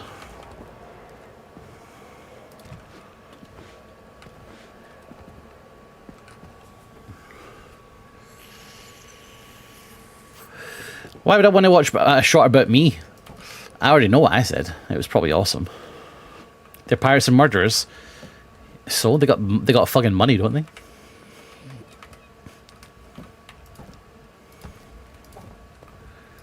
They got that dinero, don't they?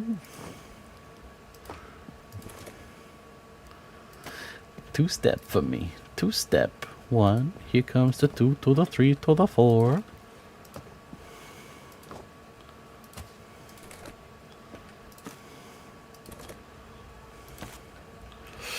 That's not going to fit. I'm afraid to tell you. Although... Oh.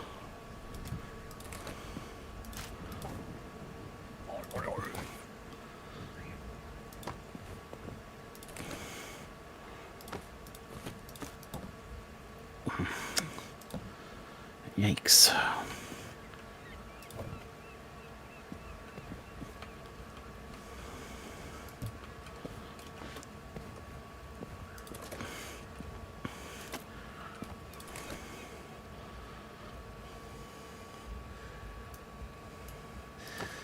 Kirsty, everyone doubts the Zartovas would be thankful, but we did so much for Nikos. Like, we got him off the hook for a quadruple homicide.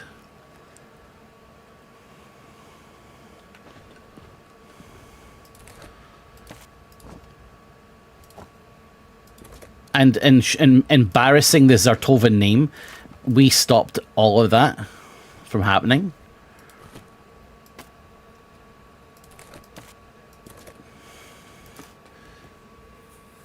I don't know, man. I think it'll get twisted. They would... Wow. Think of the scandal that would be out if Nikos Zartova was labelled a murderer. We did so much for your father.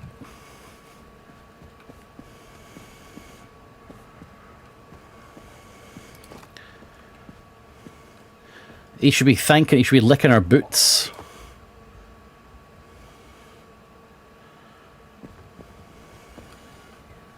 It's not their father, though. Well, whatever. You know what I mean. Wendy.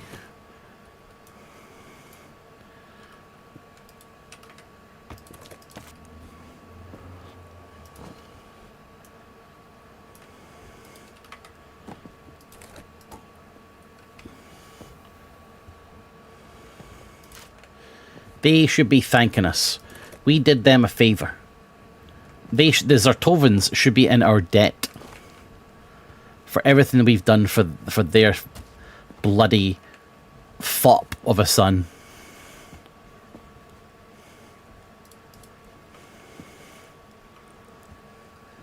We should have just let... You know what we should have done? Just let Nikos fucking perish.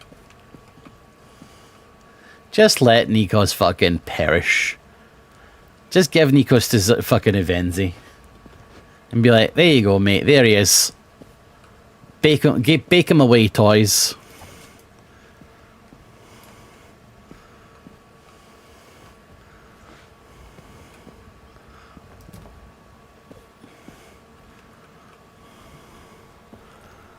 Get him out of here.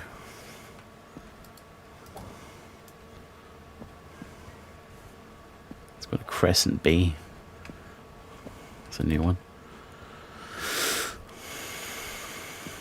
I'm assuming that this thing ends, by the way, at some point, I hope. If it's never ending, I'll be pretty pissed off. I'm assuming it does end.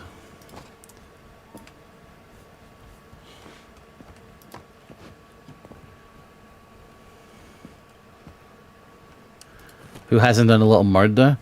Murder? Oh, sure, you like to think that everyone's done a little murder, huh? Not me, Freck Saints are clean. Why would you think such a thing? You know, that says a lot more about you than it does about us. What about Clyde? Who's this Clyde guy you guys keep going on about?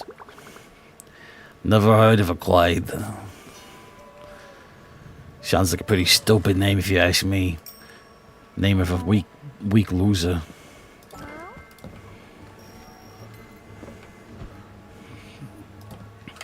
Sunny Shores, and it's heavy.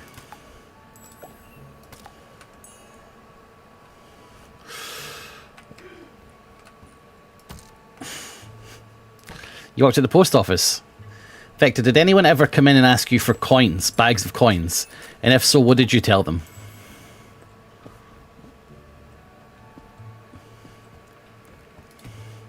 So Freck is the tapeworm that took over Clyde's body. Got it. You can think that if you want.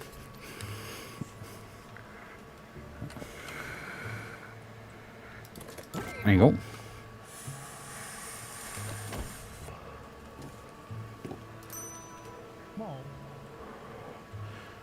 Save your golden tooth. A parcel will fit on your bike. Xavier X. Save your golden tooth, sorry.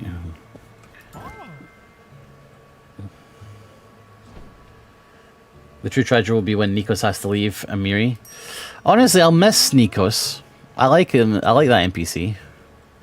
Round eyes. You look strong enough. It's really not lightweight.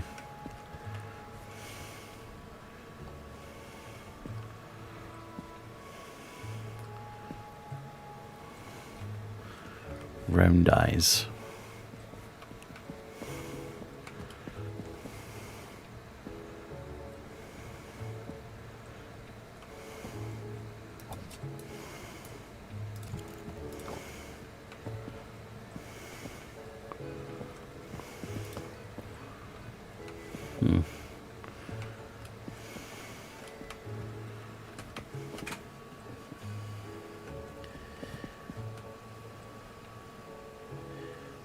Wow, Vector, fucking, I wish that you were my local post office mate.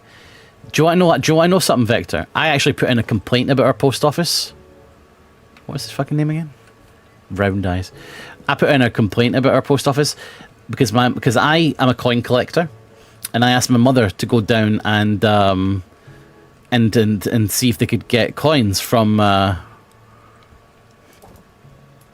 post office, and they basically called her a fucking money launderer and were so incredibly rude. I would have flipped a fucking table if I was there, mate. My mother came home like really fucking like pissed and sad and upset about it. And I sent in a complaint and they're like, well, it's run by Asda, we can't do anything about it. And I was like, right, fucking do one.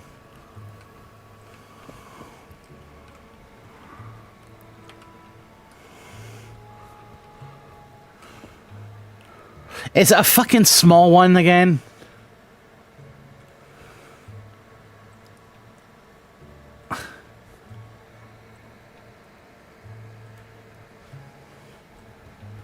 Where the hell is this package?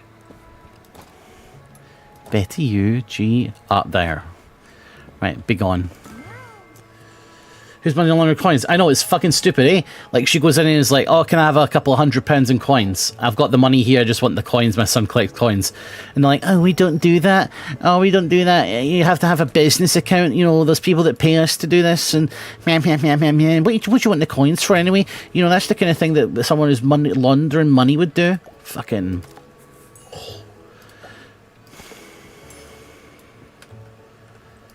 Fucking smash some fucking...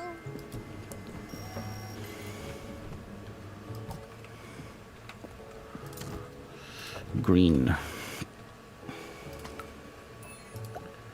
So, yeah, I would have loved to have been near your post office, mate. Percy Jelly Beans. It's a mid-sized package with a cord all around.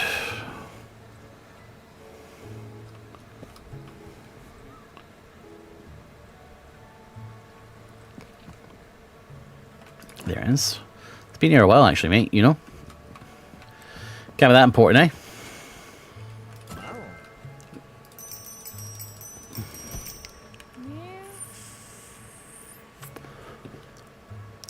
Upstairs.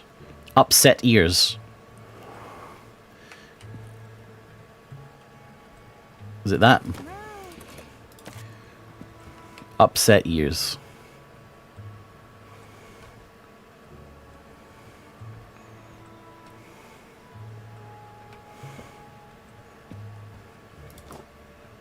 There we are.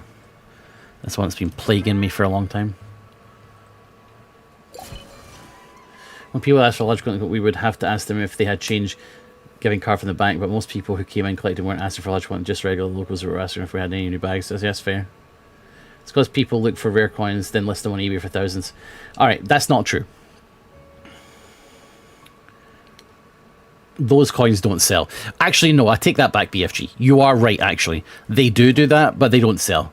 I've seen fucking idiots listing coins like generic fucking, you know, coins for like £1,000. And it's like, it's worth fuck all, mate. What are you talking about? So yes, they do that, but they do not sell. The most expensive coin that you could hope to get in your change is a Kew Gardens 50p. It's worth, in circulation, £200 tops. There is a chance that you could get NIFC coins, which are not intended for circulation. That would be incredibly rare. And even then, those would only be worth, again, up to £200, £300.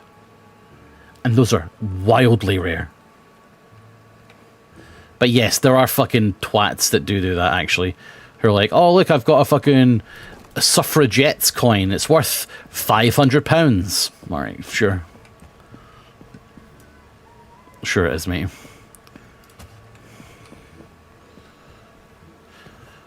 Those people are sadly deluded.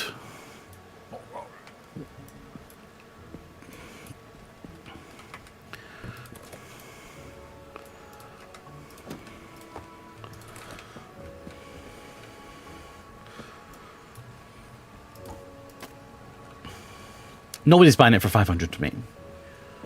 Nobody. You can actually go to eBay and you can search for coins by sold listing. And you can see that they don't sell. They're just idiots wasting time. They're just idiots who go down the pub and their mate goes, oh mate, you got a fucking Olympic 50p, you know that's worth 300 quid. You need to get that stuck on fucking eBay, mate. That'll go for 300 quid. Trust me, mate. I promise you, mate, that's 300 quid all day. Then they put it on eBay and the auction elapses after 7 days because it's worth fuck all. No, you're absolutely right, BFG. No, the money laundering thing in BFG is that they think that the coins... No, that's not it, BFG. No. The money laundering thing is they think that we have counterfeit currency and that we're trying to give them counterfeit currency so that we can have real currency, like real change. That's what they were accusing my mother of doing, was coming in with fake banknotes. People.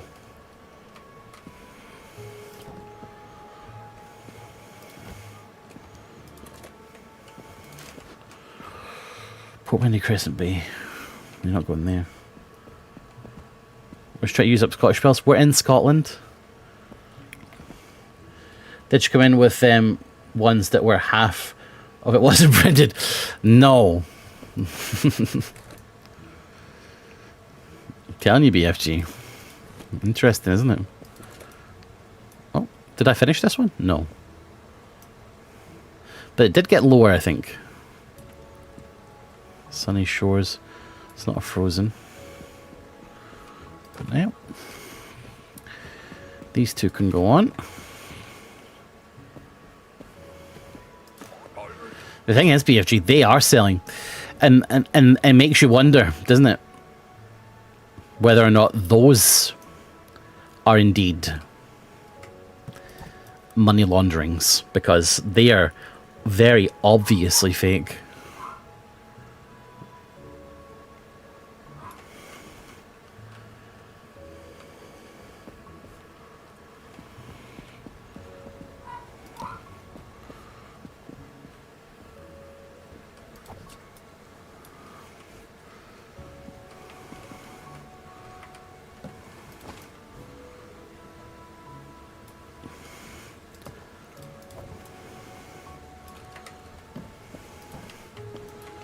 Crescent B, off you pop.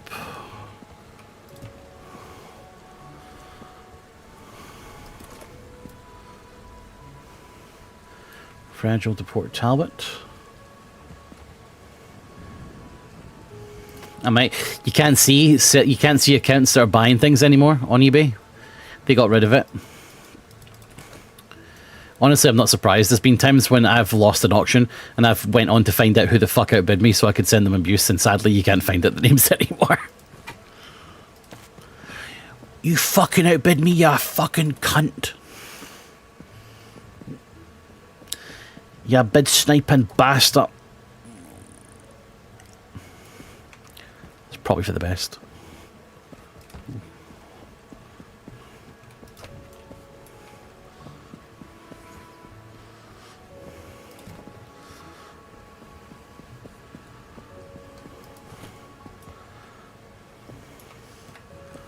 Casually put an open tissue box on top of her cage. So instead of chewing the walls, she's destroying the tissues. Clever!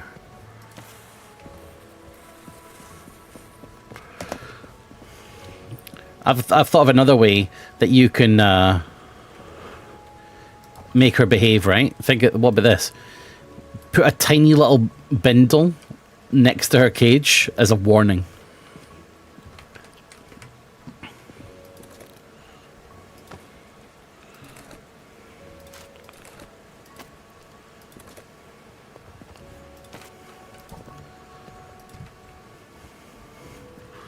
Yeah, just point at it.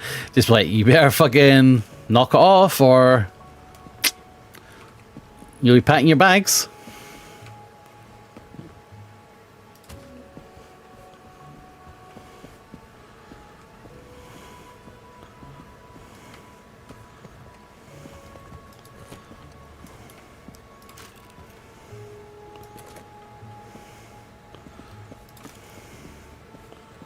You can see stuff in there. There's no more package. Oh, there's no more packages I can pick up here. I have to wait for more to shuffle down.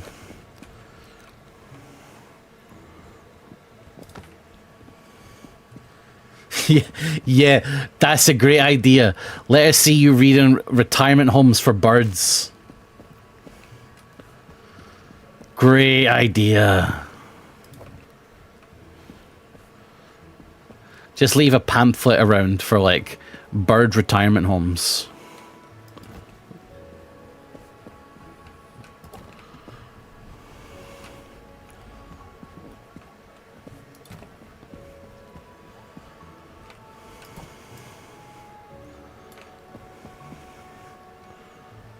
No, I might be running out of space here.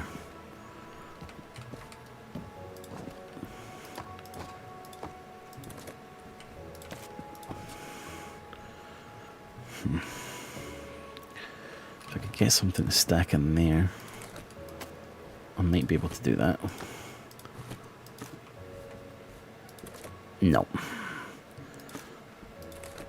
Oh, hold on. Two-step for me. Two-step. 1. Here comes the 2 to the 3 to the 4.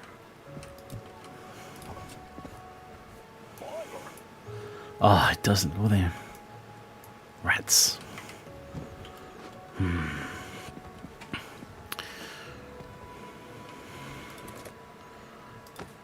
I thought it would fit there.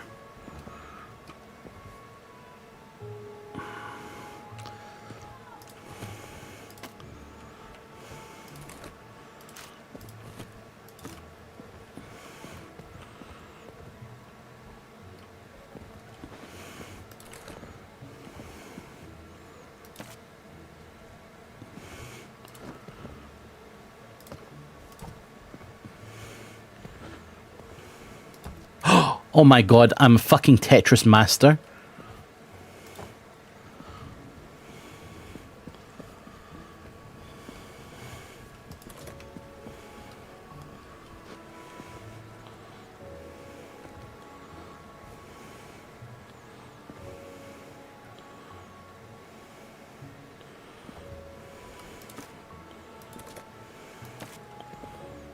See. I can get more. Oh, made some space. Made some space.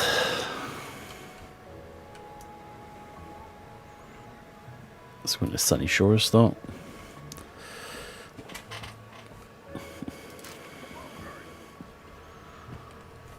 Oh, look, I got a thing. Where'd it go? Where'd it go? There. Lovely. Alright. That's enough. That's enough. I've done enough tonight. Beat it.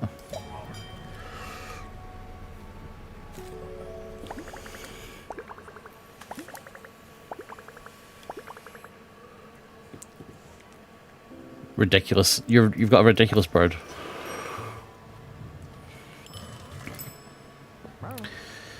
It's for my wife, Betty Velvet Paw. It's just a letter. Betty V, Betty V, Betty V. There you go.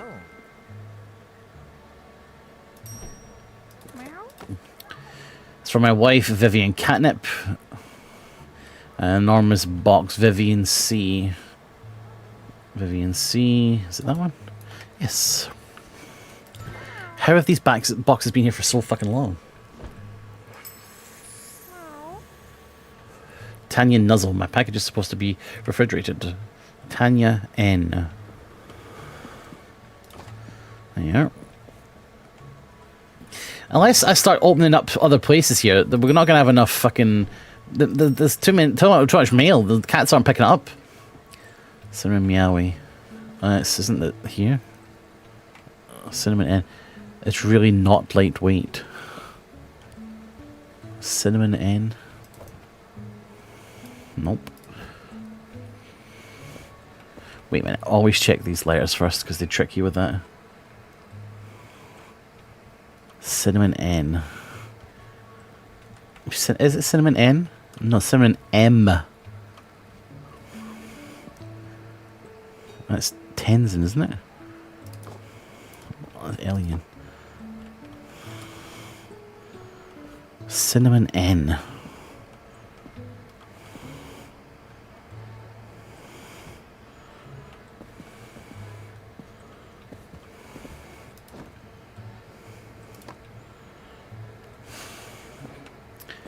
Fucking mail have we got for Wade, by the way? Dennis Q. It's that one. No, it's not. Panda G.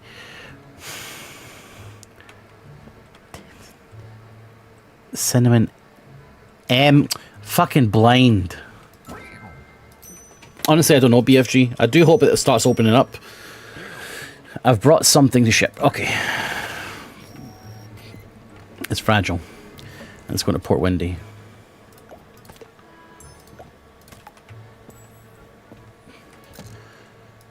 Because right now it's quite slow. Hey, guys, what was Kirsty playing, by the way? Why was she on the Stinky channel?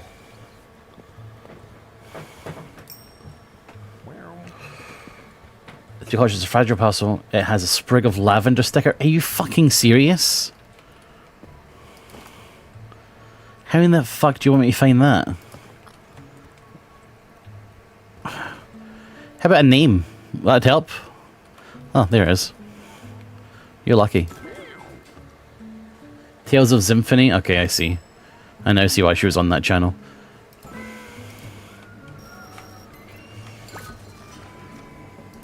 Sunny Shores.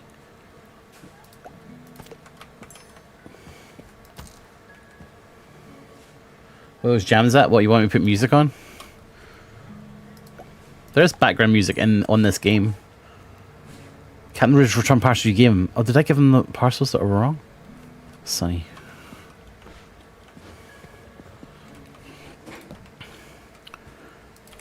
I just returned. Sunny Shores. It's a blank package. It's got nothing on it. Huh. Okay.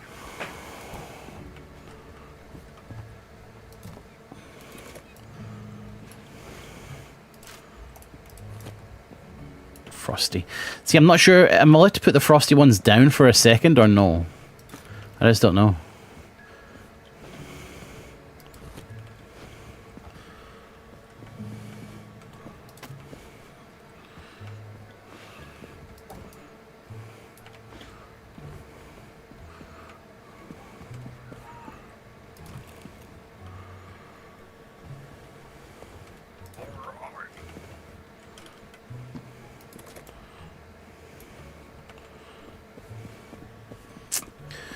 Two-step for me. I got that song fucking stuck in my head.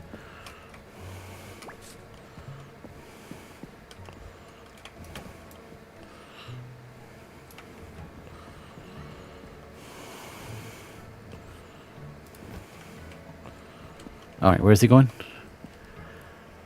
Sunny Shores and Port Windy. Right, well, I've got a ton of Sunny Shores for you, bud.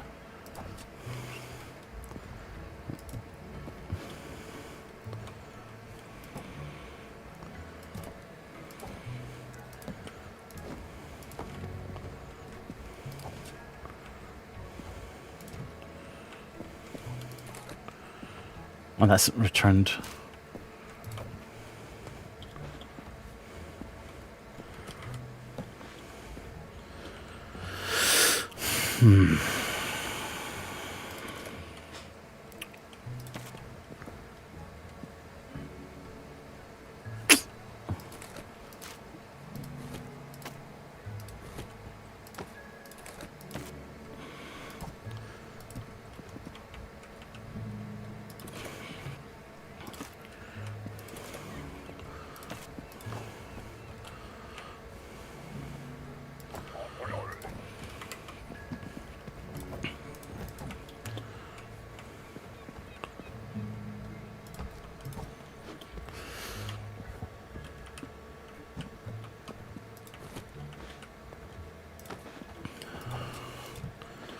Not quite.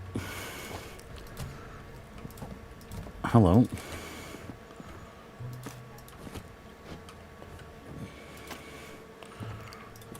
Bang. Right, that one won't fit on. That's too much. I can't put that sideways, can I? No. Sunny Shores. Any other small ones for Sunny Shores? Yes.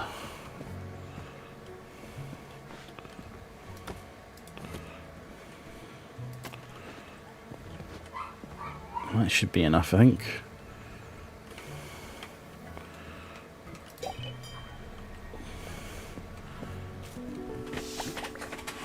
Oh. Now, what the fuck is this damaged parcel bullshit? I'm not damaging parcels, it's lying. Unlock the Reveal Luna.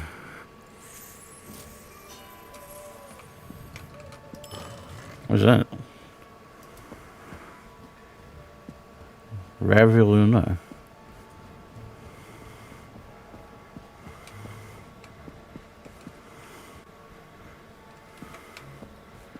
It feels like it's equipment. Is it not?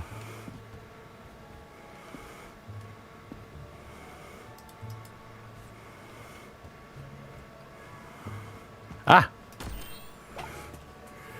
Some parcels received from customers are magically linked by pairs and have to be shipped together. Once night falls, place them under the light of the ray of Luna to be guided to their soulmate. What are you on about? What fucking horseshit?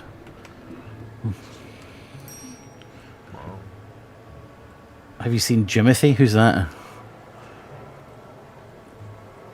Lightweight, a heavy package with rope around it. That one?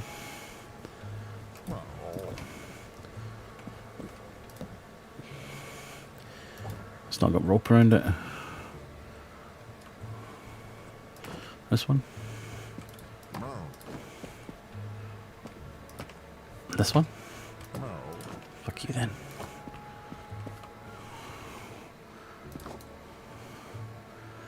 That's this one.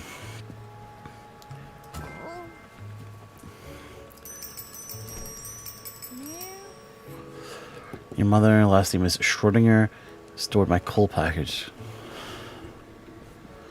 Something S. Here you go, mate. Fuck off. How am I supposed to know? We got tons of S's. Your mother's name's Buster. Alright, good luck with that. You send these. Suki, be gone! Port Windy. Fragile.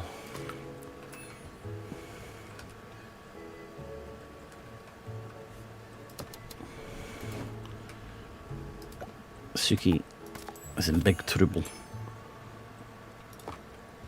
Big trouble. Sunny Shores.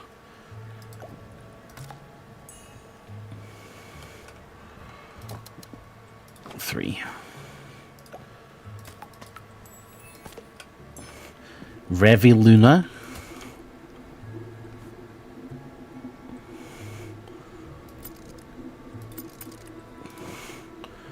Okay, I guess it's not got a package deal thing. Is that the story?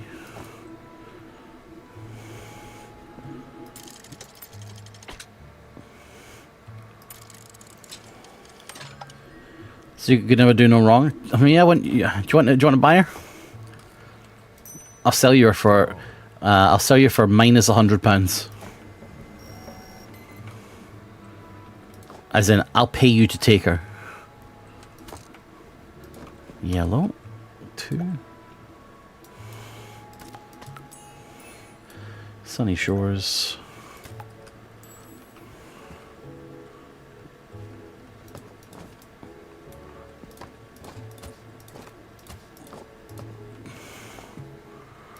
Poor Wendy. Not a joke, Sonny.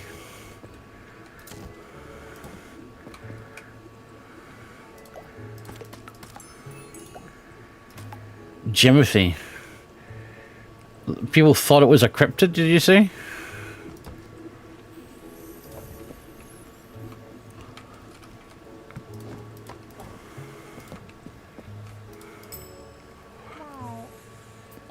What does it look like?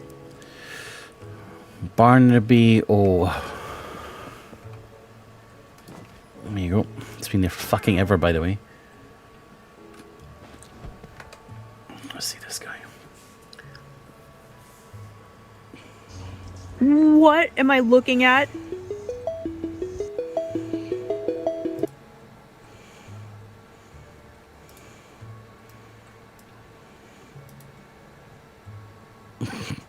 Jesus. Of course it's a raccoon. I hope people didn't really believe that's a cryptid. That's an insult to the cryptid community.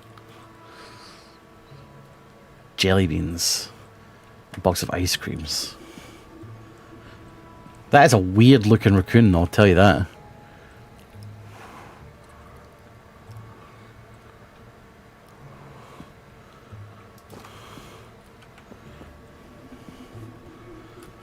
Cryptid community is an insult to itself. Okay, bro. I don't fucking come to the Slav squat community and insult you. Milk liquor is supposed to stay called Sophia M.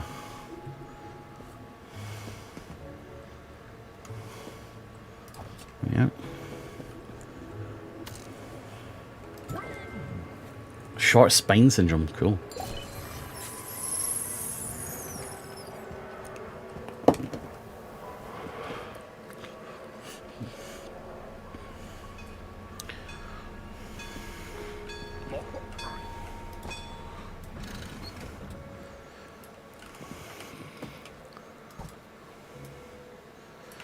Heavy and frosty. Just like my ex-wife.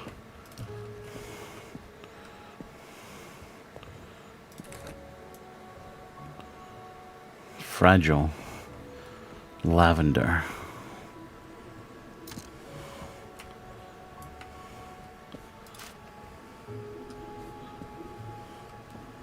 Why is Rorschach test posting AI? Rorschach test outed as an AI user? Whoa. This is big news. Stocks in Rorschach test just took a massive dive. All those who invested in Rorschach test, I feel bad for you.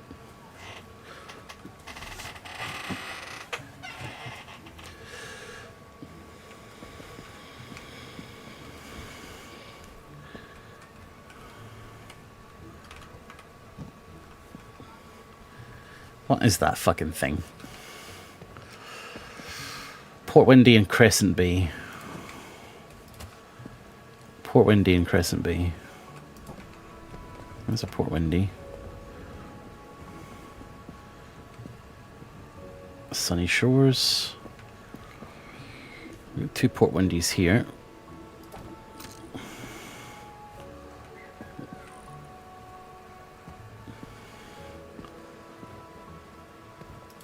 I think it's, if you're a robot, it's okay to use AI.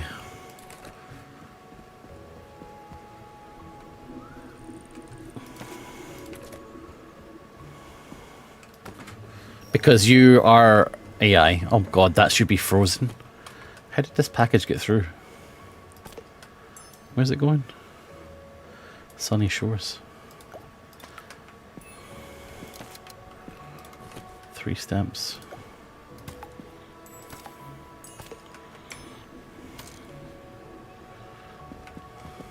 Clankers, don't say that about fucking Rorschach test. It's not Rorschach's test's fault that they were brought into existence.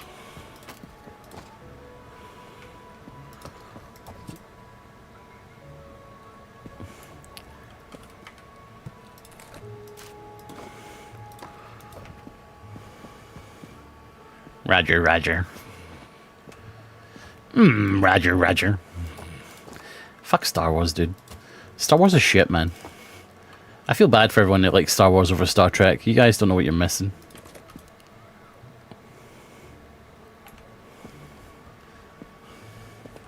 Fucking Star Wars, like Star fucking bores the shit out of me.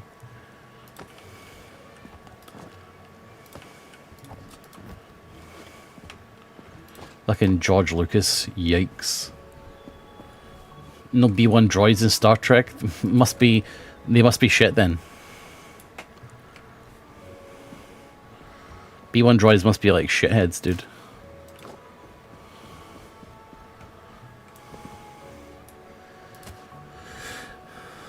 Holodeck slop. Stop. Why would you say such cruel things? How dare you, dude? That's fucking outrageous.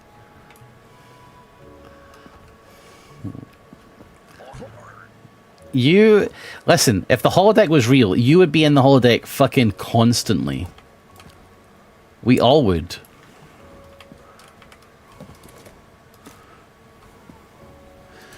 There's a bit in Lower Decks where one of the jobs of the Lower Decks crew is to clean out the liquid reclaim of the holodecks. So like whenever, because like the holodeck is like a real reality, but like it'll like gain somehow, like it'll gain like liquids and stuff from like what people are doing in the holodeck. So it'll be filled with like, you know, fluids and sweat.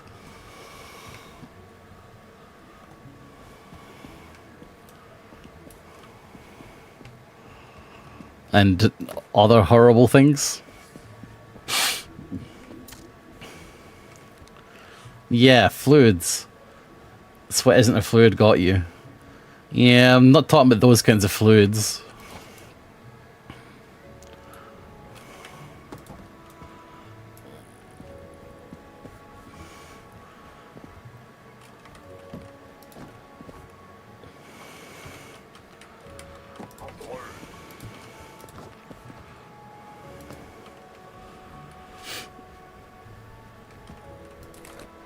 How is sweat not a fluid, by the way?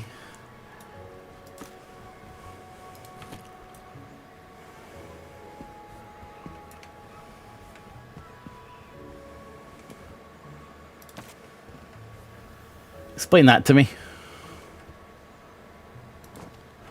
Oh, we got a postcard. Yay.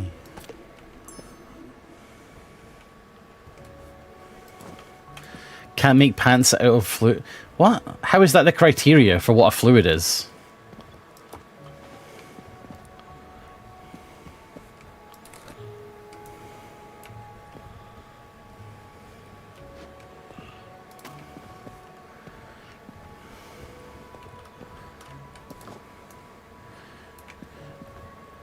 If you don't support RISA, you don't support the sex trade, and that's toxic, I think, actually.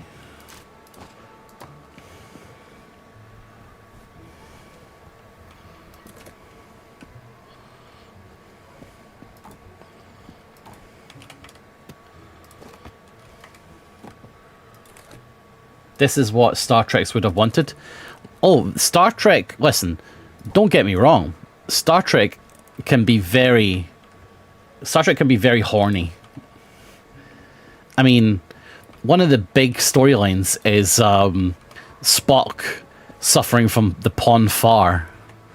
You guys know what the Pon farr is?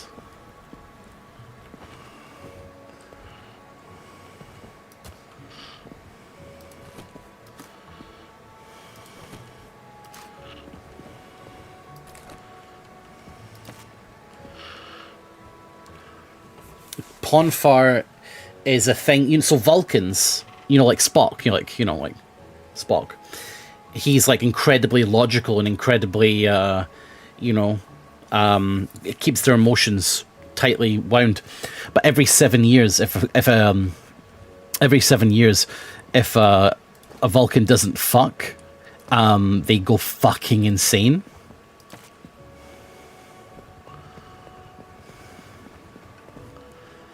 This is canon, by the way. This is like real. This happens in the show. It happens in Voyager. It happens in TOS. Happens in TNG, I believe.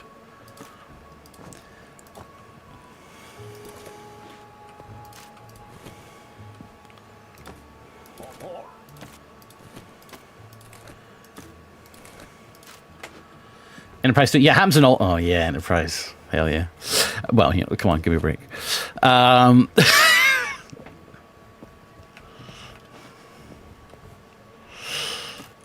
Oh, Enterprise. That emote is perfect, BFG.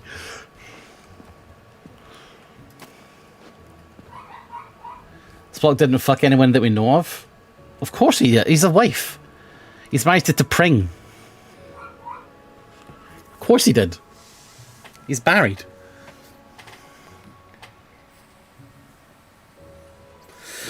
And he had relationships on the Enterprise. He was in a relationship with the nurse. What's her fucking name? The blonde, the white-haired nurse, the blonde nurse, the Chapel. Yeah, he was in a relationship with Chapel as well.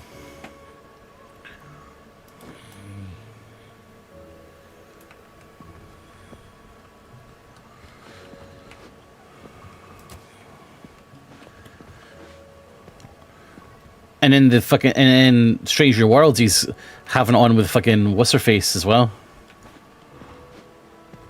Noonien Singh. But to be fair, he is half human.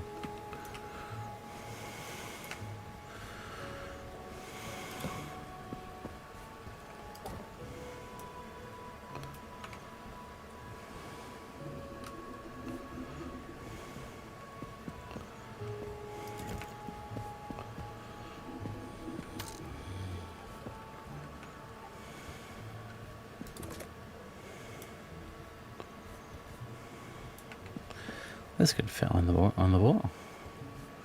Port Windy. Oh, this isn't going. This isn't. It's not for Port Wendy. My bad. Is that frozen? No. Are you sure it's Nilesy? She's a descendant of Nilesy. I can't remember her name. The security officer on Strange New Worlds. It's been a while since the last season of Strange New Worlds. Who's the security officer?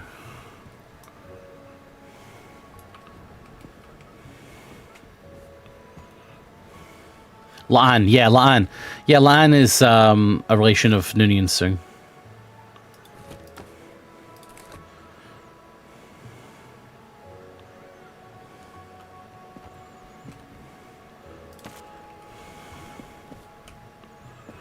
That's why she's so fucking stuck up, because she is worried that people will judge her based on canon and Sung, right?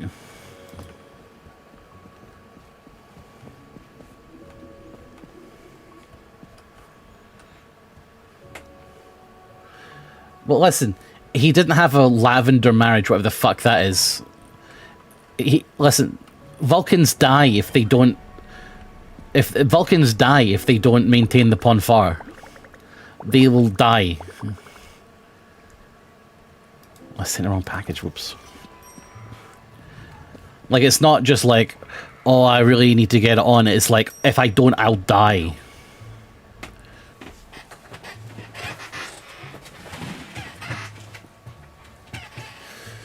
Cinnamon. Heavy package.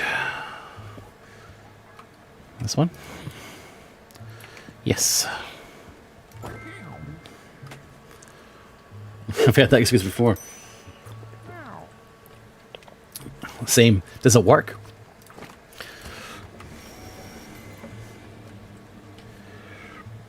Fragile. Sunny Shores. No, damn. Sunny Shores.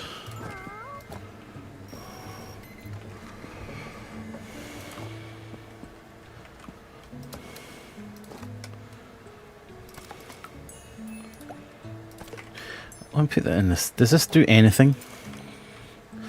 I've yet to see this do fuck all.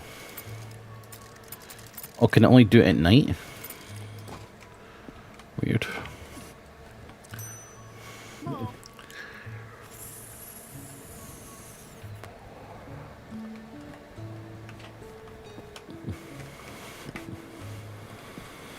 Just one.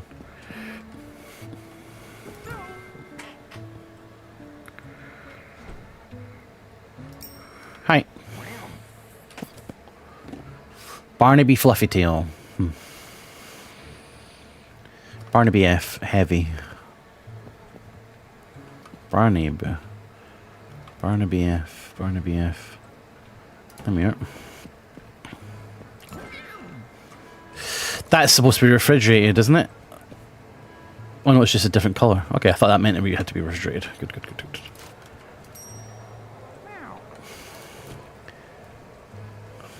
Strange. 3 packages, mate. Are you joking? So does the frost one just have to go in immediately? Must do, right?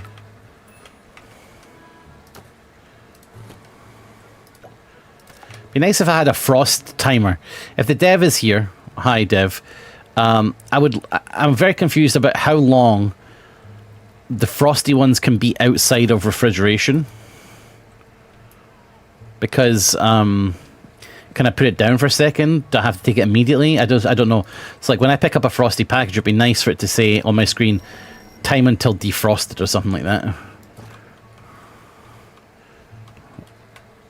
What was wrong with this one again? Nothing.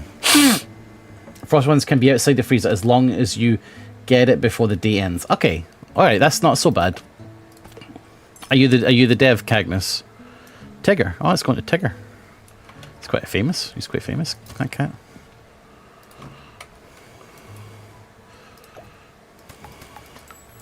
No, I'm just playing myself fair. Port Talbot. Heavy. What's this? What does this heart mean? Oh, that means... got it. I know what that means.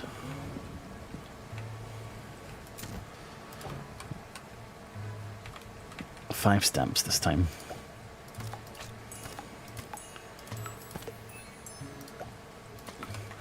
This doesn't do anything until night time, right? Why would I put that in the middle of the fucking thing? Stupid guy.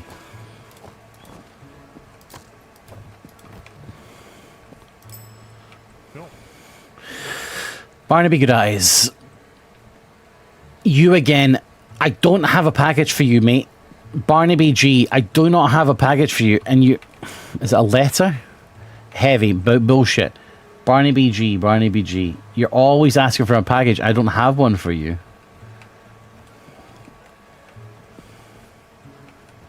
Why is that? Oh, that should be defrosted. Dennis Quaid's was fucking... Oh, wow. I didn't know that Dennis Quaid's was a frosty one. Whoops. Barnaby G, Barnaby G.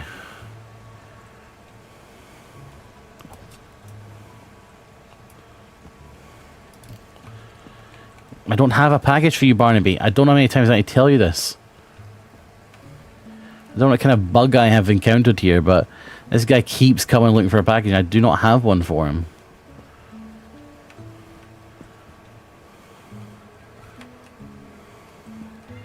Never mind, I do.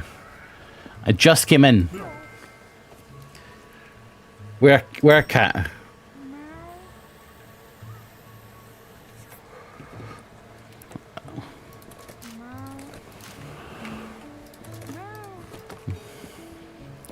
A special fish delivery. These all have fucking ropes. The fact they don't give ID is so annoying. How would I know it's got a fish in it?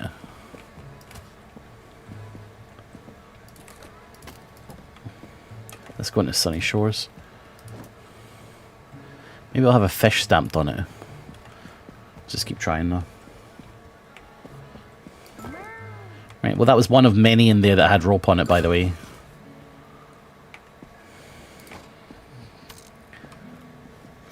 Two-step for me. Two-step for me. One, here comes the 2 to the 3 to the 4.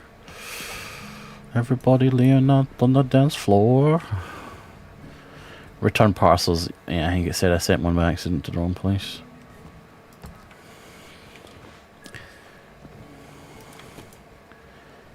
Wait. Sunny Shores. This one has come back twice now. Sunny Shores. Did I just send it to the wrong place again? It's twice I've sent that to the wrong place. Are you serious? Is it trolling me? Wait, has it got a partner or something? Is this the story? How does this work? This... No.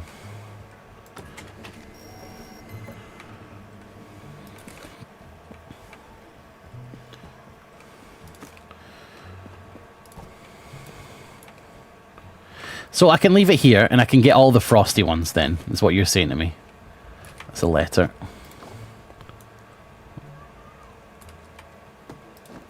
And how does fragile work? Is it like I can't drop it like that?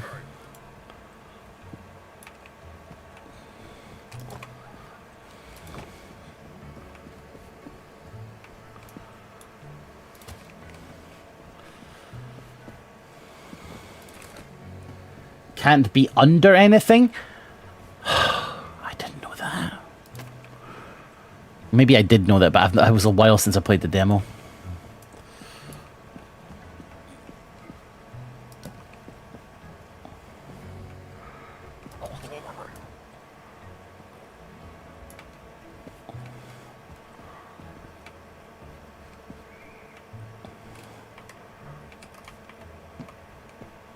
Okay.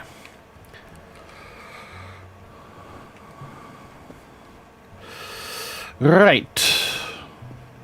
Sunny Shores and Port Windy, you say? I got a lot of Sunny Shores, my friend. Load them up.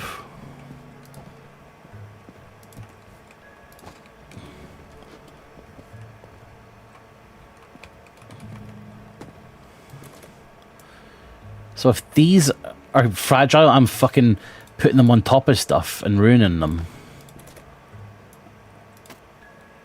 I see.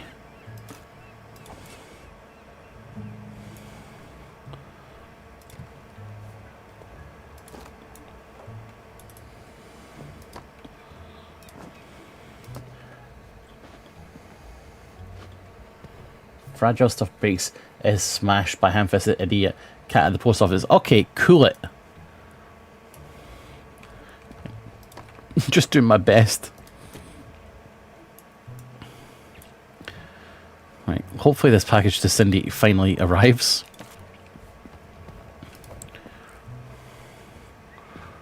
Rory.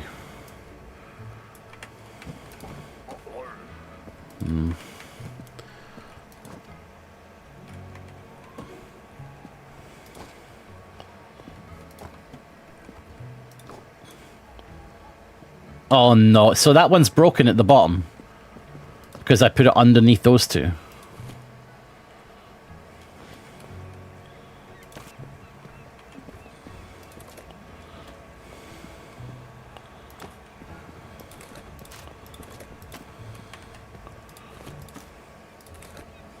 Yeah, I'm not looking to you, spouse, for the confirmation, mate. No offense.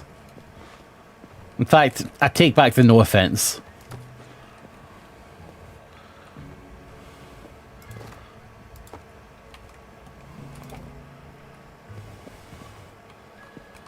You're a known troll.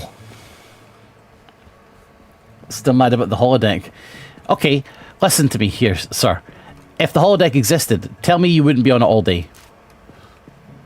You would. Everyone would. I would never leave. You know that, and I know that.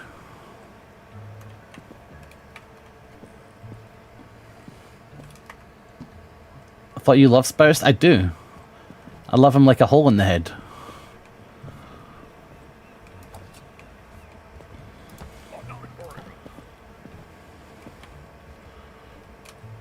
No one can stay.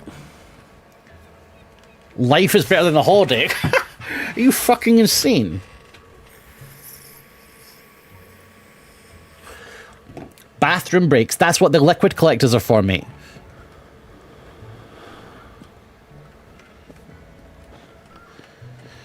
In Star Trek, holo addiction exists. It's a real thing. There's a character called Lieutenant Barclay who suffers from holodeck addiction because his life sucks so fucking much that he'd rather spend it in the holodeck. And to be honest, he's absolutely right.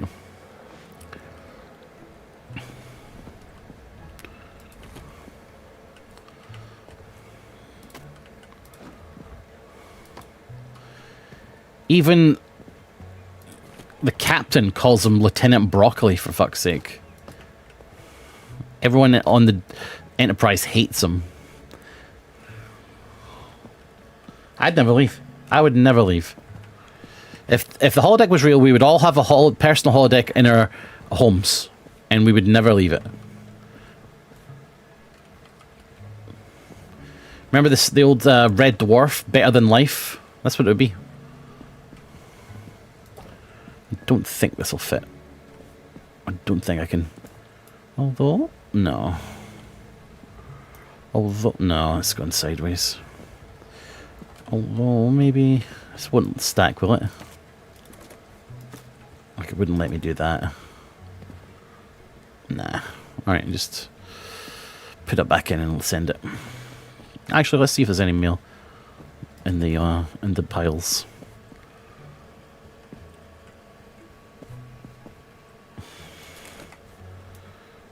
Port Talbot Frosty. So I can leave this here and get it before the end of the day. That one's going. That one can get on.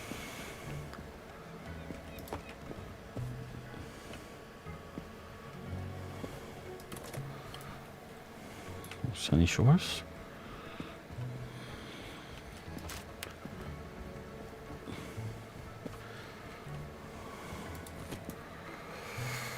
Port Talbot. But you're not Frosty.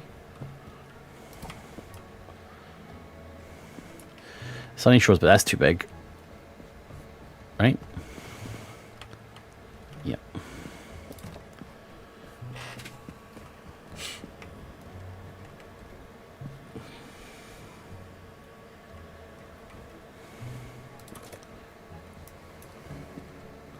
Holodeck is pointless. You're mad. Listen. You could currently be in a holodeck. And this life that you're living is a holographic projection. It's theoretically possible.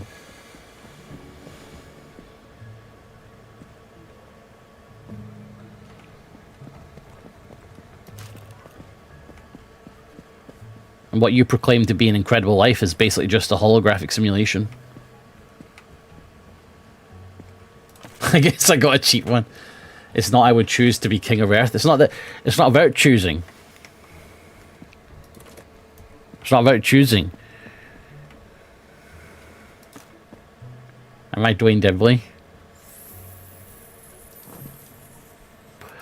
If that's who you see yourself as. But if you did, I would feel kind of bad for you.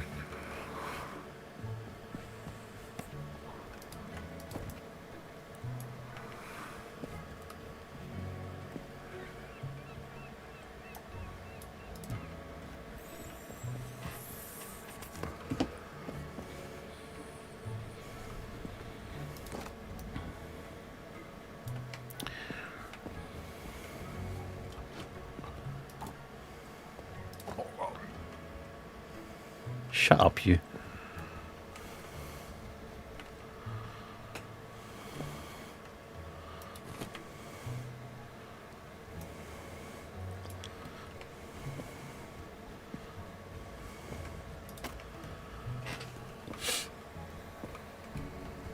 Why would you want to be king of Earth anyway? That'd be so much stress, I reckon. I would just want to have, like, £50 million. Just, that's it. Just leave me alone.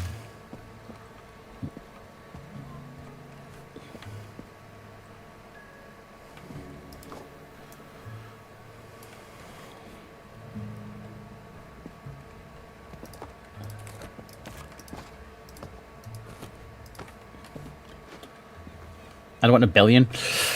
People will come after you with the billion, I think. People will come after you.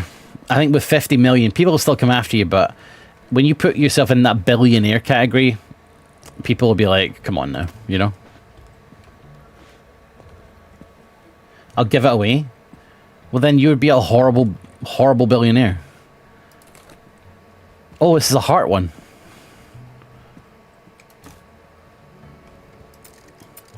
All right, who's the guy who's playing this game? What's going on here? This is a heart one, right? So it has to go with another package. But how do I find out what it is? Because this doesn't do anything. This light doesn't work.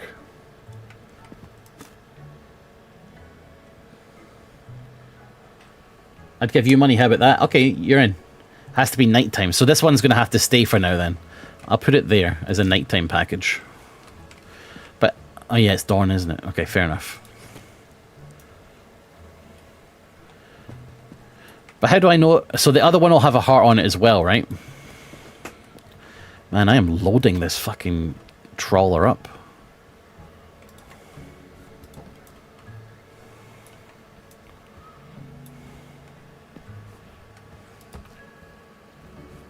$50 million is like middle class wage and just stocks. Okay, mate.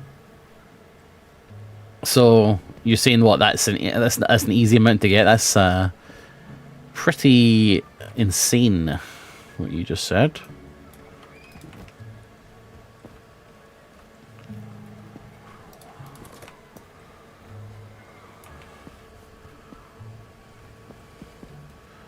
I may have packages with hearts already. I don't think I've seen any. Ricardo, give me a couple million. Guys, if you have a few million to spare, email me, nilesy@yogscast.com, and give me a couple million. And I'll put your name in my description. That is a huge offer, and not many people will give you it. Seriously, guys, that's massive. I'll say thank you, and then your name in my Twitch channel description. Wow. Sonny, stop fucking harshing on my fucking vibe here. I'm trying to get us paid. I'll give you some if I get it.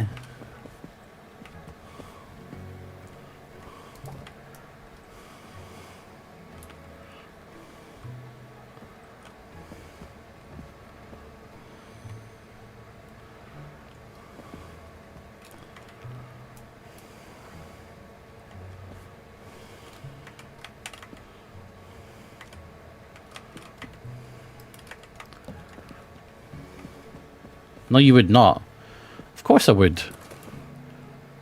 I'd easily pay you to fuck off. No, I'm joking. You're the best.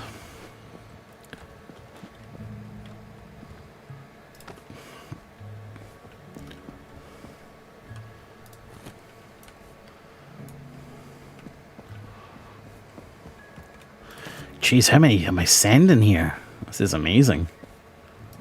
And another.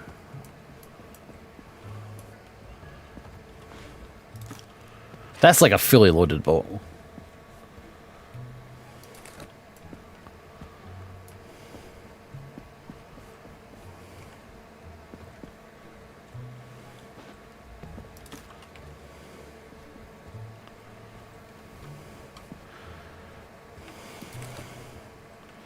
I've not made a dent in that pile. That's crazy.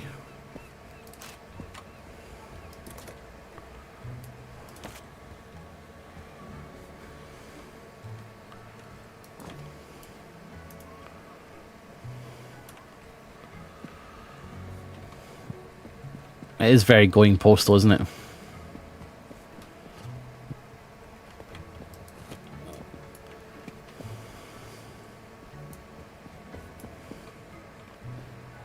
So heavy, does that mean it will crush a package underneath it?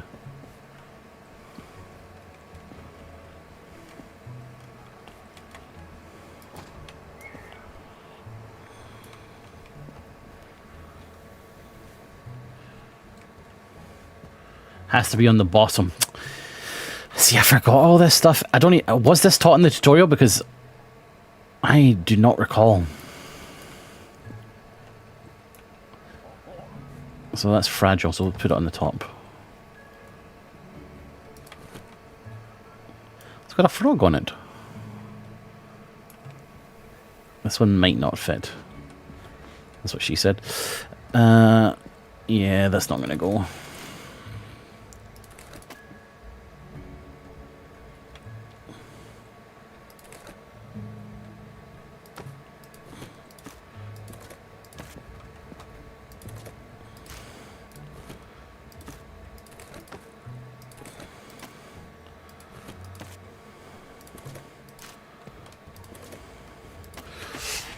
Yeah, that's about it, really.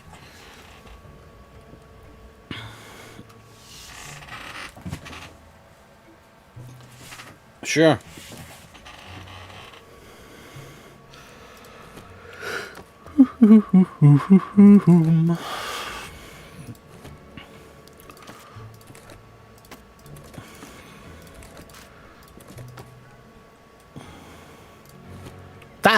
The fact that wouldn't go on there is wild.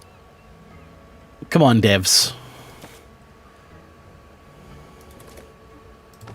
A repair room. Oh, that's nice. So I could keep them.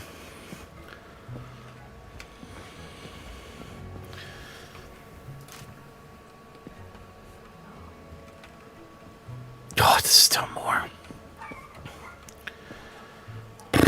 No wonder people go postal.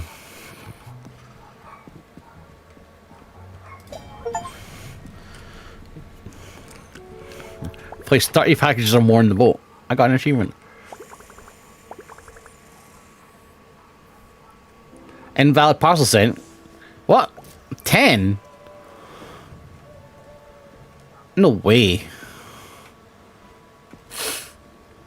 Surely not.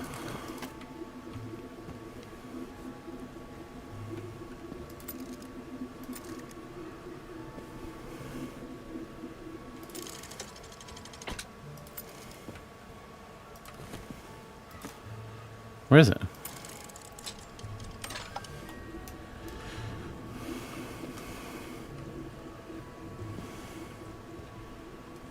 Maybe it's not here yet.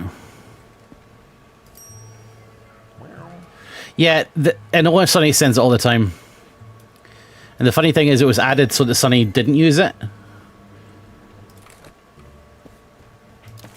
Because she used to say it when she was talking about me. When I said a funny joke, she would use that emote and it would fucking crush my soul. Fuck, it's 9:30, you assholes. You didn't tell me. Well played. Well played, guys.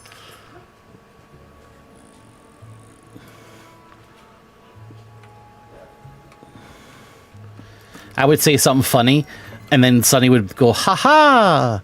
And I'd be like, fucking shut up.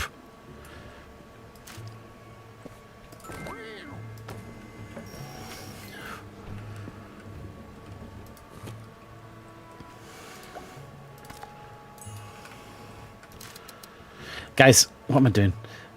I'm out. Hell of a stream today, guys. Hope you've enjoyed it. I've had a wild time. This has been very fun, but it's 9:30. And I've been here half an hour longer than I usually am. So I hope you've... Hey, Kerry! Can I have the printing? She fucking sighs like it's such a hard thing to do.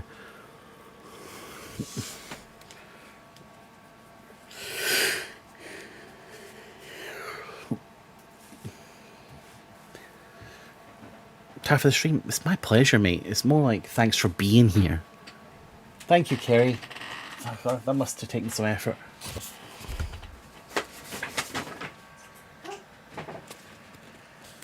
There. Okay, so there you go. There's my novel. At least there's 50,000 words of my novel.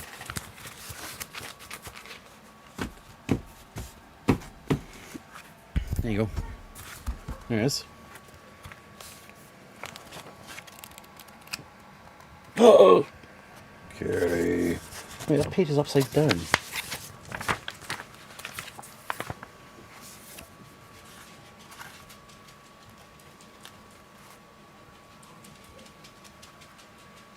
It's just that page. It's your manifesto. No, it's my novel. It's all fucked up now because I... What the fuck?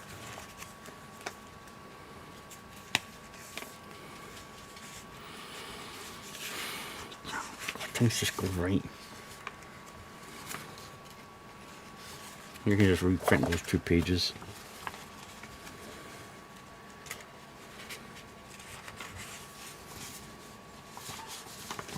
Yeah, I'm just going to reprint these 2 pages. But basically that's it.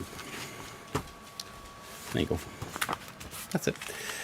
No, I'm not going to throw it. I'm just going to reprint those 2 pages.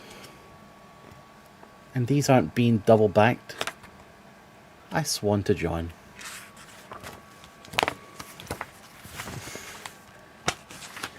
That's a blank piece of paper. Well, I see what's happened there. And that's folded over there. Bloody hell. It's got a name. Well, it was called Falling. It was called Falling. And I didn't print the other one. I like the sound of this one. I wanted to reread it and see what it was like and see if it was worth continuing or not.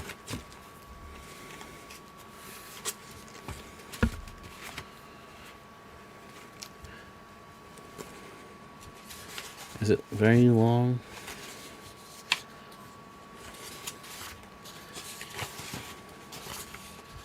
Do you want me to read you the first bit? I could read you the first chapter, part 1. You can tell me if it's any good. I'll stick around for another 10 minutes. My mother's on holiday, so I don't have an appointment in the garden, so I could read you the first little bit, if you're interested. Keep in mind, I wrote this a decade ago, so I honestly can't remember. I remember the basic premise of this, the idea of the story, but I can't really remember the ins and outs, so be kind. Part 1, the introduction. This is called Falling. A cool breeze blew through Karen's hair as she perched on the rock under the tree as she calmly observed the chaos unfolding down the hill. The rock was quite large, possibly made of granite, and covered in several pieces of multicoloured graffiti. According to the rock, YZ, KT, and PW had in fact been on this rock, and the acts which YZ and KT got up to had been described in some detail. In fact, I'm biting my tongue. Had Karen decided to inspect the rock and read said graffiti, she might decide to perch under a tree, or perhaps just perch on the ground, after what had happened on said rock between these young lovers. Karen sat quietly, smoking painfully. Karen was new to smoking and had yet to acquire a taste for it. She had been recommended by a friend, and she was never one to turn down trying some new things. It was, as some might remark, a beautiful day. The sky was very colourful, a mixture of dark, light and royal blue to make up the sky, whites, greys and beiges for the clouds, and browns, blacks and silvers for the wooden crates in the distance. Karen was also a painter as well as a reporter, an amateur painter, but a painter nonetheless. As she sat on the rock with her legs hunched under her chin, smoking her cigarette, she likened that she must have looked exceptionally bohemian right now, and that she'd love it if a picture were taken of her, just so that she could paint it later, hang it somewhere in her house where not many visit, the basement perhaps, and go there on occasion to imagine what life would be like without the troubles and worries of everyday life. A camera flash awoke Karen from this fantasy and as her fury of being photographed without permission mounted, she considered that it was quite ironic to be photographed right now, thinking of the fantasy briefly, but then discarded the thought because she wasn't entirely sure of the definition of the word ironic. "What the hell are you doing?" Karen barked from the rock, standing up and turning around in a poor attempt at making the manoeuvre look casual. "Sorry, you just look pretty cool, you know, the sun where it is and the clouds, well," remarked Brian. Brian was a remarkable man. In that his remarks were often... Sorry, I write like this. I like this kind of writing. I don't know. Some people don't like this kind of writing. I love it. "Sorry, you just look pretty cool, you know, with the sun where it is and the clouds, well, you know," remarked Brian. Brian was a remarkable man, in that his remarks were often this to be remarked upon to others in retelling of the story, which was typically Brian. Brian had hopes and dreams. He hoped and dreamed to one day make a remark to Karen as they both lay peacefully in a bed after a passionate night of lovemaking, with the rain gently beating on their window and their small cat Timothy curled up at the foot of the bed.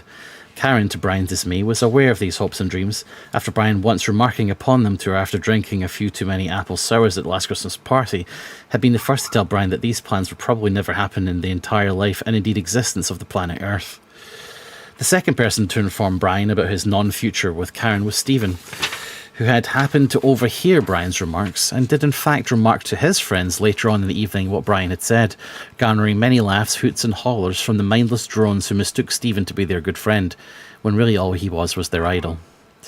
Stephen, being Karen's on and off again boyfriend for the past few years, took the news that Brian intended on seducing Karen quite well, he thought.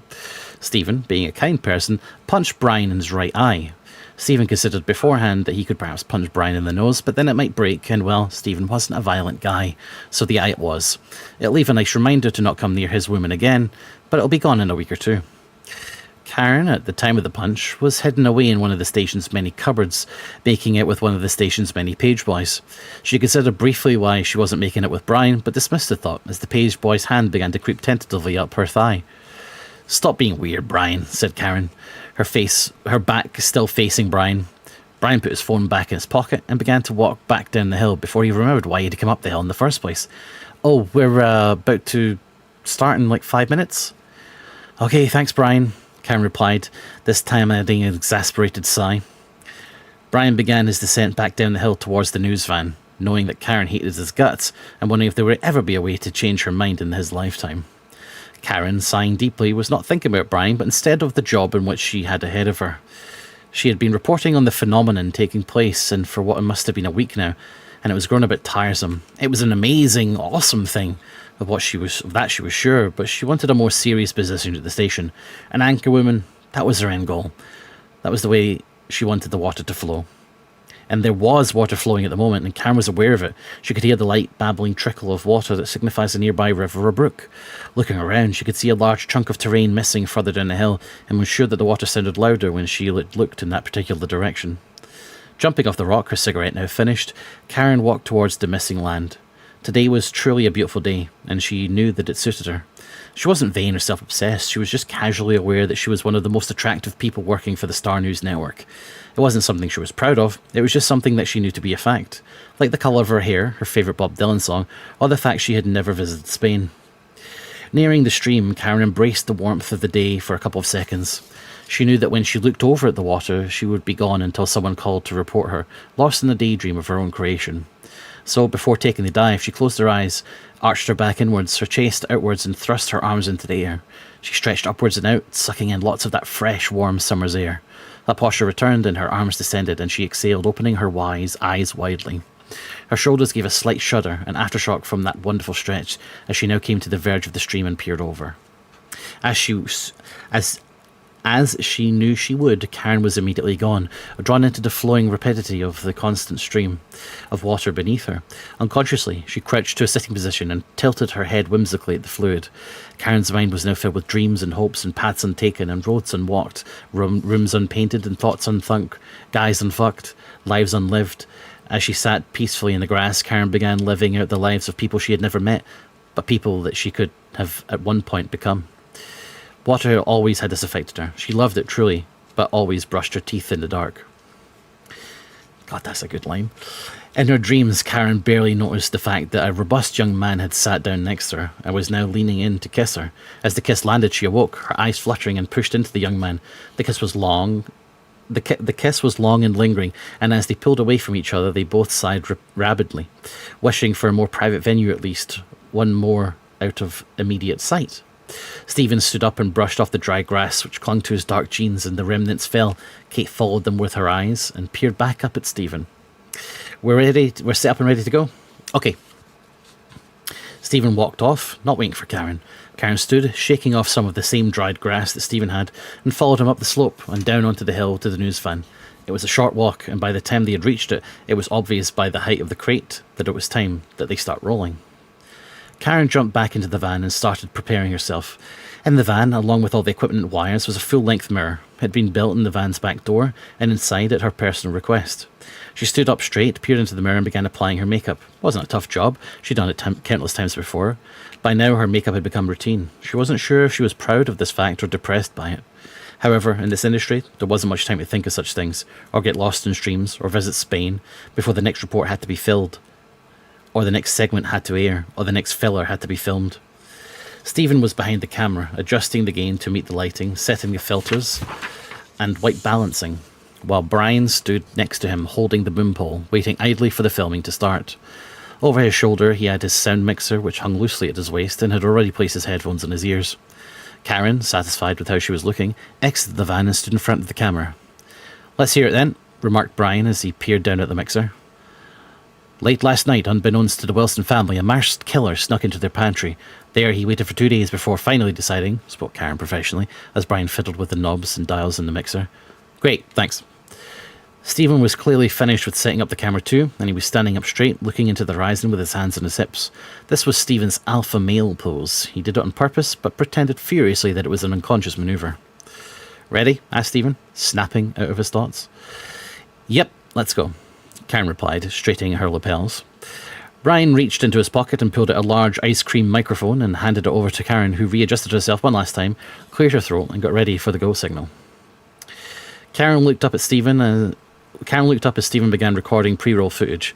The clouds had shifted now. They weren't all white and fluffy as they had been before, nor was the sky as blue as it had been as it first appeared to her. Everything above seemed to have taken a turn, been given an edge. Where first there was striking beauty, there was now savage beauty. Dangerous beauty. The world around her was still wonderful and exciting and filled with colour, but something had changed. It was during lines of thought like this that Karen liked to cry slightly, but she refused herself this opportunity to save her mascara running and setting back the filming for another half an hour. "And you're on," Stephen said, now hunched over the eyepiece of the camera. "Thanks, Claire. As you can see, I'm standing in Fair Tree Field, the place where this phenomenon reputedly first began. Behind me are trees, rocks, streams, animals and land. However, directly above me, falling to the earth at roughly 5 miles per hour and about to land, is a crate. This crate, unmarked, like the first, measures what we can only estimate 2 meters by 2 meters. The first, which was, as we all know, 15 by 15 meters, certainly dwarfs this crate, and we are all curious as to what it might contain. Fair Tree Field, the location of the first, has, for the first time since the event began, been granted a second. The question which this reporter finds himself asking is this: what will this crate contain? Can we expect more of the same in which we found in the first? Join us back here in Fair Tree Field within the hour as we open up the crate to discover exactly what is expected of us next. The camera rolled on for a further 30 seconds before Stephen called out, "And cut." Karen smiled, her fake show business smile, handed the microphone back to Brian and walked off to the side of the van to get some air. "How is that?" She called over to the van to Brian and Stephen, who were both now placing their equipment aside. Very good," Brian called back, smiling in Karen's direction. Karen shrugged, knowing that it hadn't been that good, and reached into her pocket to fish out another cigarette. It took roughly 30 minutes for the crate to land, in the end, and when it did, it was their duty to open it to make sure there was nothing sensitive which couldn't make it into the air during their daytime news show. The second main segment of Karen's report never made it to air, due to the fact that Karen, Stephen and Brian all died shortly after inspecting the crate, and there was nobody left to hold the boom pole, hit record on the camera and deliver the news. The limbs of Stephen, Brian and Karen littered the lush green field like Easter eggs on a gorgeous Sunday. And had Karen been conscious to think it, she would perhaps find it ironic that in this, the aftermath of her and her crew's death, her disembodied hand nestled wonderfully into the detached hands of Brian. And if Brian had been conscious, then his thoughts on the matter may rush to things such as brushing her hair, passionate love-making, a July wedding and the honeymoon in Madrid, Spain. That's the end of the first chapter. What do you think? Weird to read that.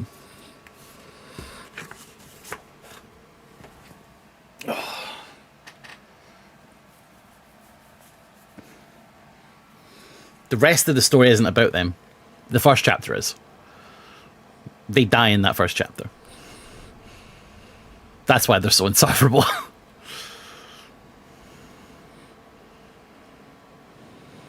You have a good reading voice, thank you.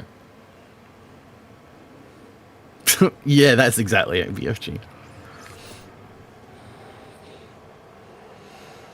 I love doing that.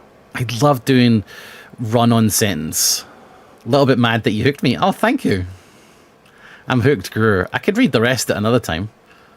How long is chapter 2? I kind of enjoyed reading that because I don't remember any of this.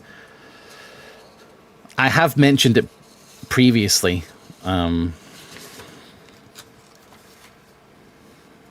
I've mentioned the idea previously because I wrote this for the NaNoWriMo competition, which was chapter 2 is quite short.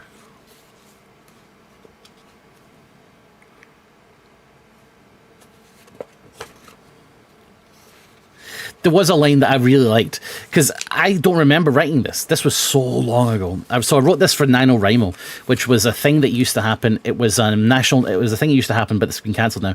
But it was national. It was being cancelled now. It's been cancelled now. But it was National Novel Writing Month, and it was it was 30 days, and every day is gone now, Sonny. But it's you took 30 days. And then when the 30 days was over, National Novel Writing Month.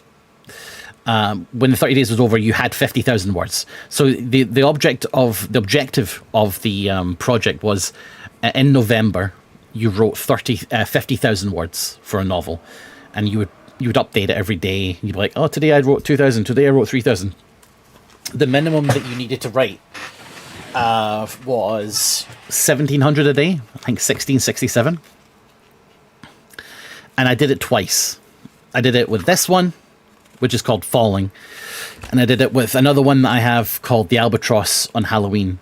And I completed it. I won it twice, and I failed it once. I failed it the first time, and then I won it the second and third time.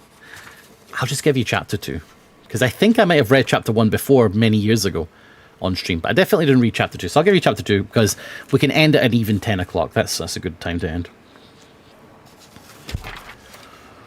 All right.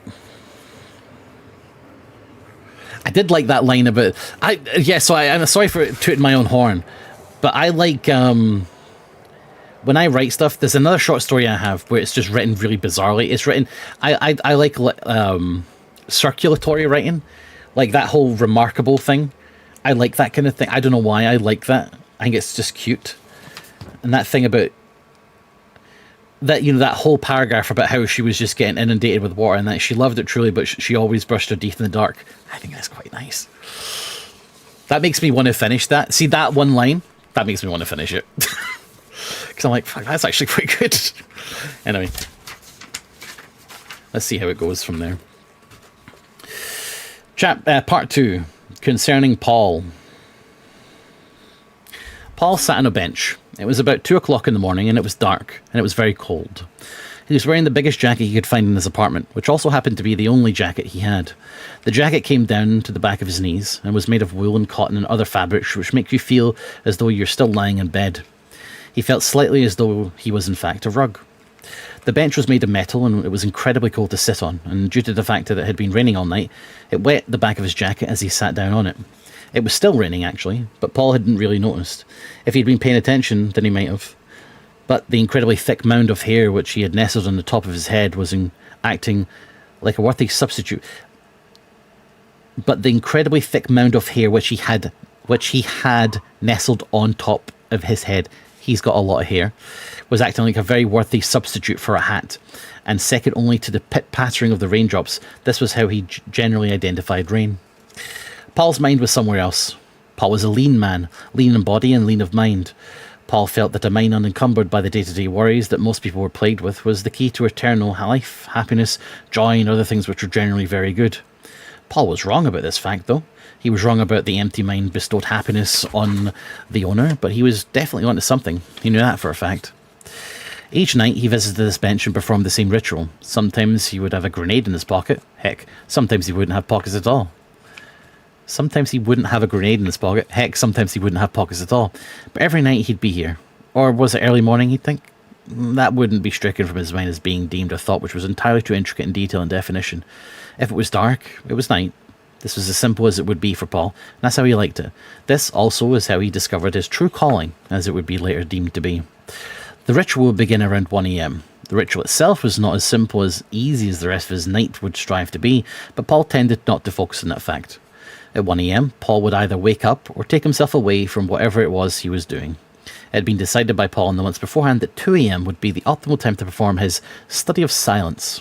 The reason for this, he figured, was that in his area, most people would be finishing work at 12 a.m. at the latest, and making their way home about 12:30, leaving 30 minutes for travel, to 1 a.m. The period between 1:30 and 3 a.m, Paul assumed, would be the best time to bank on complete and utter silence from traffic, thus eliminating as much noise pollution as was possible, unless he was visiting the countryside. But Paul wasn't a fan of the countryside. At 1 a.m, he would have a shower. He was a meticulous man and knew that during his later meditation, had he been dirty or any way gross, that this would thoroughly distract him from the explosion and the study which took place afterwards. A hot shower would be run, which would be 7 on the shower dial, 9 being the highest. Heat, Paul knew, was required to kill off all the bacteria to get rid of all the dead skin cells which clung to him. After the shower, Paul would dry off, get dressed, and blow dry his hair. His hair, which others have classified as a collection of artwork. His hair, which others have classed as a collection of artwork from the late great spaghetti artist Pablo Botlegasso, took about 20 minutes to dry. Once dried, Paul would set off in the kitchen to make himself a small meal. The meal would consist of 2 slices of buttered toast, some microwaved baked beans, and a cup of milky tea. Paul had decided early on that if he messed around picking different meals every night, then it would lead to him overthinking the situation, which is definitely not what he wanted. After the meal, he would clean the dishes so that he didn't need to worry about them later, and take a look out the window. If it was a wet night, he would take a coat. If it was a dry night, he would simply go out with a jumper or a shirt. As tonight was in fact a wet night by his concession, he picked up his jacket, which was hanging by the door, a small 20cm by 7m grenade, unlocked his door, and went outside. Paul's apartment was part of a complex of apartments, which meant that he had an inner door and an outer door. The inner door, his front door, was a fire door, meaning that it not only was incredibly heavy, but also very noisy if slammed. Paul made absolutely sure to slam the door whenever he left, as practice for what was to come. Stuffing the grenade into his coat pocket, he let the door fall. It slammed hard into the frame, and the waves of sound ricochet around the empty hallway.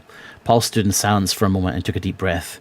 He crinked his neck, which was the word he used for tilting his neck to the right and cracking it slightly, and walked towards the outer door. Opening the outer door, he exited the apartment complex and began walking towards his bench.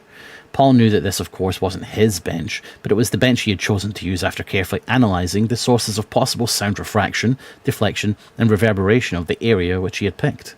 It was a particularly cold night, he noticed. He noticed this and hoped that this wouldn't become a problem later in the night. Then he noticed that he was noticing and wondered whether his perception of possibility of a problem would further amplify a problem where at first there wasn't really one at all.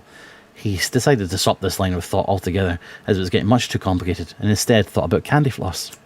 A stick of candy floss was simple and unchanging, comprised of thousands of strings of caramelized, sweetened and coloured sugar. Candy floss, in its composition, became a singular entity. Candy floss was merely a collection of candied floss, he remarked, that lacking each of the single fibres of floss would consist of nothing but a stick. This was how Paul saw the world, and the fact that this metaphor had made itself known to him made him feel a lot better about the temperature incident. The world, as Paul saw it, consisted of humans. Humans define humanity, and as their being in the world. Humanity without the humans would leave nothing, except for maybe the stick. Paul could see no flaws in his logic. Nearing the bench, Paul took a look around him, just to make sure that there was nobody else in the area. There never was, of course, but safety was one of Paul's greatest concerns, especially when handling live explosives. Paul stood under a street light in the area, which was by now thoroughly coated in red, blue and green paint, and surveyed the area further. At that moment, Paul considered he must look pretty cool, by only the definition of cool that he could recall. Paul was a tall man, in his early 20s. In the streetlight he cast a long and thin shadow, matching his lean frame. The light cast down on his face, but did not meet any wrinkles or divots upon it, so no harsh or brooding shadows could be made. He felt that this was the only thing which detracted from his coolness. Cool guys who stand in streetlights usually have dark and menacing features, but Paul's face looked fresh and carefree, much to his satisfaction, but then at the same time causing him a slight dissatisfaction. It occurred to him that a lot of cool guys wear hats underneath streetlights, which make them look menacing too, and that maybe he should get a hat. Then he realised that he was thinking too much about the matter, cast it from his mind and walked over to his bench and sat down. He began his preliminary studies. This involved Paul sitting on a bench in a comfortable position, staring blankly into the poorly lit clearing. The clearing he was in was paved, and there was a walkway between two adjoining main roads. During the day, this patch of land was noisy, filled with people and cars driving in each direction. However, at this time of night, it was very, very quiet, which was perfect. Paul, staring blankly into the abyss, as he called it, thought of nothing. His mind was perfectly blank, and his thoughts were perfectly clear. He could feel himself about to tip over the edge of nothingness, as he called it, and pulled back. Sitting up straight, he stretched slightly to release the tension in his shoulders, ran a hand through his now damp hair, and fumbled in his pocket for the grenade. He pulled the grenade out of his pocket and inspected it briefly. The grenade was relatively small, and unlike a normal grenade, was black, with a red cap, and felt almost as though it was made from a very rough felt. It was, though, in Paul's eyes, very dangerous, and as he took it from his pocket and unscrewed the cork cap. Paul held the cap between his fingers and brought the body of the grenade up to eye level to check the fuse. Everything seemed to be in order, he decided. Standing up, Paul made his way to the streetlight. Paul elevated the grenade once more, took the cap in his hand, and struck the potassium chlorate-covered fuse with the striking which coated the cork cap. In an instant, sparks flew, and for the first time that night, Paul made very quick and precise movements. Quickly, Paul placed the grenade on the wall surrounding the clearance, which ran underneath the streetlight. Next, Paul dashed back over to his bench. A suitable distance away, he still agreed, and sat and waited. The fuse was long, made especially for Paul himself. After about 7 seconds of sitting on the bench, Paul reckoned that the grenade would explode in roughly 20 seconds. He began to prepare himself. He crinked his neck, lowered his eyelids by about 30%, took a deep breath and sighed. He was ready to accept the absence and ready to analyse it. He looked around, a final safety examination, and other than the girl walking quickly down the alley to the left of him, everything seemed safe and ready to go. His mind jittered. Every empty thought in his head suddenly caught fire and screamed danger at the top of its voice. The girl, who was now staring at, came closer and closer to the grenade, and he could see what was about to happen. In his final quick and rapid movement for the night, Paul leaped for the girl. He yelled in surprise and spun her around to face the bench. buckling himself over the girl. The grenade exploded, covering both of them in a light red paint, which under the normal lighting conditions could definitely be described as the colour of candy floss.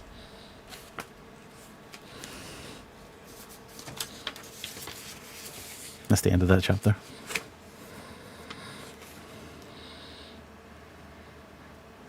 The woman's name is Susie. The next chapter's about Susie. There you go. That's 2 chapters. Do you like it? That ball of gas, that was funny. It's funny to read this because I don't remember any of it.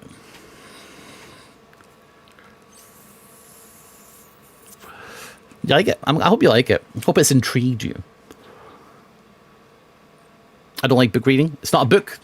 There you go. Cat chess game? What's it called? I haven't played it, so you can tell me what it's called.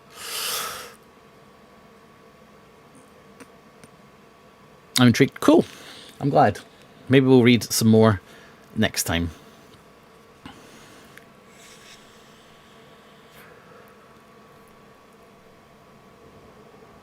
I'll be honest, better than I thought it would be.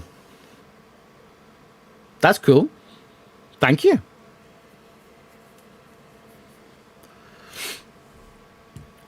Thank you very much. The vaping is so I stop smoking, Pseudo. And it's also a gimme so that when I go on keto, I have something that I can say is bad for me. I can't just have all good stuff. I have to be fucking myself over somehow.